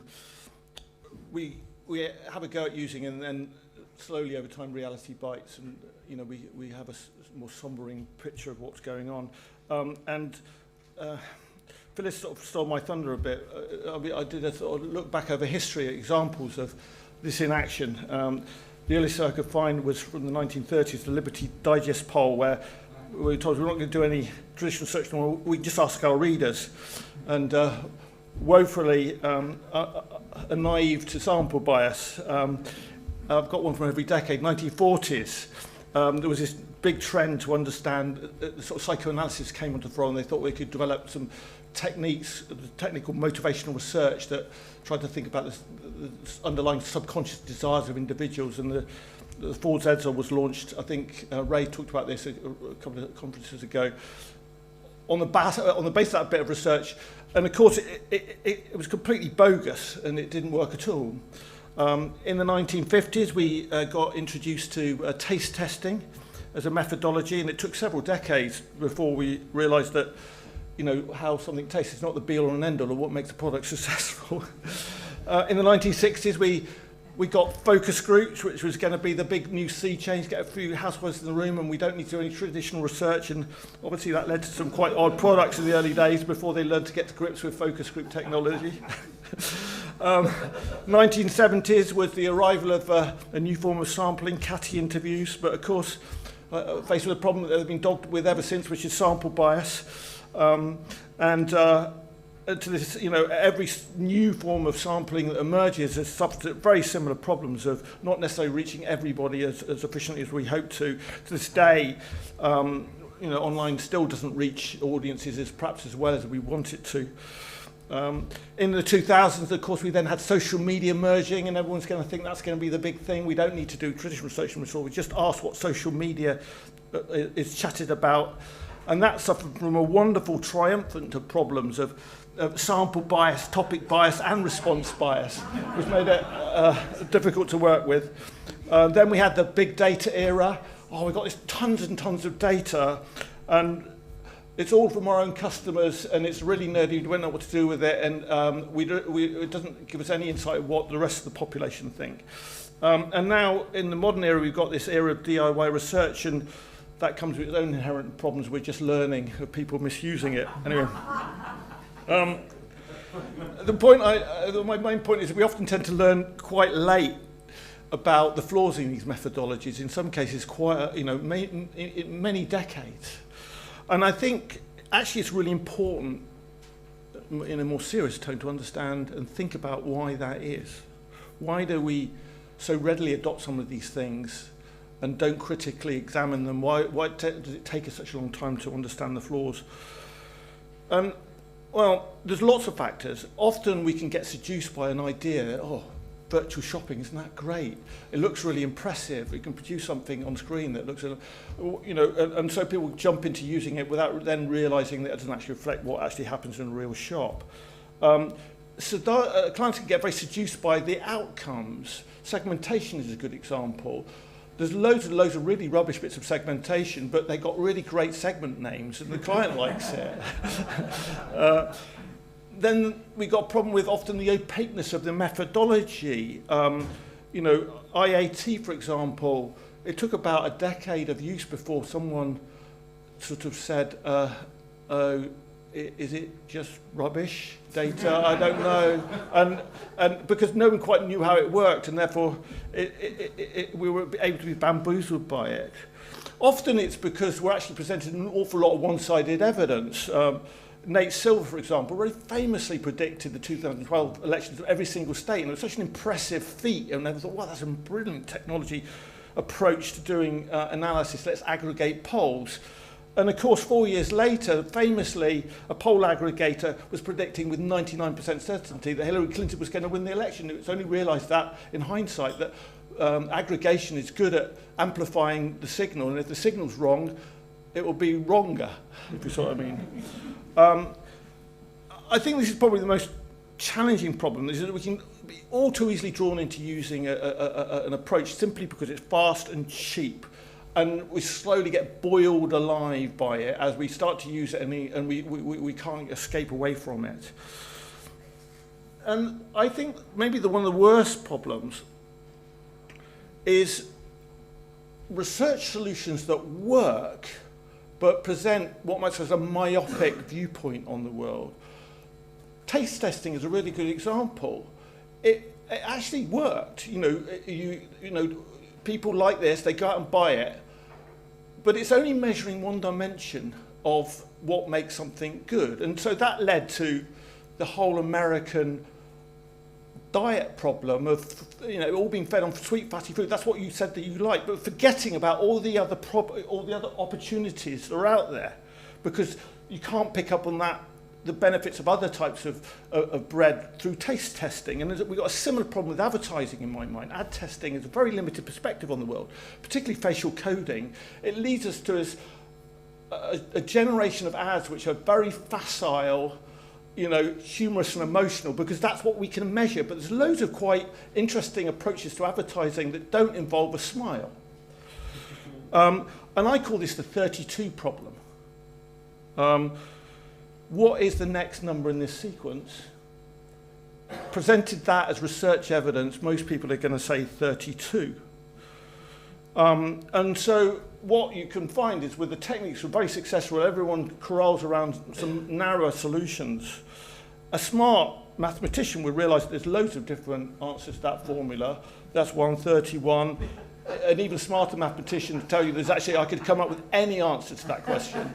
My favourite one is saying those 2, 4, 6, 8 is actually two people playing double or quits with a dice, and this person's had a lucky run of 4. So the next number's 0.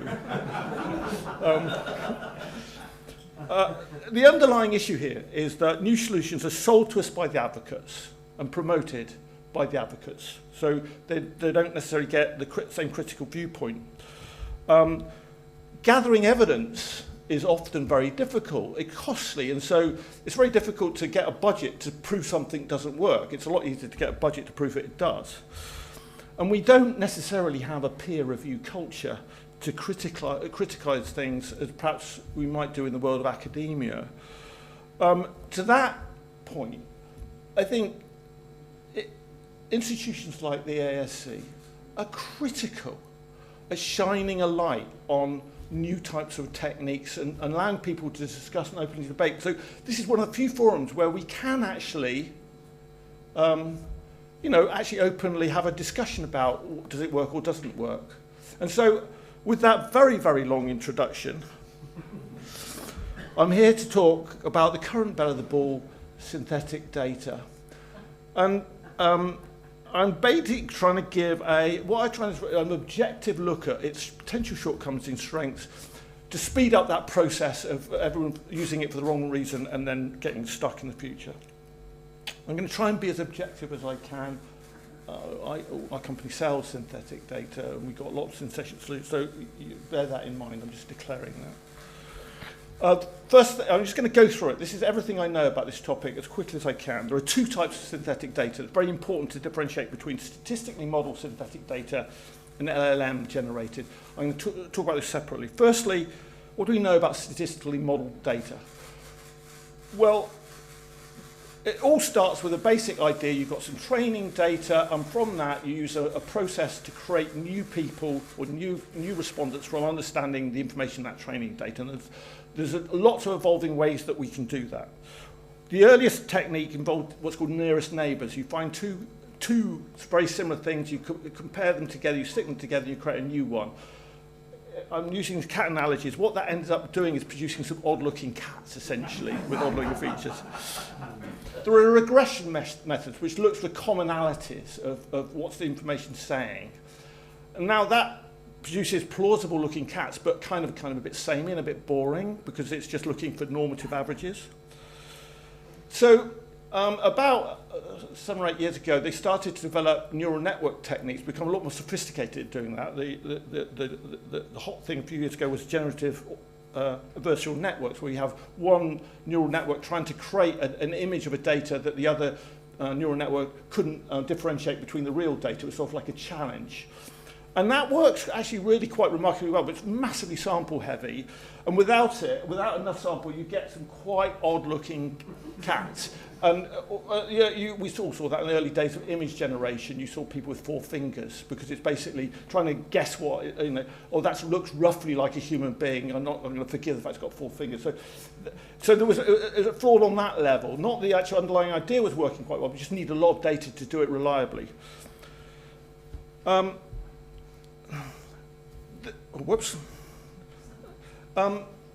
A newer technique that emerged a couple of years ago is stable diffusion, where essentially you take data, you add noise to it, remove the noise to it, more and more and less noise until you can differentiate between noise and the data. And that works really well. But if you don't have enough data, you essentially get with slightly fuzzy outputs because it can't give the clarity. So it works, but again, it needs quite a lot of sample. So the nucleate on the block, the technique that everyone's getting excited about, is called autoregressive rectified flow, which is basically a combination of stable diffusion and traditional regression techniques. And the regression used to do the structural sort of bone building element of it, and the stable diffusion adds the texture, and you end up with a combination of techniques that you can work with smaller samples essentially and get more reliable answers. That's a technique that Ipsos has pioneered, I'm proud to say. Now, with all these techniques, though, you start with a set of training data and you get a set of synthetic cats. Can anyone spot what's happening here? No. All the cats have got a bit younger and cuter. And this is actually something that actually come not by. I was actually creating this using an LLM. And LLM's been priming loads and loads of photographs of cute cats. So what we've got is a network error emerging from the process of training. I'm basically biasing it from what it knows. what you've lost from the process, often with the process of synthesis, is rarer forms of edge outlier cases. In this case, for example, there are 2 black cats. There's a black cat and a white cat, but in the synthetic group, there's lots of combinations of black and white cats. There's no specific. So you basically often get new variants, but not quite the right variety of variants sometimes in that process of jumbling up the data. And so what we have to recognize is that the level of variance in the training data says everything about how well you can create new and reliable synthetic data. Ultimately, you can't synthesize 0, essentially. And I think that's akin to the 32 problem. The other problem we have is error amplification. So, for example, I'm synthesizing, I don't have enough black cats, so let's synthesize some new cats. As you can see what's happened here, these happen to be 2 breeds of cats with big ears, so all the new black cats have got big ears. So I'm basically, I've proliferated what's called a type 1 error by that process of synthesis. And the most dangerous situation is when you've got a slightly corrupted data set. You end up synthetic data with full of doggy-looking cats. And in market research terms, think a corrupted responder, a pretend BMW driver in and that's really quite a considerable issue you have to consider. So the next challenge we have is actually telling whether your synthetic data is any good or not. Because I could literally dupe a data set, randomize each one with a little variable, and I could write a beautifully plausible set of synthetic data that you would never be able to tell. It looks perfect, but it's just total, random. And so you can't do statistical stat tests. So there is the real challenge we face in trying to work out whether it's any good or not. And so what we've developed at Ipsos is a thing called the Shore framework, which is essentially a series of statistical techniques to validate things, and a simulation framework that sort of gets you close to it. So you have to see, is the data similar? Does it have the same pattern? That's the fundamental question you might want to ask. Do the same clusters exist? Are there any genuinely new records being created by the framework, or is it just duplicating content? But the hardest challenge is, it's really, does it improve the effective utility of the data? Does it actually add value? Does it expand essentially my effective sample size? And now that is very difficult to directly measure. And the only way that we know you can do it is by taking the whole synthesis process in the round, doing it loads and loads of times, and then looking at the underlying variance in the new data that you've generated, and modeling it with the assumption that the underlying variance in the data will predict the effective sample size of the sample. And from that, you can then calculate what this is behaving like a data set that's this big rather than this big. And from that, you can calculate it. It's a complicated, iterative process that requires simulation right the way from, you have to model the whole process. You can't do just parts of it. But from that, you can work out, roughly speaking, what the effective sample size is, whether it's actually even worth doing it in the first place. So the reality bites for synthetic data is not so much the synthesis process, it's having the validation framework to do it. It requires skill, it requires effort. We've invested more time in developing the validation than the actual synthesis technology. You then also need a framework to decide whether you can boost the data in the first place. How modelable is your data? Do you have enough of it? Some data sets are a lot more modelable. If I'm trying to work out the data set basic demographics, whether you have lipstick, well, if you're a woman, you live in a age group, I've got a good steer already that you might use it or you might not use it. But modelling dogs from a general demographic information is almost impossible because dog ownership is so generalised. And so this idea that, let's synthesize this whole survey is a bit of this question, can we synthesize it, is the thing you need to think about. And how much training data you need to be able to model is a function of the modelability of that data. So, for example, if I've got when you've got a set of data, you've got error from random sample, then you've got modelling error. And when you've got small samples, you're going to get also an exaggerated modelling error because you're going to amplify that process. And so this is the random sample error augmented with modelling error. You get a massive error with a really tiny, and it settles down. It's only the point at which the modelling error is smaller than the random sample error that you can effectively boost it. Otherwise, waiting might be a bit of a safer option. If the model data is noisy than survey training data you're working on, you're basically making the data set messier, not better. And the point at which you reach is variable very much by the topic and the particular challenge you've met. For example, if you're boosting, this is a typical scenario. I've got a tracking study with 500 interviews per way. I've only got 50 young males. I want to boost them. What's the size of the modelling error? Blah, blah, blah. Go through this, work out. Roughly speaking, I probably need, this is with 50 people, the random sample error is 15%. Modelling error is below 15% when I've got about 400 training data points. So I'm going to basically need to run essentially 8 waves of research before I can start using synthetic data. On the other hand, for example, if I'm doing imputation where I'm filling in gaps in rows, missing rows, I can model from rows and columns. I can actually do it with a couple of ways of survey data because you've got more to work with statistically. So it's very case dependent how much what you can do. And the other thing to point out is that even below that threshold, you can still use synthetic data with a caveat. There are ways of synthesizing data that don't try to generate novelty, but like the regression approach where you're basically trying to smooth off. You can essentially make a decision to use synthetic data on below those threshold points. But what effectively you're doing is trading the opinions of the group to the individual sample group. Essentially, it's a trade-off between novelty and so you don't really know whether you're going to be knocking away real signal by that process. But it has its purposes. Say, for example, you're creating a set of tabs and they're all wobbling around with a small data set. A synthesized process will smooth that off and give a cleaner set of data sets to work with. But if you're doing pure discovery work,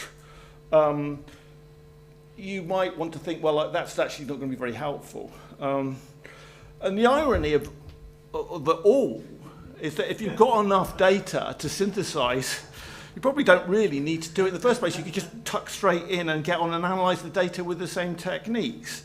So I think in the future, the role of model synthetic data is going to be more focusing on the analysis side of things,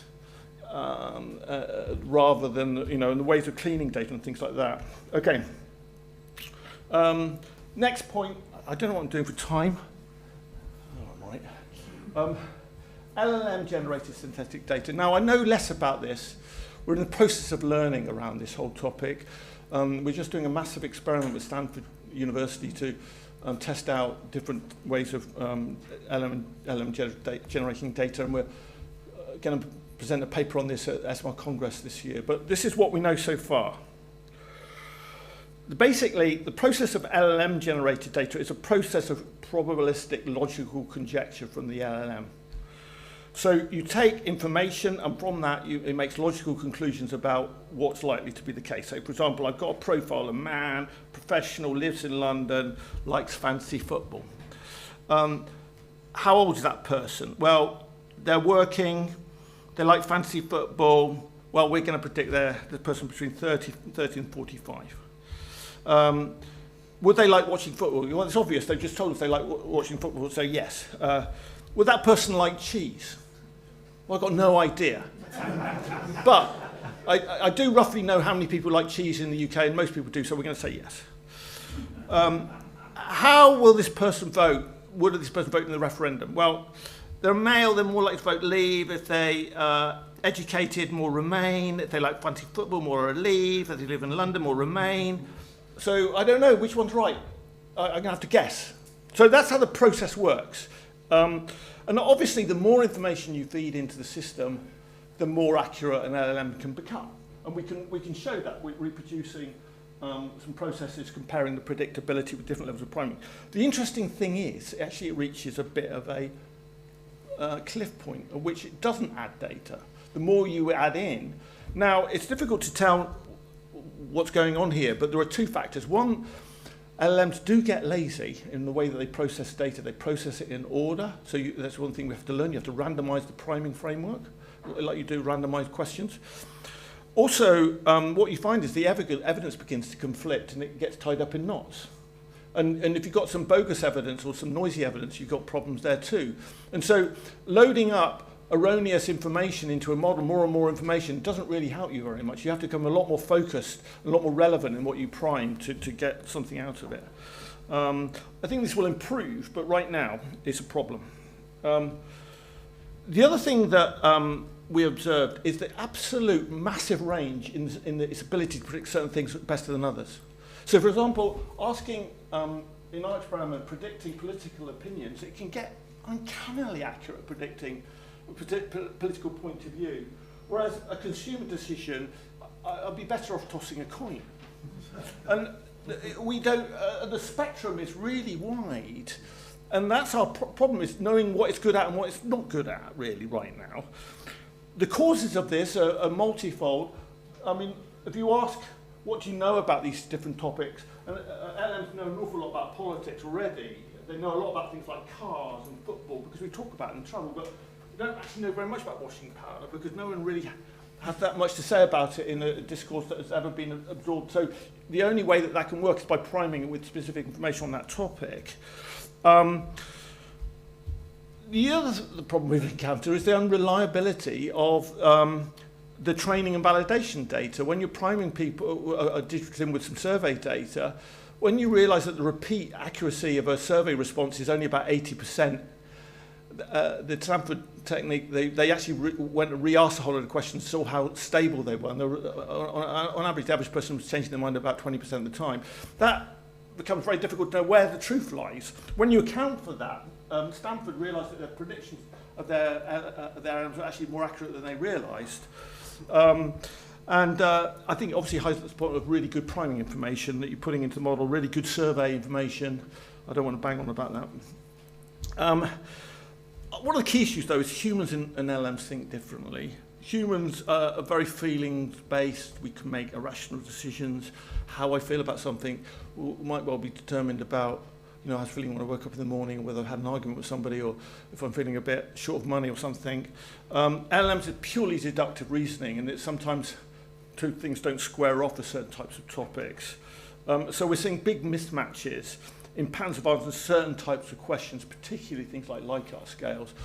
Humans answer those in a really odd way compared to what LLMs conjecture we should do. So one of the interesting things we're doing is training our LLMs to understand the irrationality of human behavior. The biggest problem is probably, well, not necessarily, I mean, there's lots of issues, but temporal knowledge limitations, I think, is something we really, a real challenge. The fact that, you know, how you're feeling today, you know, what you've done, what you've been exposed to. If I'm going to make a shopping decision, it could well be based on the price of the things to shop at that very moment in time. There's lots of things that could influence a bit of advertising I might have seen. So an LLM is in the dark about all that information unless you can feed it. And so there are whole topic areas that LLMs are struggling to actually give a reliable answer to, simply because of lack of experience. I call it the experience gap. I think that the biggest challenge right now with LLMs is really the lack of a reliable method to validate. With statistically synthetic data, we just have a framework to evaluate it. Right now, it can only really be done by going back to the real people and asking what they thought, which has its problems as well. The one thing I think is really important that LLMs are going to guardrail to anyone using this technique is that you have to capture the reasoning part. Not just the answer, you have to catch the reasoning part, because it's only once you start to read the reasoning why they came to that conclusion that you can start to make a judgment call whether they got it right or wrong, or where the holes might be in that. And so that, I think the whole emerging disciplines around LLM conjecture, that is one of them. Capture the reasoning, never just ask to give you the answer, because, or not least for ethics purposes, if you're going to have to stand up and defend the answers in court, you need to explain how you got there. So I think digital twins are rather, we liken to nuclear fusion right now, theoretically quite transformative, demonstrably possible, but practically quite unreliable and inefficient right now, and largely hampered by this experience gap, lacking a validation guardrail. So, and the other interesting thing is to get cookie on gas predictions out of an LLM, you're often firing a huge amount of tokens at the task. And when you work out how much that costs, you're approaching the cost of actually just asking a person in the first place. So the biggest danger we have with it is this point, a bit like we've had with online, is that it's so attractive to get very quick instant answers that a lot of people are forgiving this, all these shortcomings. And so that's the thing I think we have to be aware of, its misuse. So, you know, if you think about the three parts of all these innovations we've seen over history, they have three routes. You experiment with it, you face a shortcoming, it can either prove fatal and that technique becomes extinct, or you start to observe a problem that can be adapted and fixed. Like focus groups is a good example. You realise that a single focus group has problems with representativity, so you run 3 or 4 and you then get a more balanced point of view, and therefore it then finds its own niche. And then the third challenge is the flaws are totally ignored, and it grows and problems fester. And I'm a bit worried that it's sitting in between those two endpoints at the moment. I genuinely think that synthetic data, we're really starting to understand it. There are some shortcomings, but I think it genuinely has some value, and it will have some value. It's going to find its niche. But to succeed, we're really going to need to nail down the validation protocols. And I think the important role of things like SMR to establish the rules of engagement and you know, set the standards for its use, and the role of these types of events is to have a debate about all this sort of thing. So, how was that? 2 minutes over? Not bad. Thank you.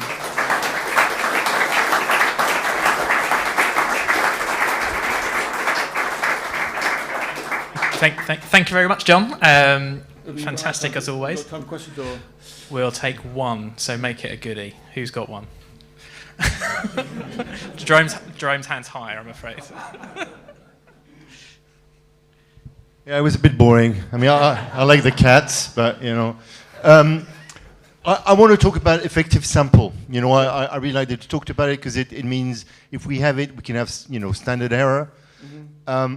How far are we to get standard error or effective sample for LLM generated? Because you can create like a number of digital twins. Does that reflect in any way the you know, the number of people that you interview, and can you use that to have standard error? Thank you. I wish David Priestley was here, because he would be able to give a very eloquent answer to that. Our head of synthetic data research unit. But I think that at the moment an LLM is a sample of one. I mean, you could possibly use the same statistical techniques to simulate the process and look at the underlying variance in the process in the same way we've been doing that with statistical protocols. So you basically you generate a whole load of LLM answers over and over and over again, and look at the variance in the answers and how stable they are, and they merge. But the problem is that they're going to merge in on an unknown. So I don't know if it's possible. So when I explain synthetic data to people outside of our industry, they are either personally offended or they're like, look, your industry is disliked enough. Why are you doing this, you know? And so my question to you is, that was brilliant on can we do it? But also my question is, should we do it? Is there a risk to brand value of our clients if it gets out? Well, I mean, the way I would position it is actually here, saying that I think we need to think about, particularly statistically derived synthetic data, is a way of making real human data go further. I don't think that we should be replacing real human data, but we face so many situations where we don't have enough of a sample group. We're left without that. And what synthetic data helps us to do is go further with that short supply of sample. Our industry is in danger of losing short supply of samples, so anything that can alleviate that, I think, is a benefit.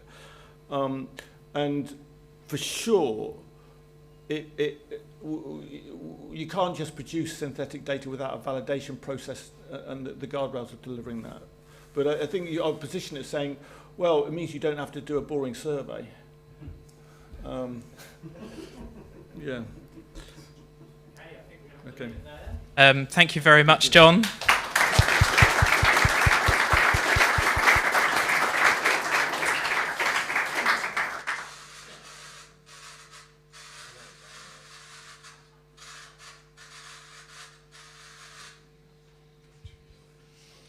And it now gives me my great pleasure to introduce our final presenter today, all the way from Behaviourally. It's Remy.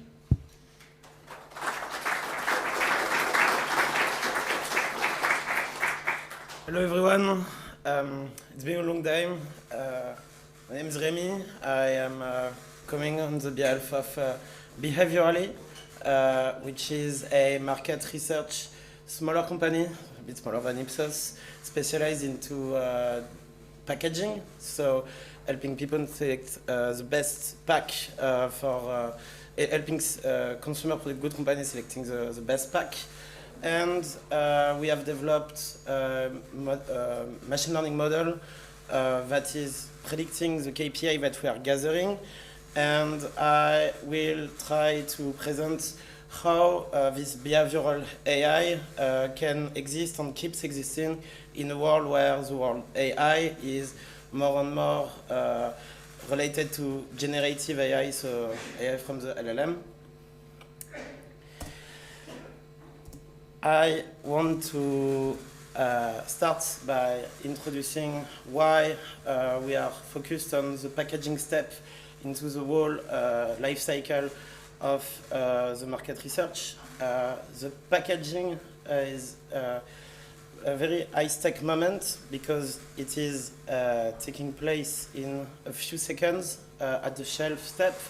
It is the last step for the shopper before he actually buys the product, and the shopper is confronted to a lot of stimuli because it's a hyper-competitive environment with a lot of different SKUs. For our customers, so the large consumer product good companies, it is... Sorry, as if we are cracked. Try that. Is it working better like this?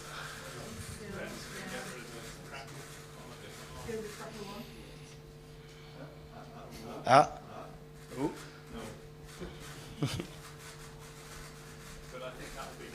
Okay, so I will continue this way.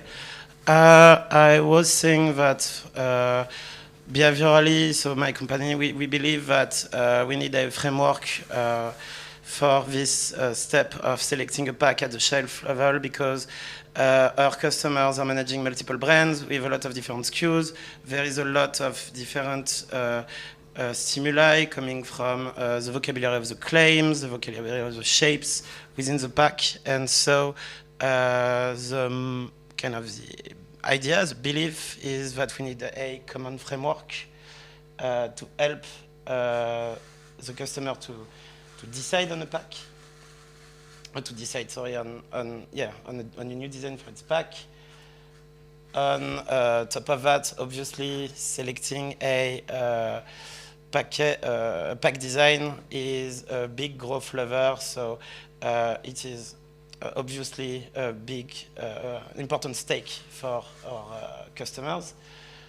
And so we have come up with a framework where we divide the decision process into 4 scores: seen, shoppable, selective, and selected, that we can see as the path that the shopper is taking towards buying the pack. So seen is when he's far away from the shelf to see the pack but not see the details of the pack. Shoppable means that he's able to see the details of the pack amongst other pack. Selective, it's mostly the claims and what the pack is claiming to be, what the shopper is filling towards the pack, and the selection is, of course, the most important step, where our shopper is actually selecting which product he wants to buy in a shopping exercise. And from this framework, we are starting to come towards AI. The big question is how. The big question for our customer is how, from a pack design, we can predict the market impact. And the answer we give to that is this. We are creating 2 AI models, predictive AI models, not generative. One which is predicting the data that we gather through survey, but only from the pack design. And the second one from these KPIs that have been synthesized by the first model. We have a formula of market impact that we are selling to the customer through the 4S model that I just defined. I know it's a lot, but in order to be able to dive into predictive AI versus generative AI, I needed to give some context on where exactly our product is situated. And so we have recently built a platform where the consultant, insight manager can upload an image, and we are showing the results of a study if such study was conducted, and through other machine learning models, we are also able to have a range of features such as saliency map with some nice transformers that are auto-detecting the claims. But what I want to focus on is really the machine learning model that is going from a pack to the KPI prediction. So everything that I said is true, was super valuable in the pre-Transformers world, in the world before generative AI. But what has happened recently is that the models have become commodities. All the framework that I just explained could have been created by LLM in a few minutes. LLMs are becoming extremely cheap. You can upload an image of a bag of chips, like I just showed, and get exactly the same result that I showed by just asking ChatGPT to predict the values of the KPIs.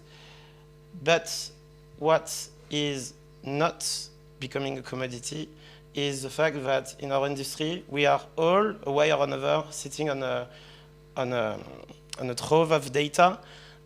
In our case at Behaviorally, it is all the KPIs that we have gathered across the years, and the way that we have segmented them across audiences and across customers, and the fact that we know if a test design has been selected or not. But I do believe that in every step of the market research, we do have this type of moat, and this is really this moat that is making predictive AI existing in a world where GPU can be rented very easily, or any model can be designed by LLM through the type of iterative process that was presented this morning, and where the training is not that expensive once we have this type of technology going on. The data that I am building my model on is a mix of behavioral and claim data. So we have some real-eye sensors that are looking at where someone is, how do we say that? Doing eye tracking. From the eye tracking data, we are defining some KPIs. We're also building some custom questions. We are able with some classifier to aggregate all of these questions into canonical KPIs. And thanks to all of this data gathering, we are able to build a we are able to do supervised learning and create a regression model with an architecture that I'm going to show you now. It's not. Wait, it's not the new slides.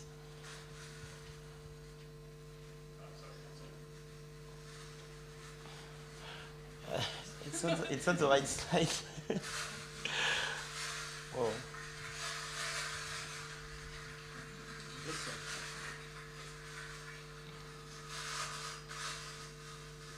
Is that the other room? Yeah, I think so. That's okay. I think it's the go there. Okay. Yes, exactly. Feeling a little better. Where was I? Yeah, so with all this data, we have been on expertise. We have designed a model which is not only trained on the data, but also kind of encoding the belief that we have on the data with multiple modalities that are encoded through different encoders, then a fusion layer that is trained separately, and that's the part which is really specific, doing some multi-head regression where the heads are recompute depending on the family of KPIs, so it's a mix between some knowledge we have about how the data is gathered and also some statistical analysis of correlation. And what is also specific to our data and the customer is that the last layer, the scores are calibrated depending on the audience and the categories, because what we are trying to predict is the percentile in which lies KPIs rather than just the raw score of the study. And we come up with this architecture that is both trained on the data modes, but also encoding directly in the architecture the belief that we have on this data.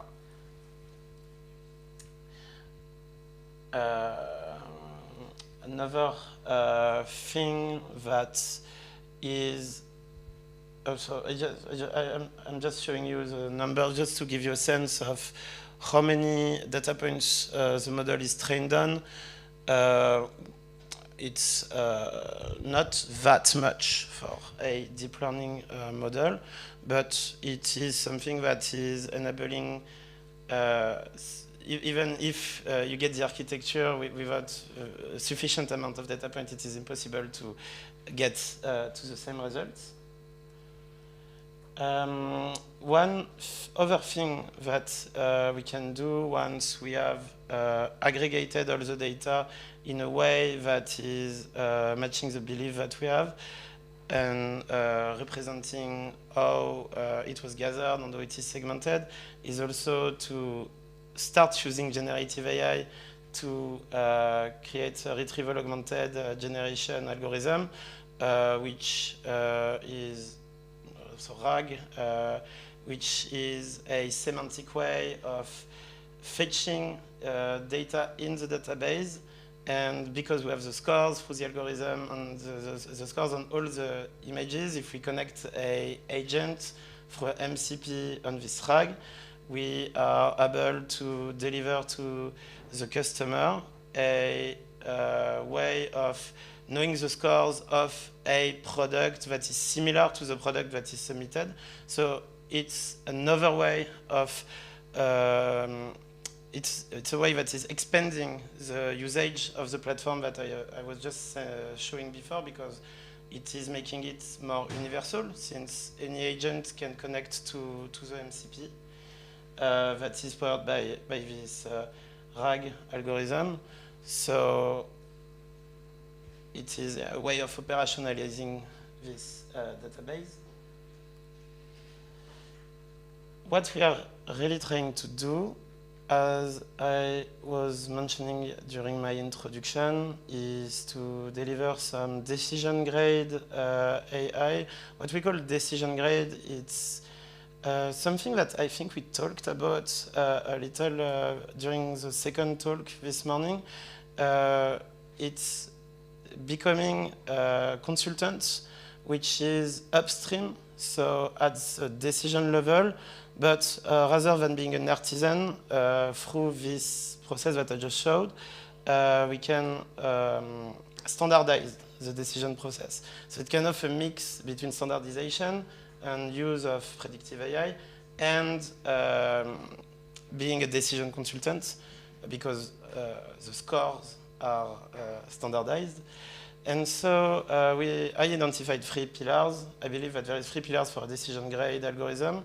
It needs to be deterministic, because if you are inputting twice the same input, in this case image, you want to have twice the same score, else you cannot take a decision.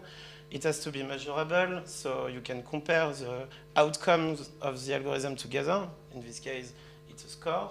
And it has to be uncertainty aware. And what's nice with this type of regression algorithm is that you have a shape of probability at the output of the regression, so you always know in which variants you have the outcome. And it is not something Gen AI can do natively, and I will go further by saying that generative AI is unable to deliver this type of decision grade output by design, because it's non-deterministic. It is answering with a vocabulary, some words, and therefore it's complicated to attribute a score. If you ask it to give a score, it will give you a score, but it will be based on some reflection on words. And by design, it cannot be uncertainty aware. So that's kind of why predictive AI, even if LLM and agents are becoming an increasing threat, is going to still have a role in our industry in the years to come, I believe. And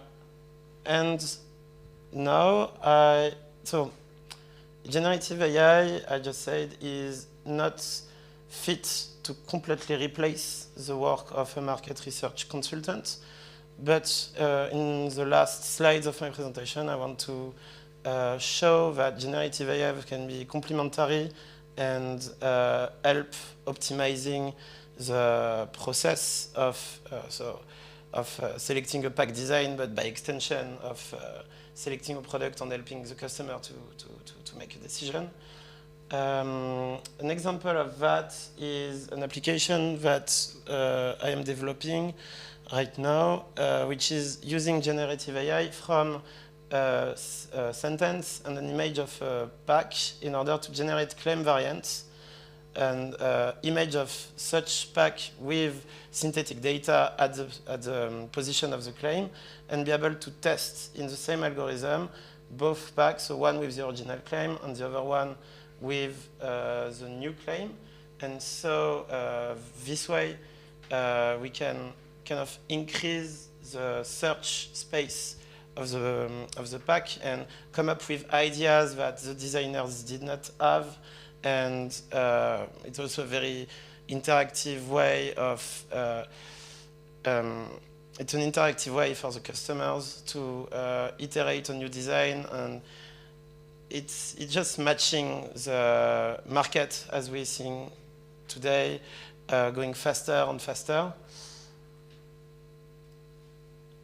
And if I am expanding on this idea, we could see that before, even with the AI product that I have presented, the choice of a pack design was linear. We were going from ideas to a study or a simulation of a study with the algorithm, to gathering the data, then taking a decision, then moving on to the next product with the human on the project gathering some information and keeping some information, but not completely optimizing the process. And with generative AI, we could imagine that the iteration cycle and the optimization of the pack is going faster and faster. And so from one idea, we can create a lot of different variants, have them tested, select the best one, have them tested in real life studies, but continue this process iteratively, which is really making the idea space that we're exploring larger, and also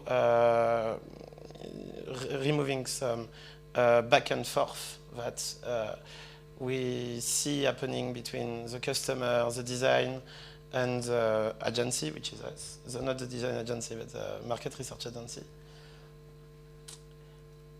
And in conclusion, in a world where AI means both generative and predictive AI, I believe that if what we want is to have decision-grade artificial intelligence, there is still room for accumulating real-life data and continuing to pour some expertise into structuring this data to continue to build the moats that I was mentioning, and use algorithms that are regression algorithms with all the three pillars of the decision grade AI that I was mentioning included in this kind of built-in this algorithm to make this mode actionable. And generative came in by allowing us to generate more synthetic data to optimize the process and close this loop that I just showed, and expanding the search space, connecting agents through a RAG, and yeah, this is my conclusion.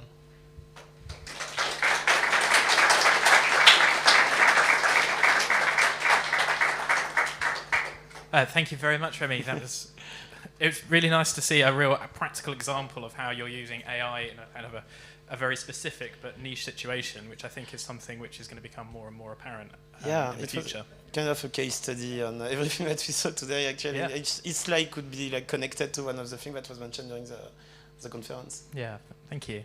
Does anybody have any questions for Remy? Ooh. Question from Remy. From a client perspective, how much of their data is used to train or improve future models? And output for other clients, how transparent should AI providers be about this? So I did not mention it, but each customer, each client is getting its own model, which is fine-tuned on their design. But this is true that the core has been trained on signals that are coming from all the design at once. However, it is impossible to reconstruct the embedding. So I know that test pack, especially test pack, are a secret, but they are not. It's a destructive process. You cannot rebuild the pack from the signal that is coming out of the algorithm. So I guess that the question is, all of the data of all the customer is training the core of the system, but customer get some fine-tuned data, and especially the calibration data, the percentile, which is the result of their own studies. This is compartmented by customer. Thank you. I have a question, if nobody else does. With AI transforming so fast all of the time, do you have like a shelf life for pack AI? So I suppose, do you go, okay, we'll do this for 6 months, but then we'll rebuild it using the latest AI which has come along? Do you have that kind of almost like roadmap in your head? So it's exactly. Actually, I joined the company a year and a half ago, and it's very funny because what was mentioned during one of the talks this morning, I created exactly that. I have agents that are building a roadmap, and I am spending most of my day actually iterating on this roadmap, talking to agents, making them fetch new papers, and try to see if we can incorporate them into the software. And so, yeah, the idea is to get into this cycle of iteration with our customers where they're giving some feedback on the results. And we are incorporating this feedback and trying to find new solutions and new modules.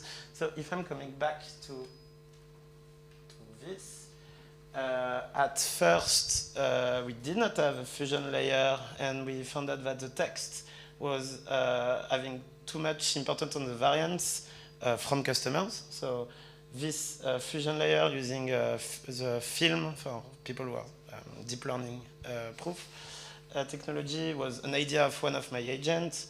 Same for the multi-head regression. At the beginning, it was one model per head, and multi-head was a way of having kind of all the KPI going in the same direction, because our customers were unhappy to see that some packs were deemed more visible but less seductive, for example. So this is the way to go. It feels like a never-ending journey that you have to keep iterating to keep staying on top. It's fascinating. Okay, thank you very much. Thank you. Thank you. Thank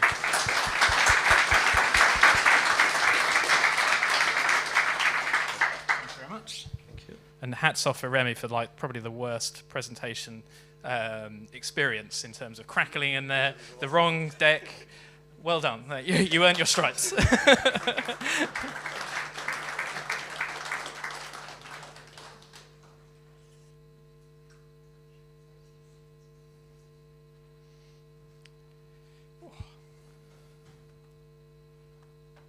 Okay, we've reached the end. So today has been all about change, as you know, and I hope that you're coming away with this with a better idea of how we kind of personally are impacted by change, and not being afraid of that physical and mental change that we're going to go through. Before I kind of go into the thank yous, I kind of want to share a bit of a story. They want to join in as well. So does anyone think about a film or something which resonates change? Is there a good example of a film about change? Groundhog Day, about kind of no change. So there is iteration, yes, the continual kind of change on each one. I'm kind of trying to get you to guess what I've got in my head, but that's never going to work. Blade Runner. So the film I've got in my head, which I think is just an amazing example of how we feel when going through change, is 32 years old. It's Toy Story. Now, I'm sure you've all seen Toy Story. If you haven't, this is going to mean nothing to you. But if you haven't, you've been in a cave for too long. So if you think about the story of Toy Story, it starts with this massive disruptor who comes in, has its own language, has its own way of working, doesn't give a damn about what's happened in the past. This is what's happening now. This is me. I'm a space ranger. This is how it works. They don't care about what's happened in the past. It kind of feels a little bit like AI, where it's just come in. And we had no expectation, no preamble, no warning that this was going to happen. And then if you watch the film afterwards, you've then got the different characters. And something that Pixar did so well in its early days is really understand the emotional part of character and build that out. And so if you think about Woody, who's the kind of the leader of the toys, he has this kind of threat to his own personal life that he's going to live in a box for the next kind of rest of his life because he's going to be replaced by Buzz or AI. And so, but Woody's one character. You then have Slinky, the loyal dog, who's kind of very supportive of anyone comes along, who wants the social cohesion. He wants to bring everyone on board. So someone like Slinky in your team is really kind of emotionally intelligent. They can understand what's going on within the team, and they're trying to bring everyone along. And then you've got Ham, the piggy bank. He's kind of the cynic. He's been there before, he's seen it all, and he doesn't care about the latest marketing ploy. But someone like Ham will want to know, how is it going to make my life better? He doesn't care about the things, he's seen too many of these things before, and go, oh, another one. But he'll be impressed if he can actually see change, which will make a positive impact on him. And then my favourite character, not just because he's got tiny arms, is Rex. So Rex is the kind of the dinosaur, but he's kind of threatened by extinction. He doesn't know what his place is. He feels he has to ask permission to ask questions. Well, you know, what is AI? Or what is a space ranger, if you remember the film? And then you've got people like Mr. Potato Head, who will just send in wise cracks and funny jokes and try and make a joke of it all. And I'm sure you've got people all like these characters in your office who kind of make, look at the AI, look, it's done something stupid. And but having people like Mr. Potato Head in your team will kind of cut through the crap, because they'll call it out. They go, that's just nonsense, move on. And if you don't have people like that, then you may kind of just dwell on a particular stupid idea for too long. And then whilst Stinky Pete, if you've seen Toy Story 2, was not in Toy Story 1, you'll get people with their own agenda who may kind of go along with the ride for a while about kind of AI transformation, but they've got their own personal agenda which they're trying to adopt. And so you kind of need to kind of keep a sneaky eye out for these things. So if I can recommend one thing when you go home today, or on the train on the way home, is watch the first 8 minutes of Toy Story and think, which character am I? So, yeah, Toy Story, there we go. Right, into the final thing. First of all, I just really want to thank you, the guys from Glout. He's just coming in, give us a wave, whee!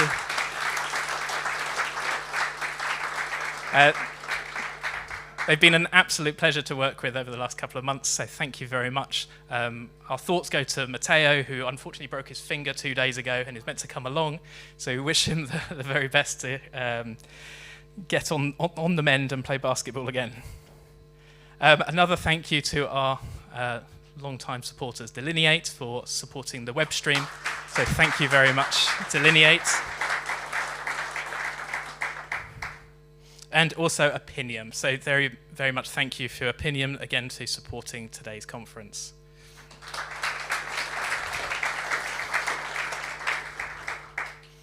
And as we said at the start, today wouldn't be possible without our ongoing annual sponsors. So thank you very much for coming along today and for your continual support. As I mentioned during the last interval, without you and without the volunteers that make this happen, the ASC wouldn't be here today. So just on to almost the final slide. Just a big thank you to all of those who spoke here today. A lot of work goes into kind of preparing these presentations, and personally I love it because it develops my thinking. So if you want to present a future conference, then I 100% recommend it, and we hope to see you very soon. Another big thank you to the hospitality team. It seemed to go without a hitch, unless anyone's kind of having an allergic reaction somewhere. So thank you very much to the overall hospitality team. Thank you very much to the ASC committee team. Give us a wave if you were involved in the ASC committee team. There we go. Thank you very much. Come on, Dan, give us a wave. There we go. So thank you very much, and thank you all very much for coming today. Also, just to say that we've got the post-conference drinks in the Beehive just around the corner. So there's a little map if you don't know how to get there. And there's also Data Space, which is continuing the party over at the Telegraph. Thank you very much, everyone. Have a lovely evening and a lovely day. Thank you.